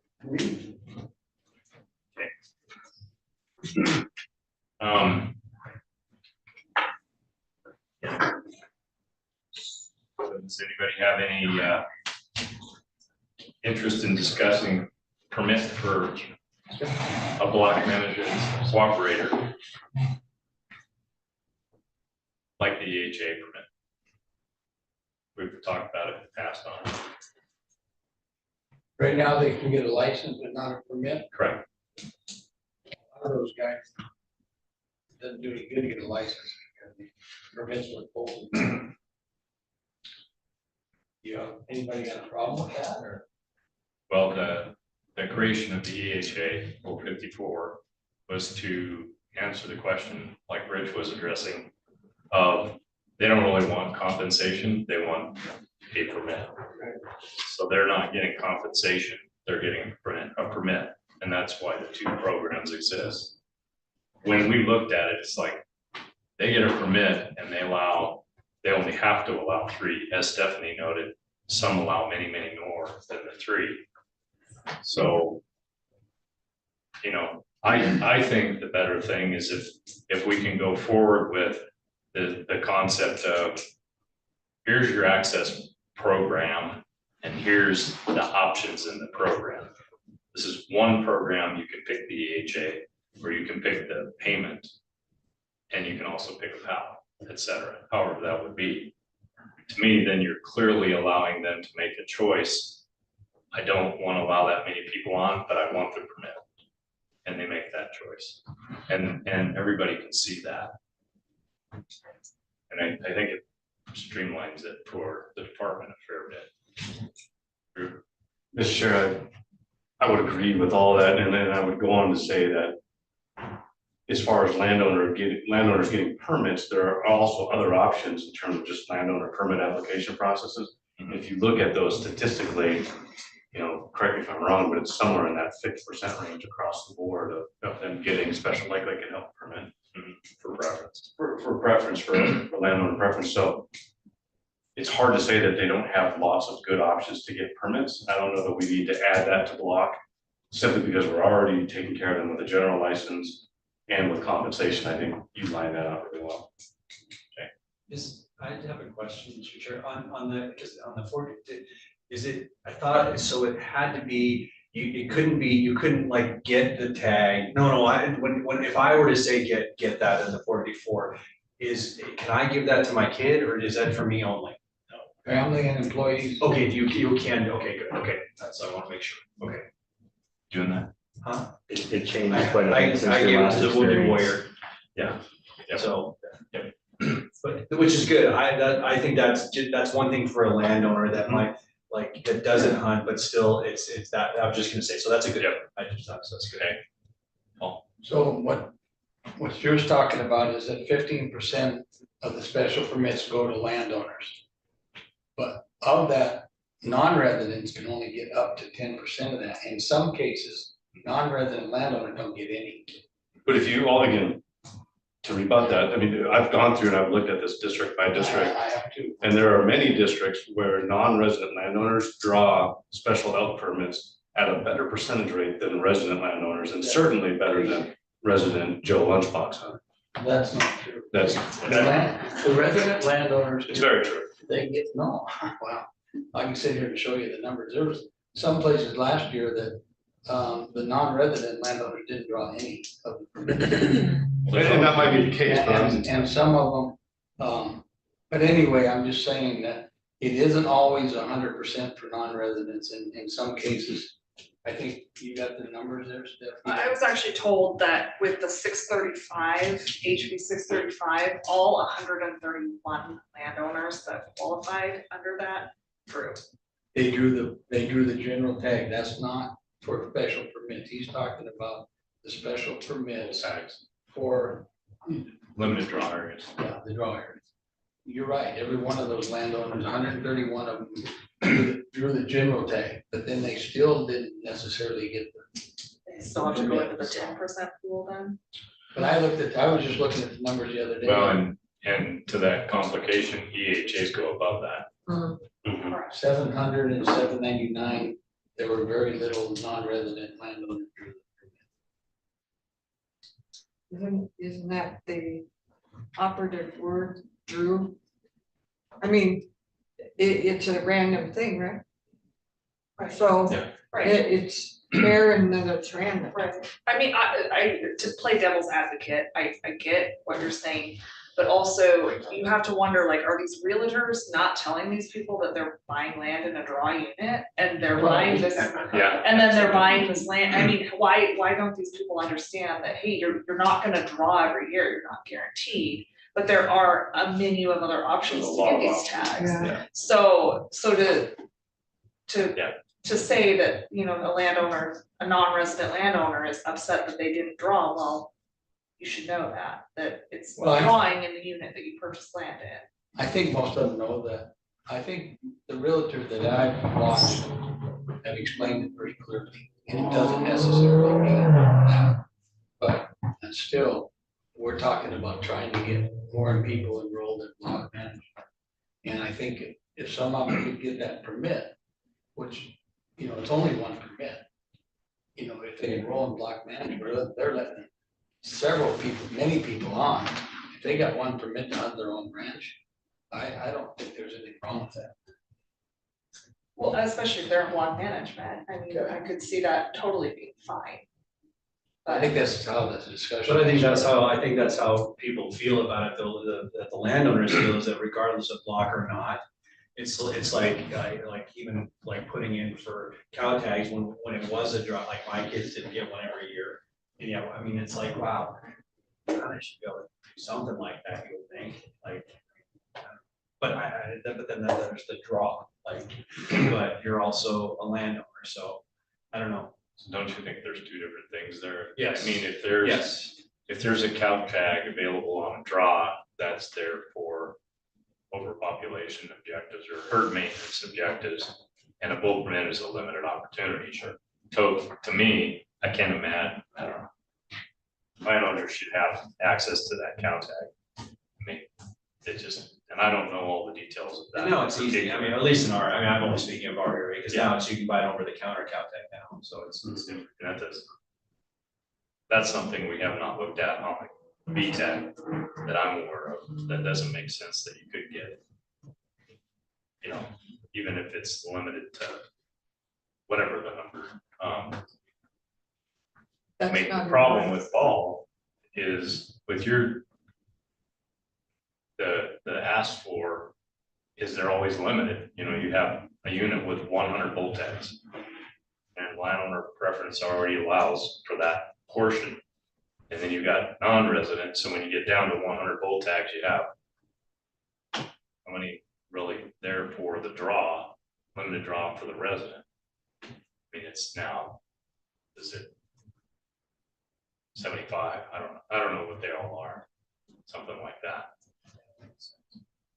Are the non-residents landowners excluded from the landowner pool? No. So they can apply. Sure. Just like anybody that wanted to put in for an animal tag. Yep. They always draw on ours there if you want one. But they can actually do it multiple times, so they can put in for the regular draw cycle, and if they currently, as it stands, if they don't draw, they're the only ones that get a second chance to go in and go, well, I'll do an EHA this year.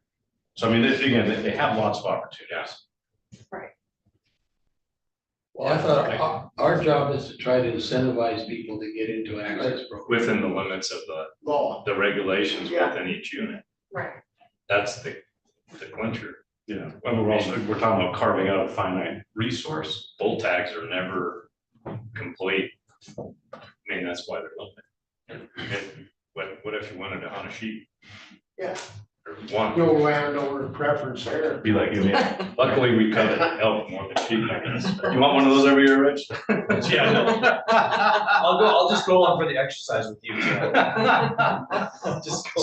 So I think this keeps coming back around to somehow we need to make a recommendation towards the program, the access program, having the components to choose from, and therefore seeing you've got all kinds of options. Yeah. Pick your preference. Must be a Montana and step up. Yeah, and it's like, I realize you moved from another state where, like you said, Lee, there's no restriction whatsoever.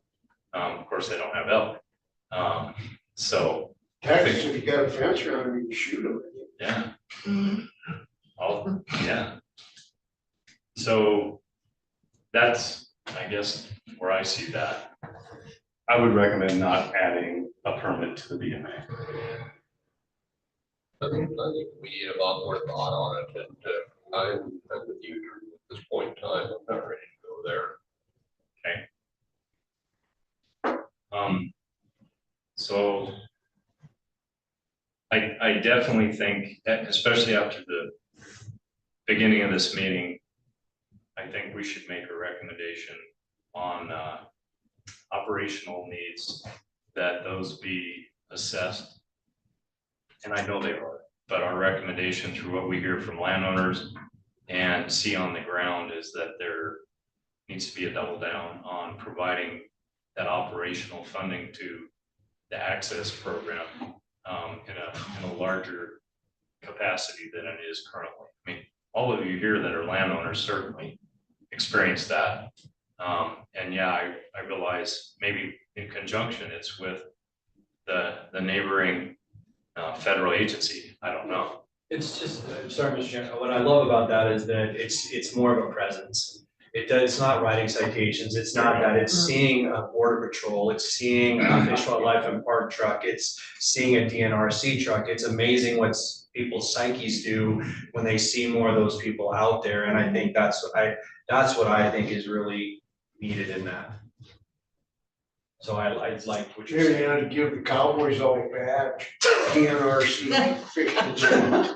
Aren't you a contractor? Cap. You can be a contractor at $5.99 a year. $5.99.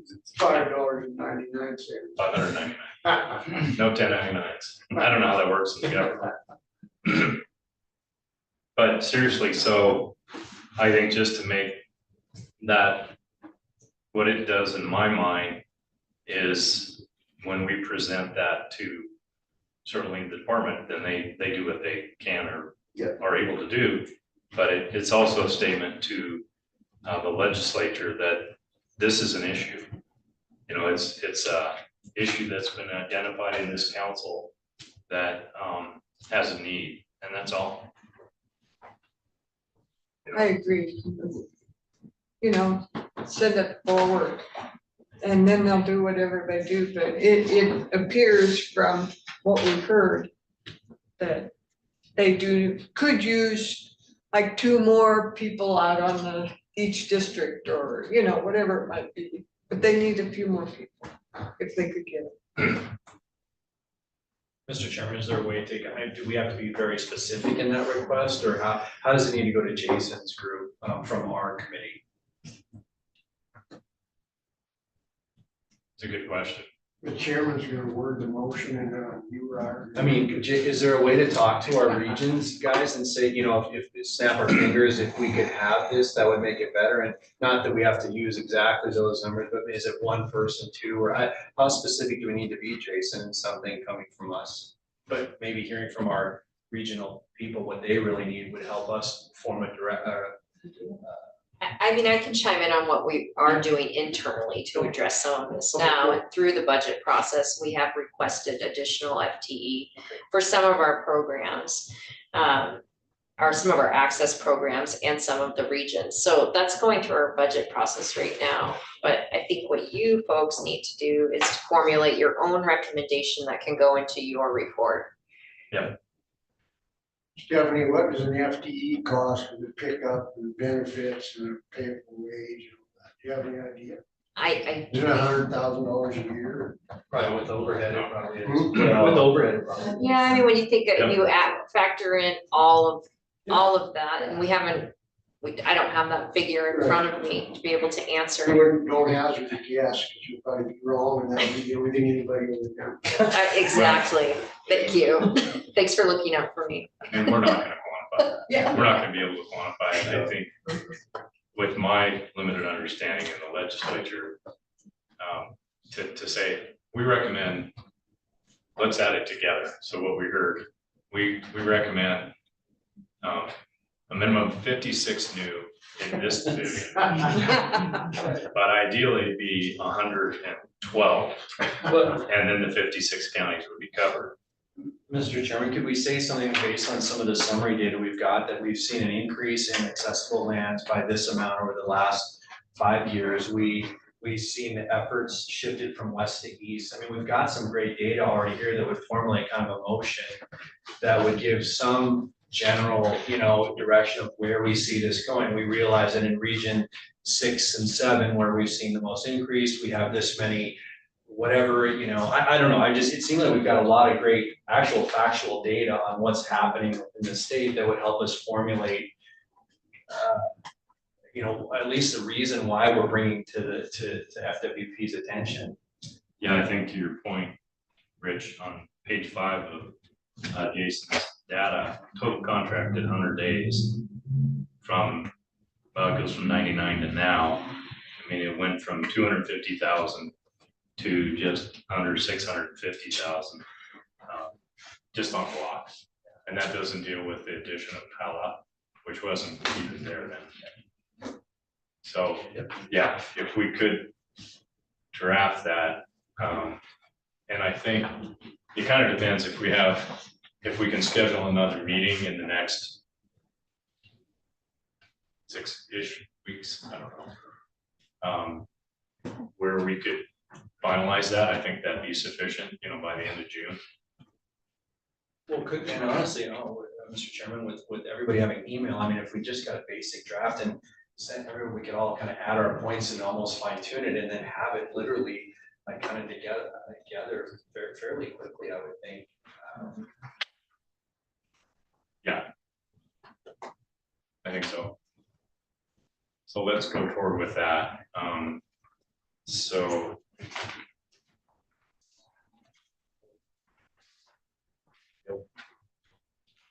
I hear the discussion, but I also heard a question was asked to the regions this morning about what their needs were. And what I heard from several of the regions is they felt they had adequate personnel. I heard from a couple of them retaining them and being able to fill positions was an issue.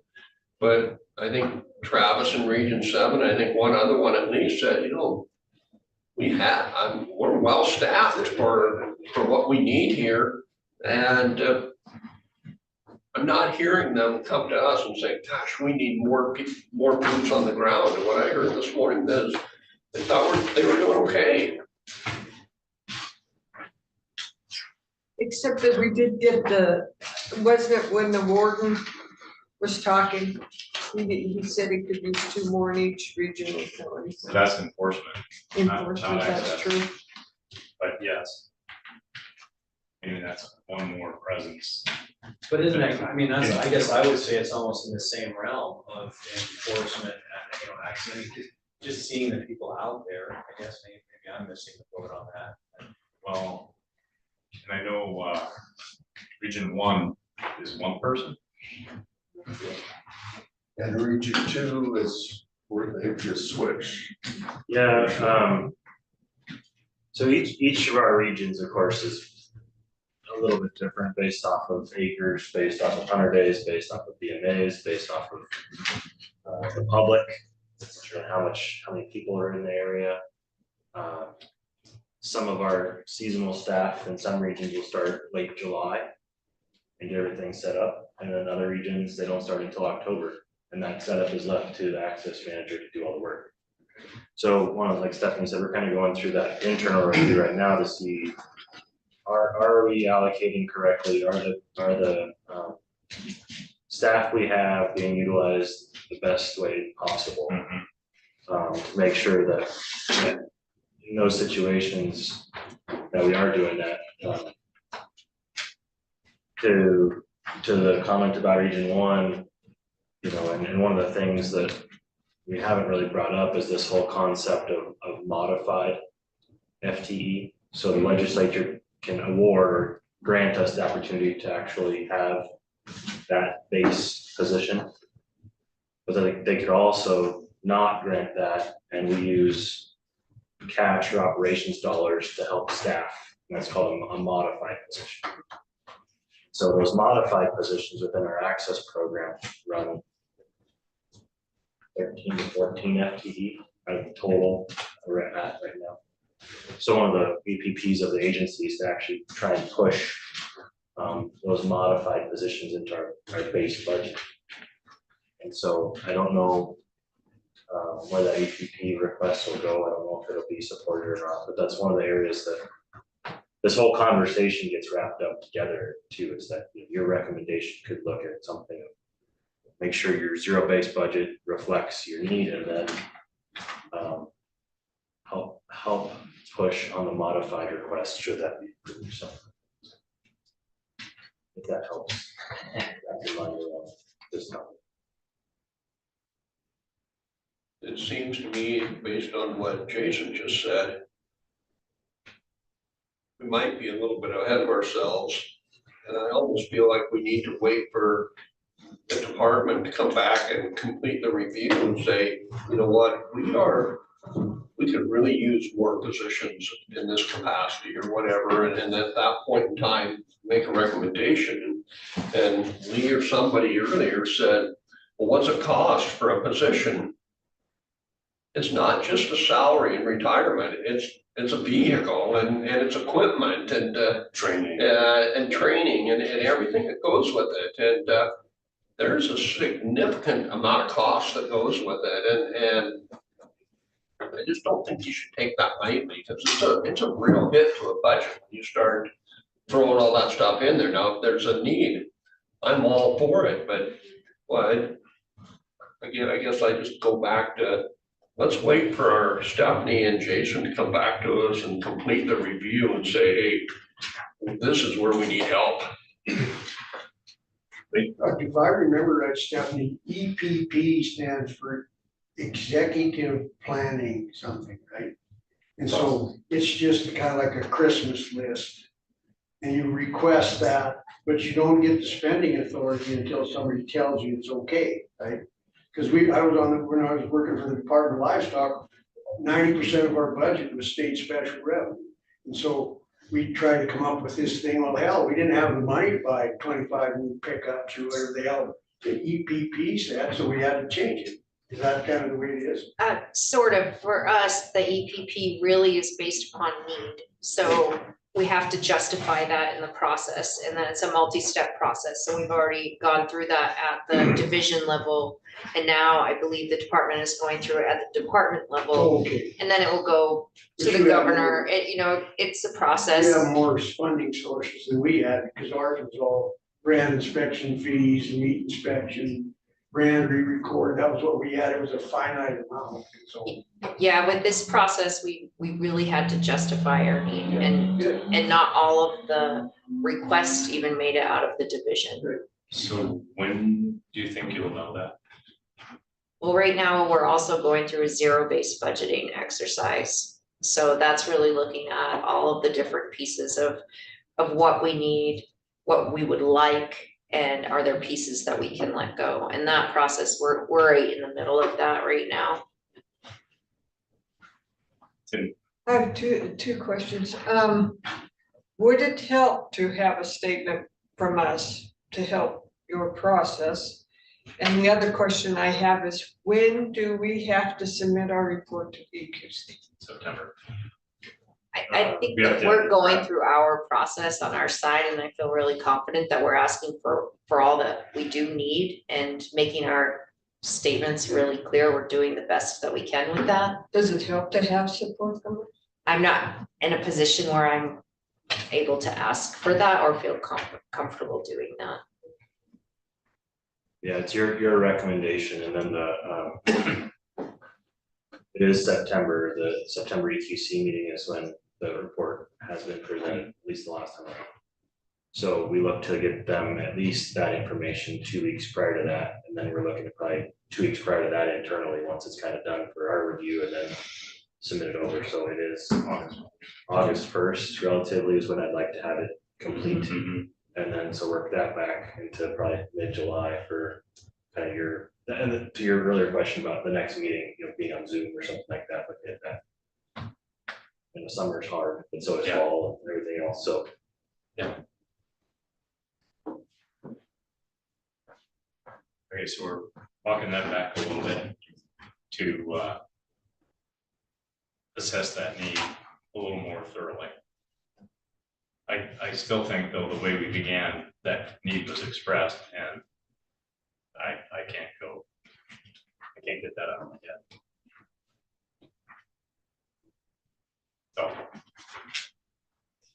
So we'll wait to see how that looks.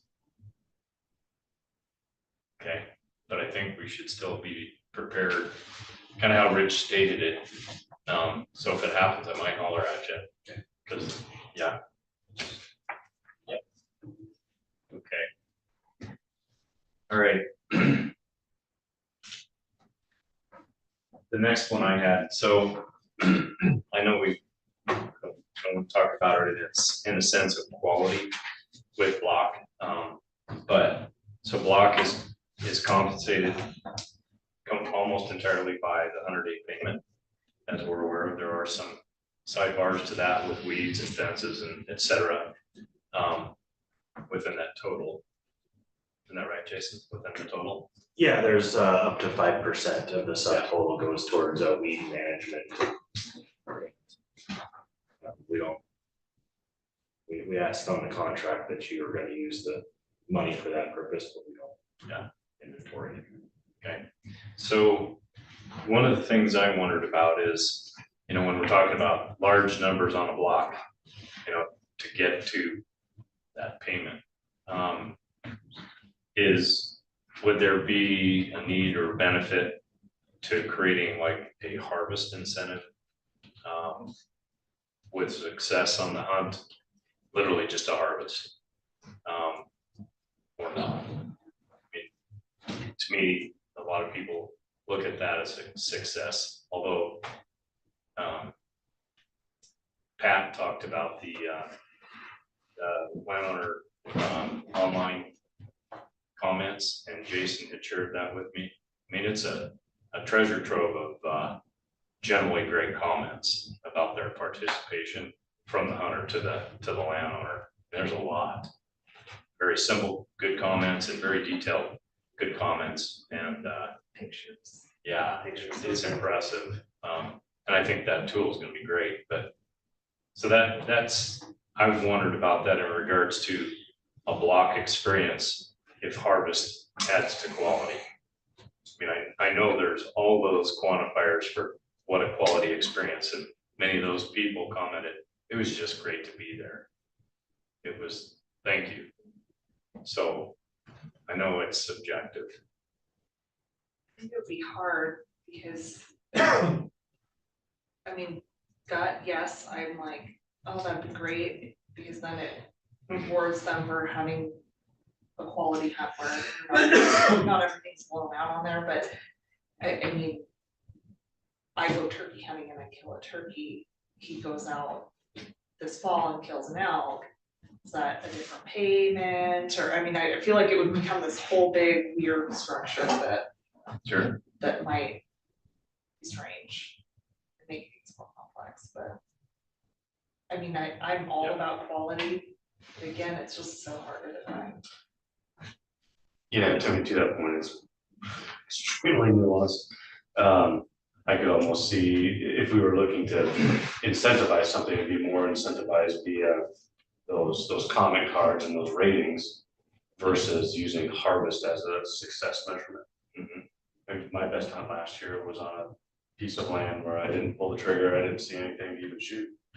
And I was just there alone. So I mean, to me, if that would have been a BMA, I'd have given it 5 stars and written a nice big paragraph about that. Yep. And I mean, to that point too, is you actually would have to fill out that card, and I know there's so many times that I have a great hunt or I have something go wrong and I forget to stick them in the box. So then you know, don't have that. Which is where that technology in the future. Would be great on the app to be able to.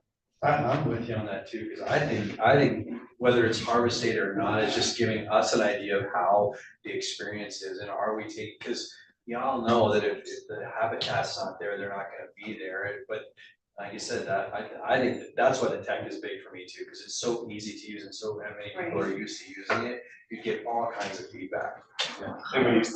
I think it could make this survey process so much, it would probably save you guys so much time. I saw those pictures of all of those comment cards and I can't even imagine having to go through all of those. It looks like a nightmare. And I'm sure there are some staff members who are like. Their comment department did that, so. Yeah, I mean, bless their hearts, but I think it'd be so much easier to just sign on and be like, oh, yay. What about rewarding or paying more for somebody that's in a type 2 block management? Because they're trying to manage their herds and keep their numbers down, so they aren't gonna get paid as much because they've gotta keep their numbers down to provide a better hunt, or quality hunt, or a more successful hunt, whatever you wanna look at. So a different 100-day payment? Yeah. Like a bonus even, like, hey, you're doing the type 2, you get a whatever. Because you're physically managing the check-in, check-out process. Yeah, because I mean, I do know some of those type 2s, and those are primarily the ones that I like hunting on because they are a little bit more controlled. And and I've got relationships with those. We might be able to pick up It's more of awesome, those like, type I of have people that friends want, that- you know, if they can get, you know, they wanna manage their hunting, they wanna manage a number of hunters, yet they're not gonna get paid because they don't have As many 100 days or 500 days or whatever it takes. Kind of like on the pallet, it's, you know, check this box if, you know, it's this many contiguous acres. Check this box and it's a $5,000 bonus if you do type 2. It'd generate a lot of interest on it. You might be like the guy with the EHA that nobody could catch up to yet. They hunt their elk. You know, that'd be the other way. You know, you got a block management deal and nobody can catch up. It says, I will contact Rich Roth personally to arrange my hunt, and Rich phone dies. No, we had a deal there with one of the ranchers, Stern Carolina. They had to write ahead of time after he got it. They had to write a deal to the former rancher, and then he had 2 weeks to respond before he could give them permission to come in your hunt. Well, it eliminates it. That's what happens. So by the time the post office sends the letter to Billings to get canceled, and it comes back. You know, it's just, you know, you can. I'm just a devil's advocate. I'm just looking at ways that you can. Hey, we get $5,000. We don't let anybody in here. You know, sign up for a BMA and say, yeah, boy, it was great, but nobody got to hunt there. You know. I'm just being facetious. No, that's totally fine. No, I think, again, eventually it'll be, a lot of them will be online, those type 2 signups, so we'll be able to know that people are actually signing up and getting those days of landowners are just taking 5K and not signing anybody up. Won't that be good? I mean, as you look at trying to get through legislative, when you're trying to get more funds for the program, or you're trying to manage wildlife, I mean, that's the whole point of the I mean, the more you, not necessarily data collection, but actually information we can collect, the better we all are doing at this. And again, I don't think the comment cards the direction it is, it's more than maybe the apps and all that stuff, but I'm a firm believer in data and good information to help make decisions. You can't manage what you don't measure. That's my philosophy even on the ranch. You cannot manage what you don't measure. And then you would have that harvest data, you'd have probably as good or better on that harvest data. Yeah, I mean, I know I have in my side by side broke down on a BMA. And I have my little comment cards in my dash right now because we were trying to cool down our side by sides, so. How many years?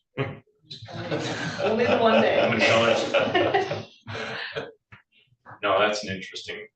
I think that it's an interesting thought too. Yeah, I'd like to chew on that some more. I would too. So what data would we need to even look at that? And you've got type 2, and how would it ever get sideways doing that? Well, you'd end up with fewer hunters on the landscape, which you want to kill more elk, so I don't know, would that be a bad thing? If you're in a type 2 versus a type 1, you're not gonna get as many hunters on that piece of land. I don't know if that's necessarily true. Right. It may be. Well, but it it's has not to be necessarily true, because you're gonna be signing up versus not really going to the sign and just signing. Cause that pressure will push those up off, so I mean, if you vet them and you say, okay, I know the elk are gonna be in here, I mean, I had a great experience this fall with a landowner who is a type 2. And he basically said, look, the elk are in here sometimes they're not, and they weren't in there when we were in there, but I mean, he's very familiar with them and he knows, he told us exactly how to hunt them, where to hunt them.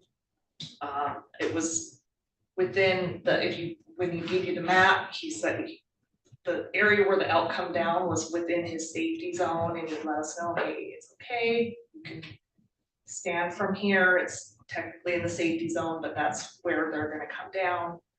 It was a lot more of a managed hunt to get those elk off. I mean, if they would have come down, we probably would have had more success than somebody who, there's 3 other pickups there and we're all.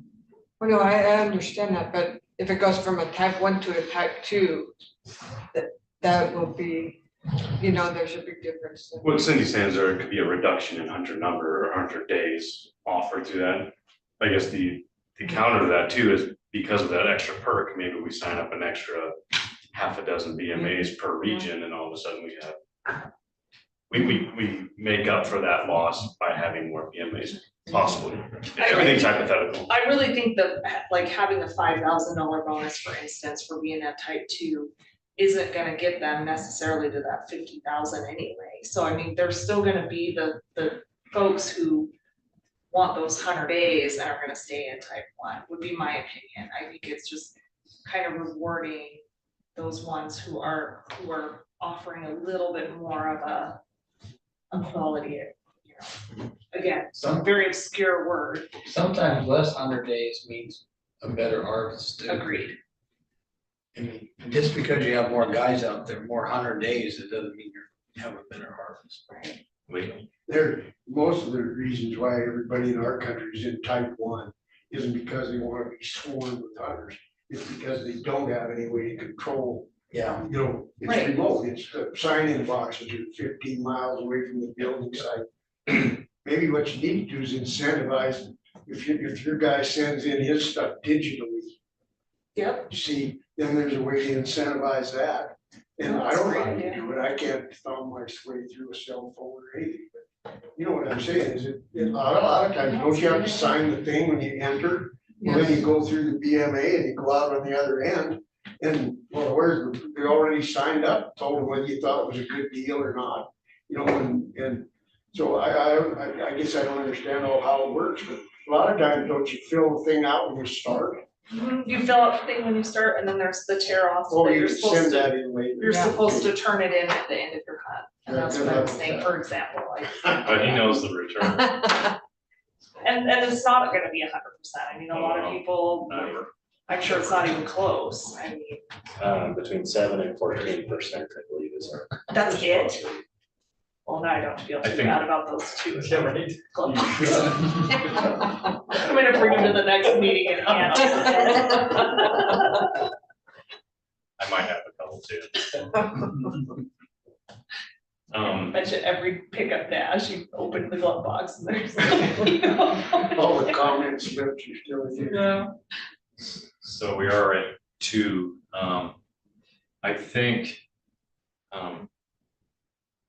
we need some data to even begin to make any kind of discussion, have any factual base. I mean, I've hunted on a number of 2s also, and they do it for different reasons. You know, control and knowing who's there is, I think, the main thing. And I think we've had that before, where we talked about why a 1, why a 2, you know, and it has a lot to do with size, and then it has to do with small and crowded realities if it's too small, you know. So Experience also, I mean, many landowners are concerned that they don't want too many people to, you know, improve the experience for the hunters they do get. There's a variety of reasons, and then there's also a variety of methods of how that permission is administered.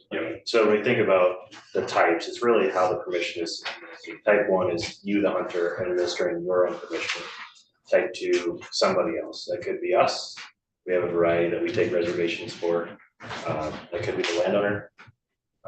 There hopefully someday will be some that will have a pilot opportunity for a couple properties as well this year. So it's really that type 2 doesn't mean it's limited, it just means it's somebody else administering permission.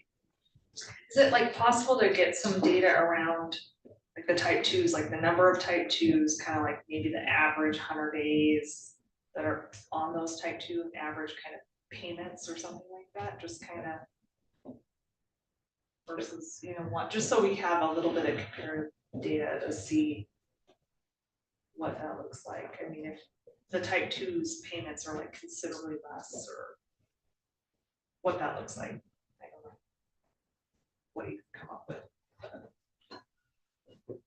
I trust you. We have very good regional access managers who are intimately aware of those situations and have that data to back up their 100 days. That should be relatively easy to pull out of some spreadsheets. Thank you. okay, so we're just gonna try to get some of that data, take a look at that again in future for that question on type 2. Right? Okay. Any other block management improvement criteria to discuss? Improve on perfection. Still the workhorse, and it's still the envy of the It really of is. the country. Yeah. It's important to always have a conversation. Yeah, it's really a phenomenal program. It is 2:05, just for the record, we don't have anybody online for public comment. Don, you want to comment? Don't listen to Lee. We don't. State your name and where you're from. Okay. I have one comment, read the book Beaverland. There we go. Give me that twice. Well, Lee didn't understand it the third time. Oh, gosh. I did Okay. send you guys all that document. It's called the Montana Way. And it's, yep. Yep. Okay, so draft recommendation topics for the biennial report. So the only legislative item I'm aware of is the ask for the bonus point to support the incentive for the 100 landowner stewardship program. That's the only legislative recommendation, and correct? Yeah, we've discussed so far. That would be Is there a, no? So, and I think to proceed with that, we already made the recommendation, we have it written up. We'll need to look at a legislator that would be interested in that, and we bring it to them for consideration. EQC could pick it up too, somebody on the EQC, but that's kind of the process for that. And I think we've got plenty of data discussion to back up what we're gonna recommend and ask for there. So other recommendations that we've identified here is kind of hold a bit on the operational need until we have some more data from you. Correct. And what else? I think that wasn't there gonna eventually be future discussion about the elk hunter agreement, the block management, we were gonna chew on that for a while, and then possibly the type 2.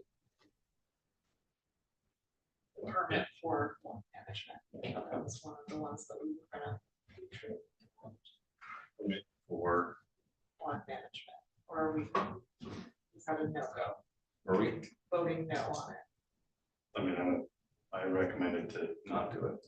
Yeah. Yeah, I think where we ended up, that's Okay, the so- other, that's, you're right. It's not that though, it's that we would draw up a recommendation to begin to formulate a one access program that covers it all. We've kind of done that, but I think so each of those would be in it. Kind of like the spreadsheet we have. Except there would be 13 different Programs. we want. Sign up for. Well, maybe, yeah, all the time. Help me with that one. How we address that specifically as a recommendation to the department. Or is it to the, yeah, it is. Your report is to the governor and the legislature. Mhm. So the recommendation piece, I think it's just that you're requesting that we're looking at our programs holistically to simplify, streamline. One size fits all. Something along those lines that would help create efficiencies. I know Evan, for example, has got one mentor who's got 3, 4 different contracts for all 4 different programs. You have to go through each of the processes for all 4 of those programs. And just the administrative burden there, it's quite cumbersome. Handle it like an insurance policy where we just bundle, right? Bundle and save. Well, and we can see we've had all these deliberations because of that fact. We just need to get Progressive to come in and talk to us. Wait for the guy to go to pop up something. Is that what it is? Yeah. And maybe that's not the right approach, maybe it's not feasible to do. Bundle it. Or simplify it that much. Well, so the question to that, Jason, is with all those in mind, and let's just take Evan's situation. How do you put that together to streamline that? Okay, we're gonna sit down with one landowner and go through and negotiate 4 separate programs versus an access program that checks these boxes. Correct? Yeah, that's a holistic overhaul of the entire suite of options. Mm-hmm. So it's not that block has its own statute, and Pella has its own statute, and unlocking has its own statute, and access has its own statute. Elk hunting access, it's all one comprehensive overhaul of the entire thing, I guess. Call it access programs, and under access programs, here's your spider web, here's your tree of boxes to check. Well, and when you go to Title 87, they're all in there, right? They're all, yes. And so, yeah, to me, if you have to completely change all that to do this. No, No, I'm saying, yeah, it'd be a Monumental. overhaul of all of the access program as a whole. Legislative. so within your current review then, Stephanie, is that not part of the process, looking at how these are offered and then applied for the access program for efficiency? Or Our review is really to look at each program and where our staff time is and what we need operationally to be able to implement the program.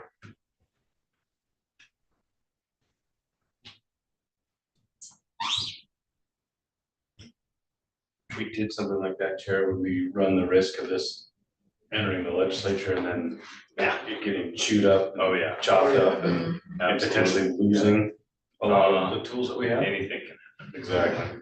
Yeah, that would be a concern. Yeah.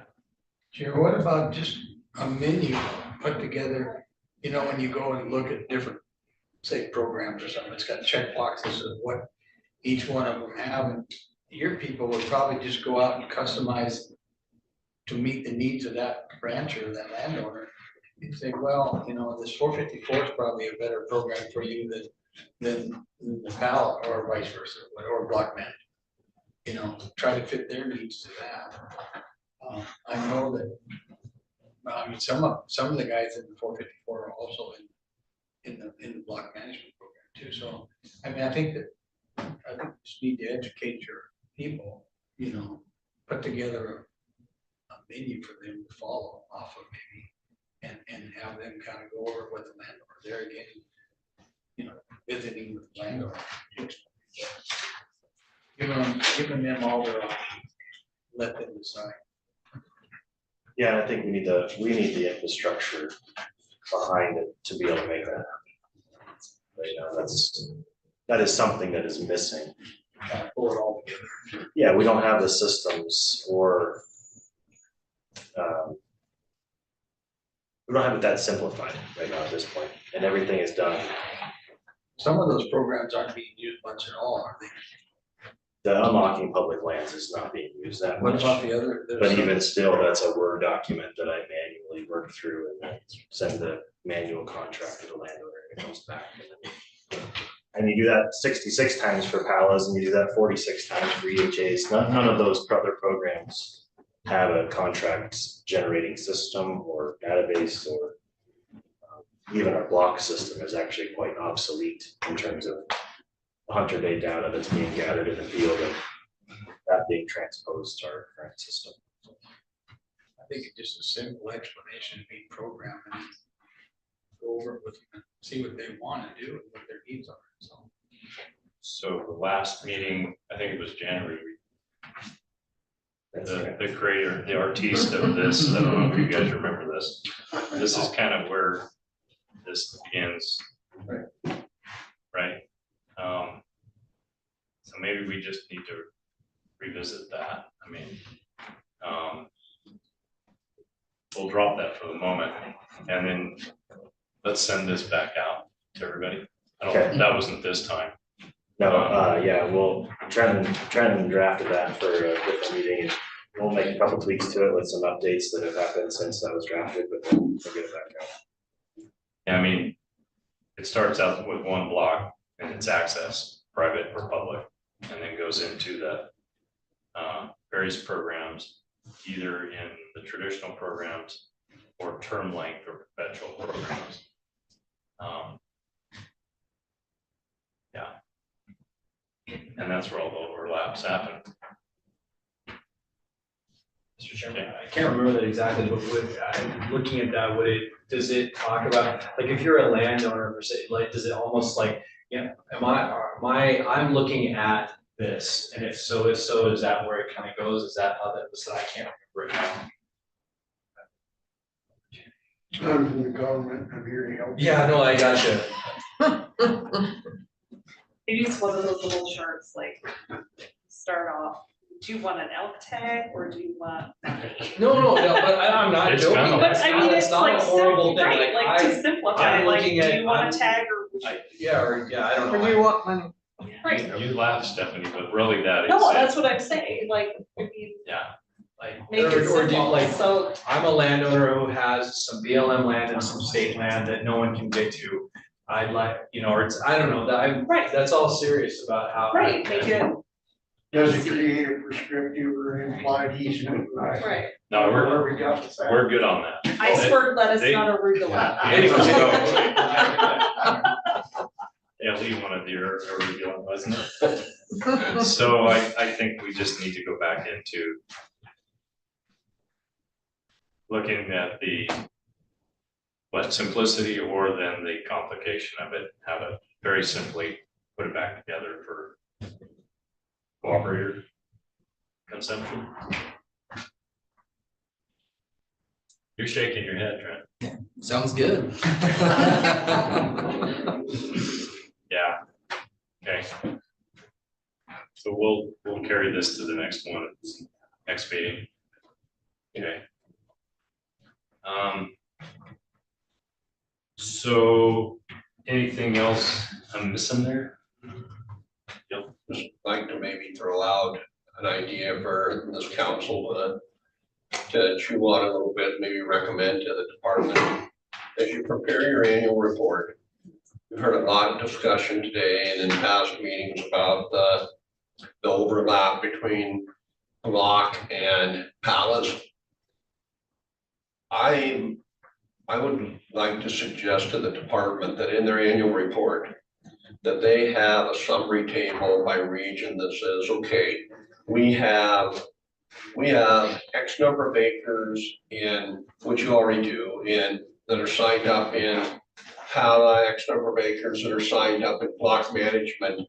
And then also say of these acres in block management, there's X number of them that are also signed up in the PALA program. And I know they don't overlap exactly, but I just think it would provide some transparency for the legislators and the readers to look at that and say, hey, this is the current situation. Because I think there's a lot of people right now that look at outside of this group, but there's people out there that look at PALA and they look at block management. They say, okay, we've got 1.3 million acres in PALA and we have 7.7 in block management. So we've got 9 million acres that are open to access, when I think in reality, we have 7.7 and not 9 million acres or whatever the acres are. And would that be a benefit? I mean, I tend to think it would be, but it'd be interesting to hear what other people have to say. I don't think it would be, because block management is specific to the deeded land. And a pallet gives you the right to travel through the deeded land to get to the BLM. However, So if you, a block management thing is not an implied right to trespass. And so what will probably happen or could happen is that people that have isolated parcels of deeded land that are blocking access, that they've been granting it, they can go up there and say, well, I'm getting out of block management. I get 500 days for this half section, but it's right on the middle of the road that goes into this large block that's leased by the rancher, that's public. And so the incentive will be to take it out of block management and put it into a PALA. And so I think, we don't have a PALA, so I don't participate in any of this. But I think it's counterproductive to treat them as both the same thing, because they're not. The dotted line around the block management exclusively gives you permission to hunt the deeded land. However, in those tables, and correct me, Jason or Stephanie, if I'm incorrect, but it says how many acres of public land are within block management areas. Correct. Oh, it does? Yes, absolutely. Yeah, there is a reported number of acres in block management that are on contracts that are public land. Is that inside of the dotted line that you see? Like ours, it's just a half section. Depends on the region. And Depends on the BOA. so, it's two different deals in our country. I think it would be good to, on one hand, to have that. The other thing, that it's not apples to apples, because again, that BMA might only be open for 6 months. So yes, for those 7.7 million acres, for that 6 months, but then for the other 6 months, that Pala is opening up different acres because it could potentially be in a 12-month cycle. So it's actually that total acreage number is gonna fluctuate depending on the time of year. No question. Yeah. To what purpose? Well, just a transparency. We've struggled, or in our discussions here, discussions internally in Region 7, we've talked about, okay, block management, PAL acres. Would it be beneficial to provide that information to the legislators and public that says, here's the overlap in these programs?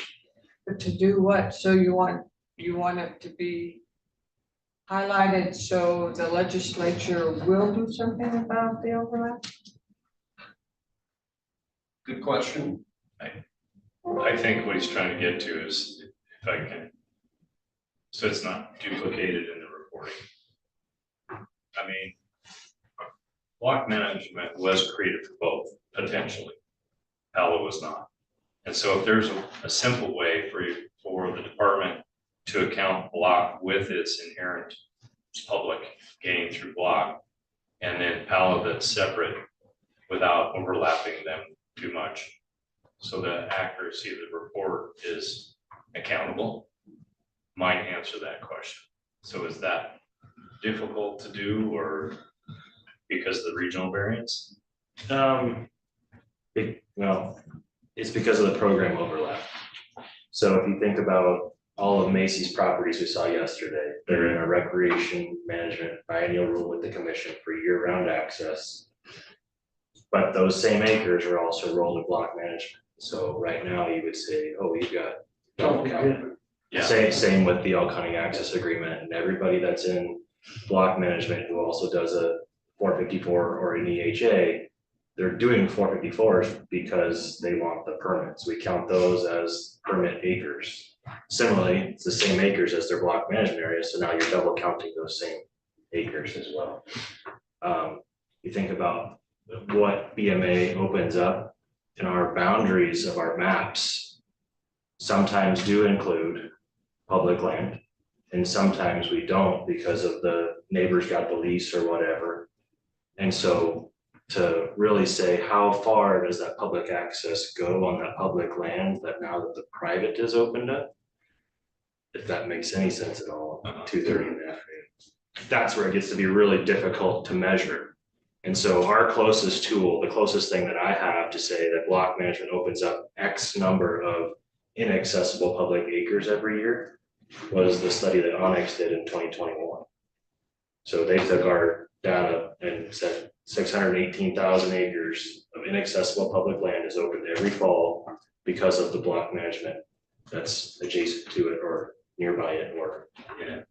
And so where that stops, right? That's when does it become inaccessible on the public land side that BMA is allowing access to say, yep, that's acres to be included or not be included. And so we've gotten to actually quite a great length to get public land acres out of the boundaries of BMAs. Yeah. And so like in these cases, yeah, Region 6, I don't think has hardly any public land inside the boundary of the BMA. None shows on the map. Right. But you do have to drive through, there's a designated road that shows where you can drive through there. Well, you're not, I don't know, maybe you're not supposed to hunt in between, but I'm sure. So there is these program overlaps that we struggle with to say, this is the true acreage for this program, this is the true acreage for that program, but then not double count them in that sense. And so usually with the reports and things that I produce, I put, asterisks and say, also enrolled in block management. Take the EHA reports. Those are acres for that program, but they could also be the same acres as BMA acres. And so that's the difficulty with these overlaps is that because you can do both and enroll the same land, which program you chalk it up to right there. Just the fact that you're putting an asterisk there and saying, hey, these lands are also enrolled in this other program. that may be very sufficient. Yeah. I think when you say overlap, automatically assumes that there's some devious intent on the part of the landowner or the partner or somebody to double dip. And it's not the way it is. It's two different projects. And it doesn't, the land, the public land that's opened up with the PALA, which doesn't have any way to quantify who's using it or any of that stuff, is a totally separate program. Well, I think the accountability to the department is the question that could come. Right. And that's why you can make that distinction as best as possible with an asterisk caveat that if it's explainable. I'm not saying it's happened, but it's there. Yeah, and there's other factors too that cut out of that. I mean, you could have a BMA with a public section that is cut through the county road. So that's, I mean, you don't need any permission to go use that, but it's being counted in that. It could be potentially being counted in an EHA. So, I mean, there's other nuances to all these too, where those numbers are always floating. But to your point, Dale, I mean, it is good just to be forthright with that information.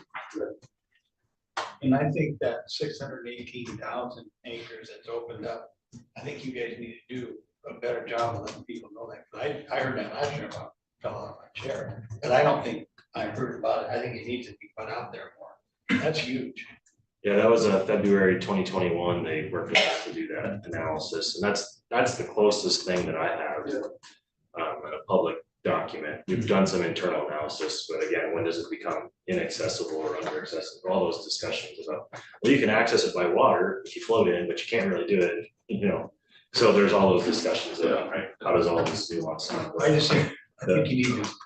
The clarifying statement I make, Dale, is that this is your report. This is a department effort to help put information, but ultimately this is not a department report. This is the committee's report, so. And that's a nice clarification. I appreciate that, because that's something that. So Dale's gonna have 4 asterisks. Just know that it's been over even my tenure here, the last 7 years of the agency, it's kind of been confusion of whose report is it, who does it need to go to? It actually should include fishing, so that's a whole other topic we haven't even discussed yet, is the private land fishing piece. And so we're trying to get back in compliance with the statute, that this is your report, we will help you draft it, these are your meetings, these are your recommendations. We're just staff support, so. Okay. All right. Based on what was just said, I withdraw my. Seriously, I think it's handy. Okay, thank you for that. Okay, let's talk about next meeting. Let's talk about timing wise, we need to be, what is this, month out? And we'll be zooming on this one. Yeah, we can do whatever your guys' pleasure is. Just that we have enough agenda topics and comments to make it in person. Yeah, expense worth it if we choose to do that. Okay. So let's pick the date. What month? I heard Jason say he needed it by the middle of July. Well, your report, I'd like to have ready by August 1st. So we need to have that pretty well done by the end of June. To put it together, roughly. Yeah, again, solid concepts and solid ideas, or, you know, so you can bounce that around. It won't be near as pretty and colorful as the one you pulled out earlier. That was a department effort, not understanding fully where this really falls, so. Well, the one before this was a book about that. Not just before this, but preceding this. So we used to produce a annual block management report. Each of the regions produced an annual report. My predecessor would combine all 7 reports into a cone binder and then slap that at the back as a more or less appendix to your guys' first 4 pages, so that the world knew all the great things that we were doing. But we've really tried to scale that back. Okay, so, is there a department date that appears open? Say the week of June 17th will not work. Okay.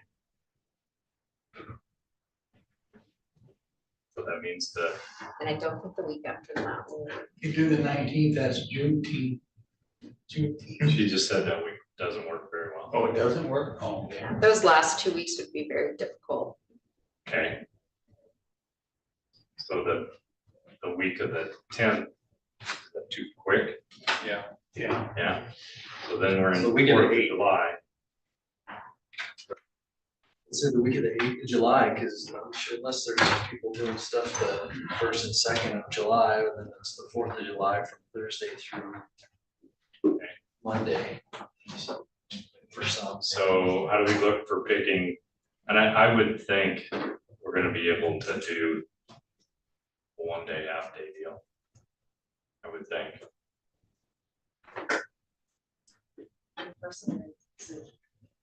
As Jason said, I think we need to see what the whole agenda looks like. What's your preference? Well, if you set up a half day, then but if we show up in person, it'll be a whole day. Yeah. So we probably have to Zoom it. I think so. I'm leaning Everybody towards will- Zoom personally, but I mean, I like. Well, you can come. I mean, if we did a Zoom, it'd be in Helena. If you wanted to come. I think Zoom's better. It's not gonna be a long meeting, is it? 1 day is all, or? Again, probably. Let's plan on that and see how it fleshes out. 9th or 10th? 10th, I don't think I can. 10th? Got a doctor. Okay, I'm just gonna put, we all good? July 10th, plug PLPW in there. Anybody, Donna? Eric? I think, All be in the hills. okay. I have a conflict under. Okay. Yeah, the 9th. My kid's birthday on the 10th, so. That wouldn't be that fun for him. Her. I'd be in trouble. How's the 9th? The 9th works. I just have one meeting that I might have to step out for. I have a doctor's appointment that day. In Helena? And Ray, you're gone. Yeah. I'm on the 8th, 9th. 11th? How do Thursdays work? How's the 11th? Better? Department side? Yeah. Yeah. That's, okay. 11th it is. I think everybody's gone on Zoom. Donna is on Zoom, but beyond that, everybody else is never in there. Do you know, Donna, does the 11th of July have an opening for you? Well, I'm just gonna have to play each day by ear, so I will do my best. So I would not have you change anything for me. We would, though. I appreciate that. Okay, so tentatively July 11th. Is to be determined. See, no.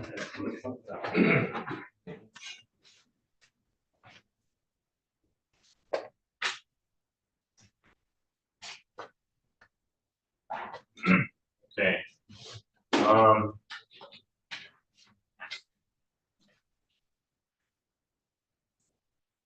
Like there was something else. Think of anything, Jason? Stephanie?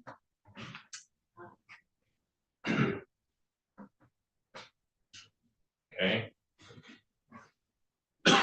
All right. As we've gone through, I just really want to again express our thanks to the access staff for their work Once again, just really, it's clear how hard you work and how effective you are. And it has to be said that it's very much appreciated, particularly on behalf of like what was it?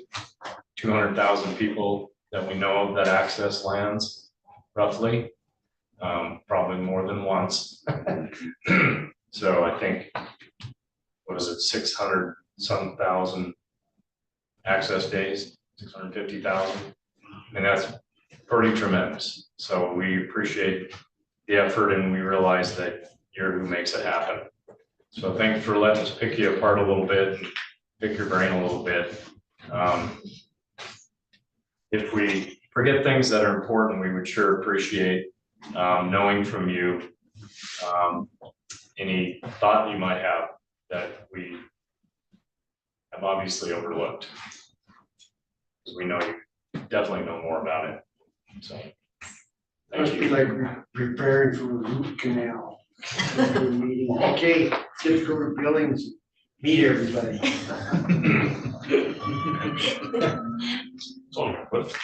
I have trouble with that right now. Well, thank you all for your time and dedication and traveling and just the really like honest conversations. Really appreciate that you can share a lot of difficult and a variety of information with us and trust that we're listening and taking that information and doing our best with it too. So thank you.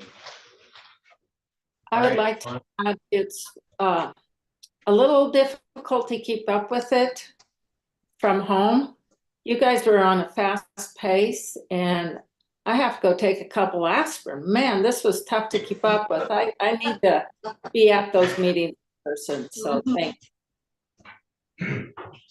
I'll send the aspirins over your way, Donna. Sounds Well, thanks for being there on Zoom. I mean, that's tricky too. So especially when we're all here having a good time. So let's wrap up with final comments, starting with Cindy. This is not anything we discussed, just food for thought. We all complain, well, not all of us, but there's complaints and of course the elk are on private land. And yet, there's been a lot of activity to reduce clear cutting, fire damage, that kind of thing. I think we should advocate for some of that because the elk are on private land because they don't have any grazing land because we don't do the kinds of logging and things that we used to do. It would probably be helpful for disbursement. That's the only thing. You guys need to start printing those books again, so it keeps the logging companies in. Not that I'm not a big logger or anything, I'm just looking for grazing areas, better grazing areas for that animal. That'd be really interesting. Isn't Jason Park your, what's his title? He's our agency forester. That'd be an interesting presentation at some point. Oh, that would be really interesting. Okay. I went to college with Jason, so I wonder if I knew that. I'll help with you now. Paul? Wrap up? I'm good. Final comment? Everything went well. Got your hand in your hand? Yeah. Okay. Drew? I know sometimes these conversations feel like a grind. Just to me personally, I'm speaking personally, I think it feels like a grind, and sometimes it doesn't feel like there's a lot of accomplishment, but when we finish up and we wrap up, and you look at the things that we're making progress, we're having conversations about tough things like corner crossing and permits and stuff like that. So I'm just reflecting personally right now, like there is progress, we're doing good things. Thank you for facilitating. Thank you guys all again for your perspective. Well, it's a place for different perspectives. I appreciate the fact that everybody listens to what I have to say, or they don't have a choice. But anyway, thank you. I think it's been a lot of frank discussion, and I think we've made progress. Yeah. Good meeting, like other people said, good discussion. Thanks for lunch today. Really, really a nice lunch, and hotel was very comfortable as well. I appreciated that. And, kind of like Drew said, I'm brain dead by the time I'm leaving these meetings, but at the same time, when I rest up a little bit and go through my notes and see what we accomplished, it's like, wow, we really tackled a lot of issues. I don't know that we got them resolved, but we certainly talked about a lot of things. So good meeting, thanks. Same, just great meeting. I really appreciate all you guys do and everybody on this committee. I think it's really a great group. I appreciate it. And, the only other thing is if you could email that legislative report with all the cool graphs. Oh, that, so, the one you're looking at with like the 4 different slides per page should all be in your, zip. In the zip packet. Okay, sent perfect. A Okay, couple weeks great. ago. So yeah, I'll resend it if you guys don't have it. Nope, if it's in there. Everything that was Just pull it there. up. Perfect, thanks, I appreciate it. And again, thank you guys for all you do. Appreciate it. Actually, for me, I gotta say, every meeting I learn more. And I did learn a lot more on the Pala stuff this time, and I think it is a great program. It's something that I really think we need to work more on. Thanks, Ray. I feel the same. Thank you guys very much for all the work. It's great for, you know, when you don't get to see everybody all the time and to be brought up on this. And I definitely appreciate it on the field too, you know, you guys out there, and look forward to kind of working with you guys more. And then I appreciate all of you because this is a great education for me. And I think you don't really get anything done unless y'all kind of come together from different perspectives. So it's kind of truly an honor to be with other people, you know, that are trying to make progress. So anyway, thanks to all of you guys. So. Yeah, me too. I appreciate the effort each of you put in. It's a brain dead end of the day, and we're all gonna get in a car drive somewhere. For my 2 cents, I'm going through Harlowton, so I'm going a little slower. If I go up the road, it'll be softer. Different change of scenery through our great state. But yeah, there's a lot of data here too. We probably didn't get a chance to read everything, but I think what you'll find in most of this data is there's some concern points. But really in the access programs, it's a incredibly successful overall group of programs. And I think just bringing clarity and simplicity to it seems to be something that would help a lot, however we can help do that. So, you know, Rich, good to have you here. I know, and I don't say that in a way that other than it's good to have everybody together on occasion to make that better connection. So I appreciate it. And Ray, you know, coming from Timbuktu over in the water country, you make a long trek as Mr. Cornwell does when, I mean, here's pretty close for you, man. Yeah. But yeah, I mean, it's a lot of effort and time. And I know people appreciate it. I get comments from people around the Helen area that listen. They may not get on here and comment, but they listen, as I'm sure many of you do, and they appreciate the effort. So, yep, and we'll go forward and try to have something good, although not too complicated, going into this legislative session, and maybe we'll see what comes up. So, thank you all, and travel well. Thank you. Yeah.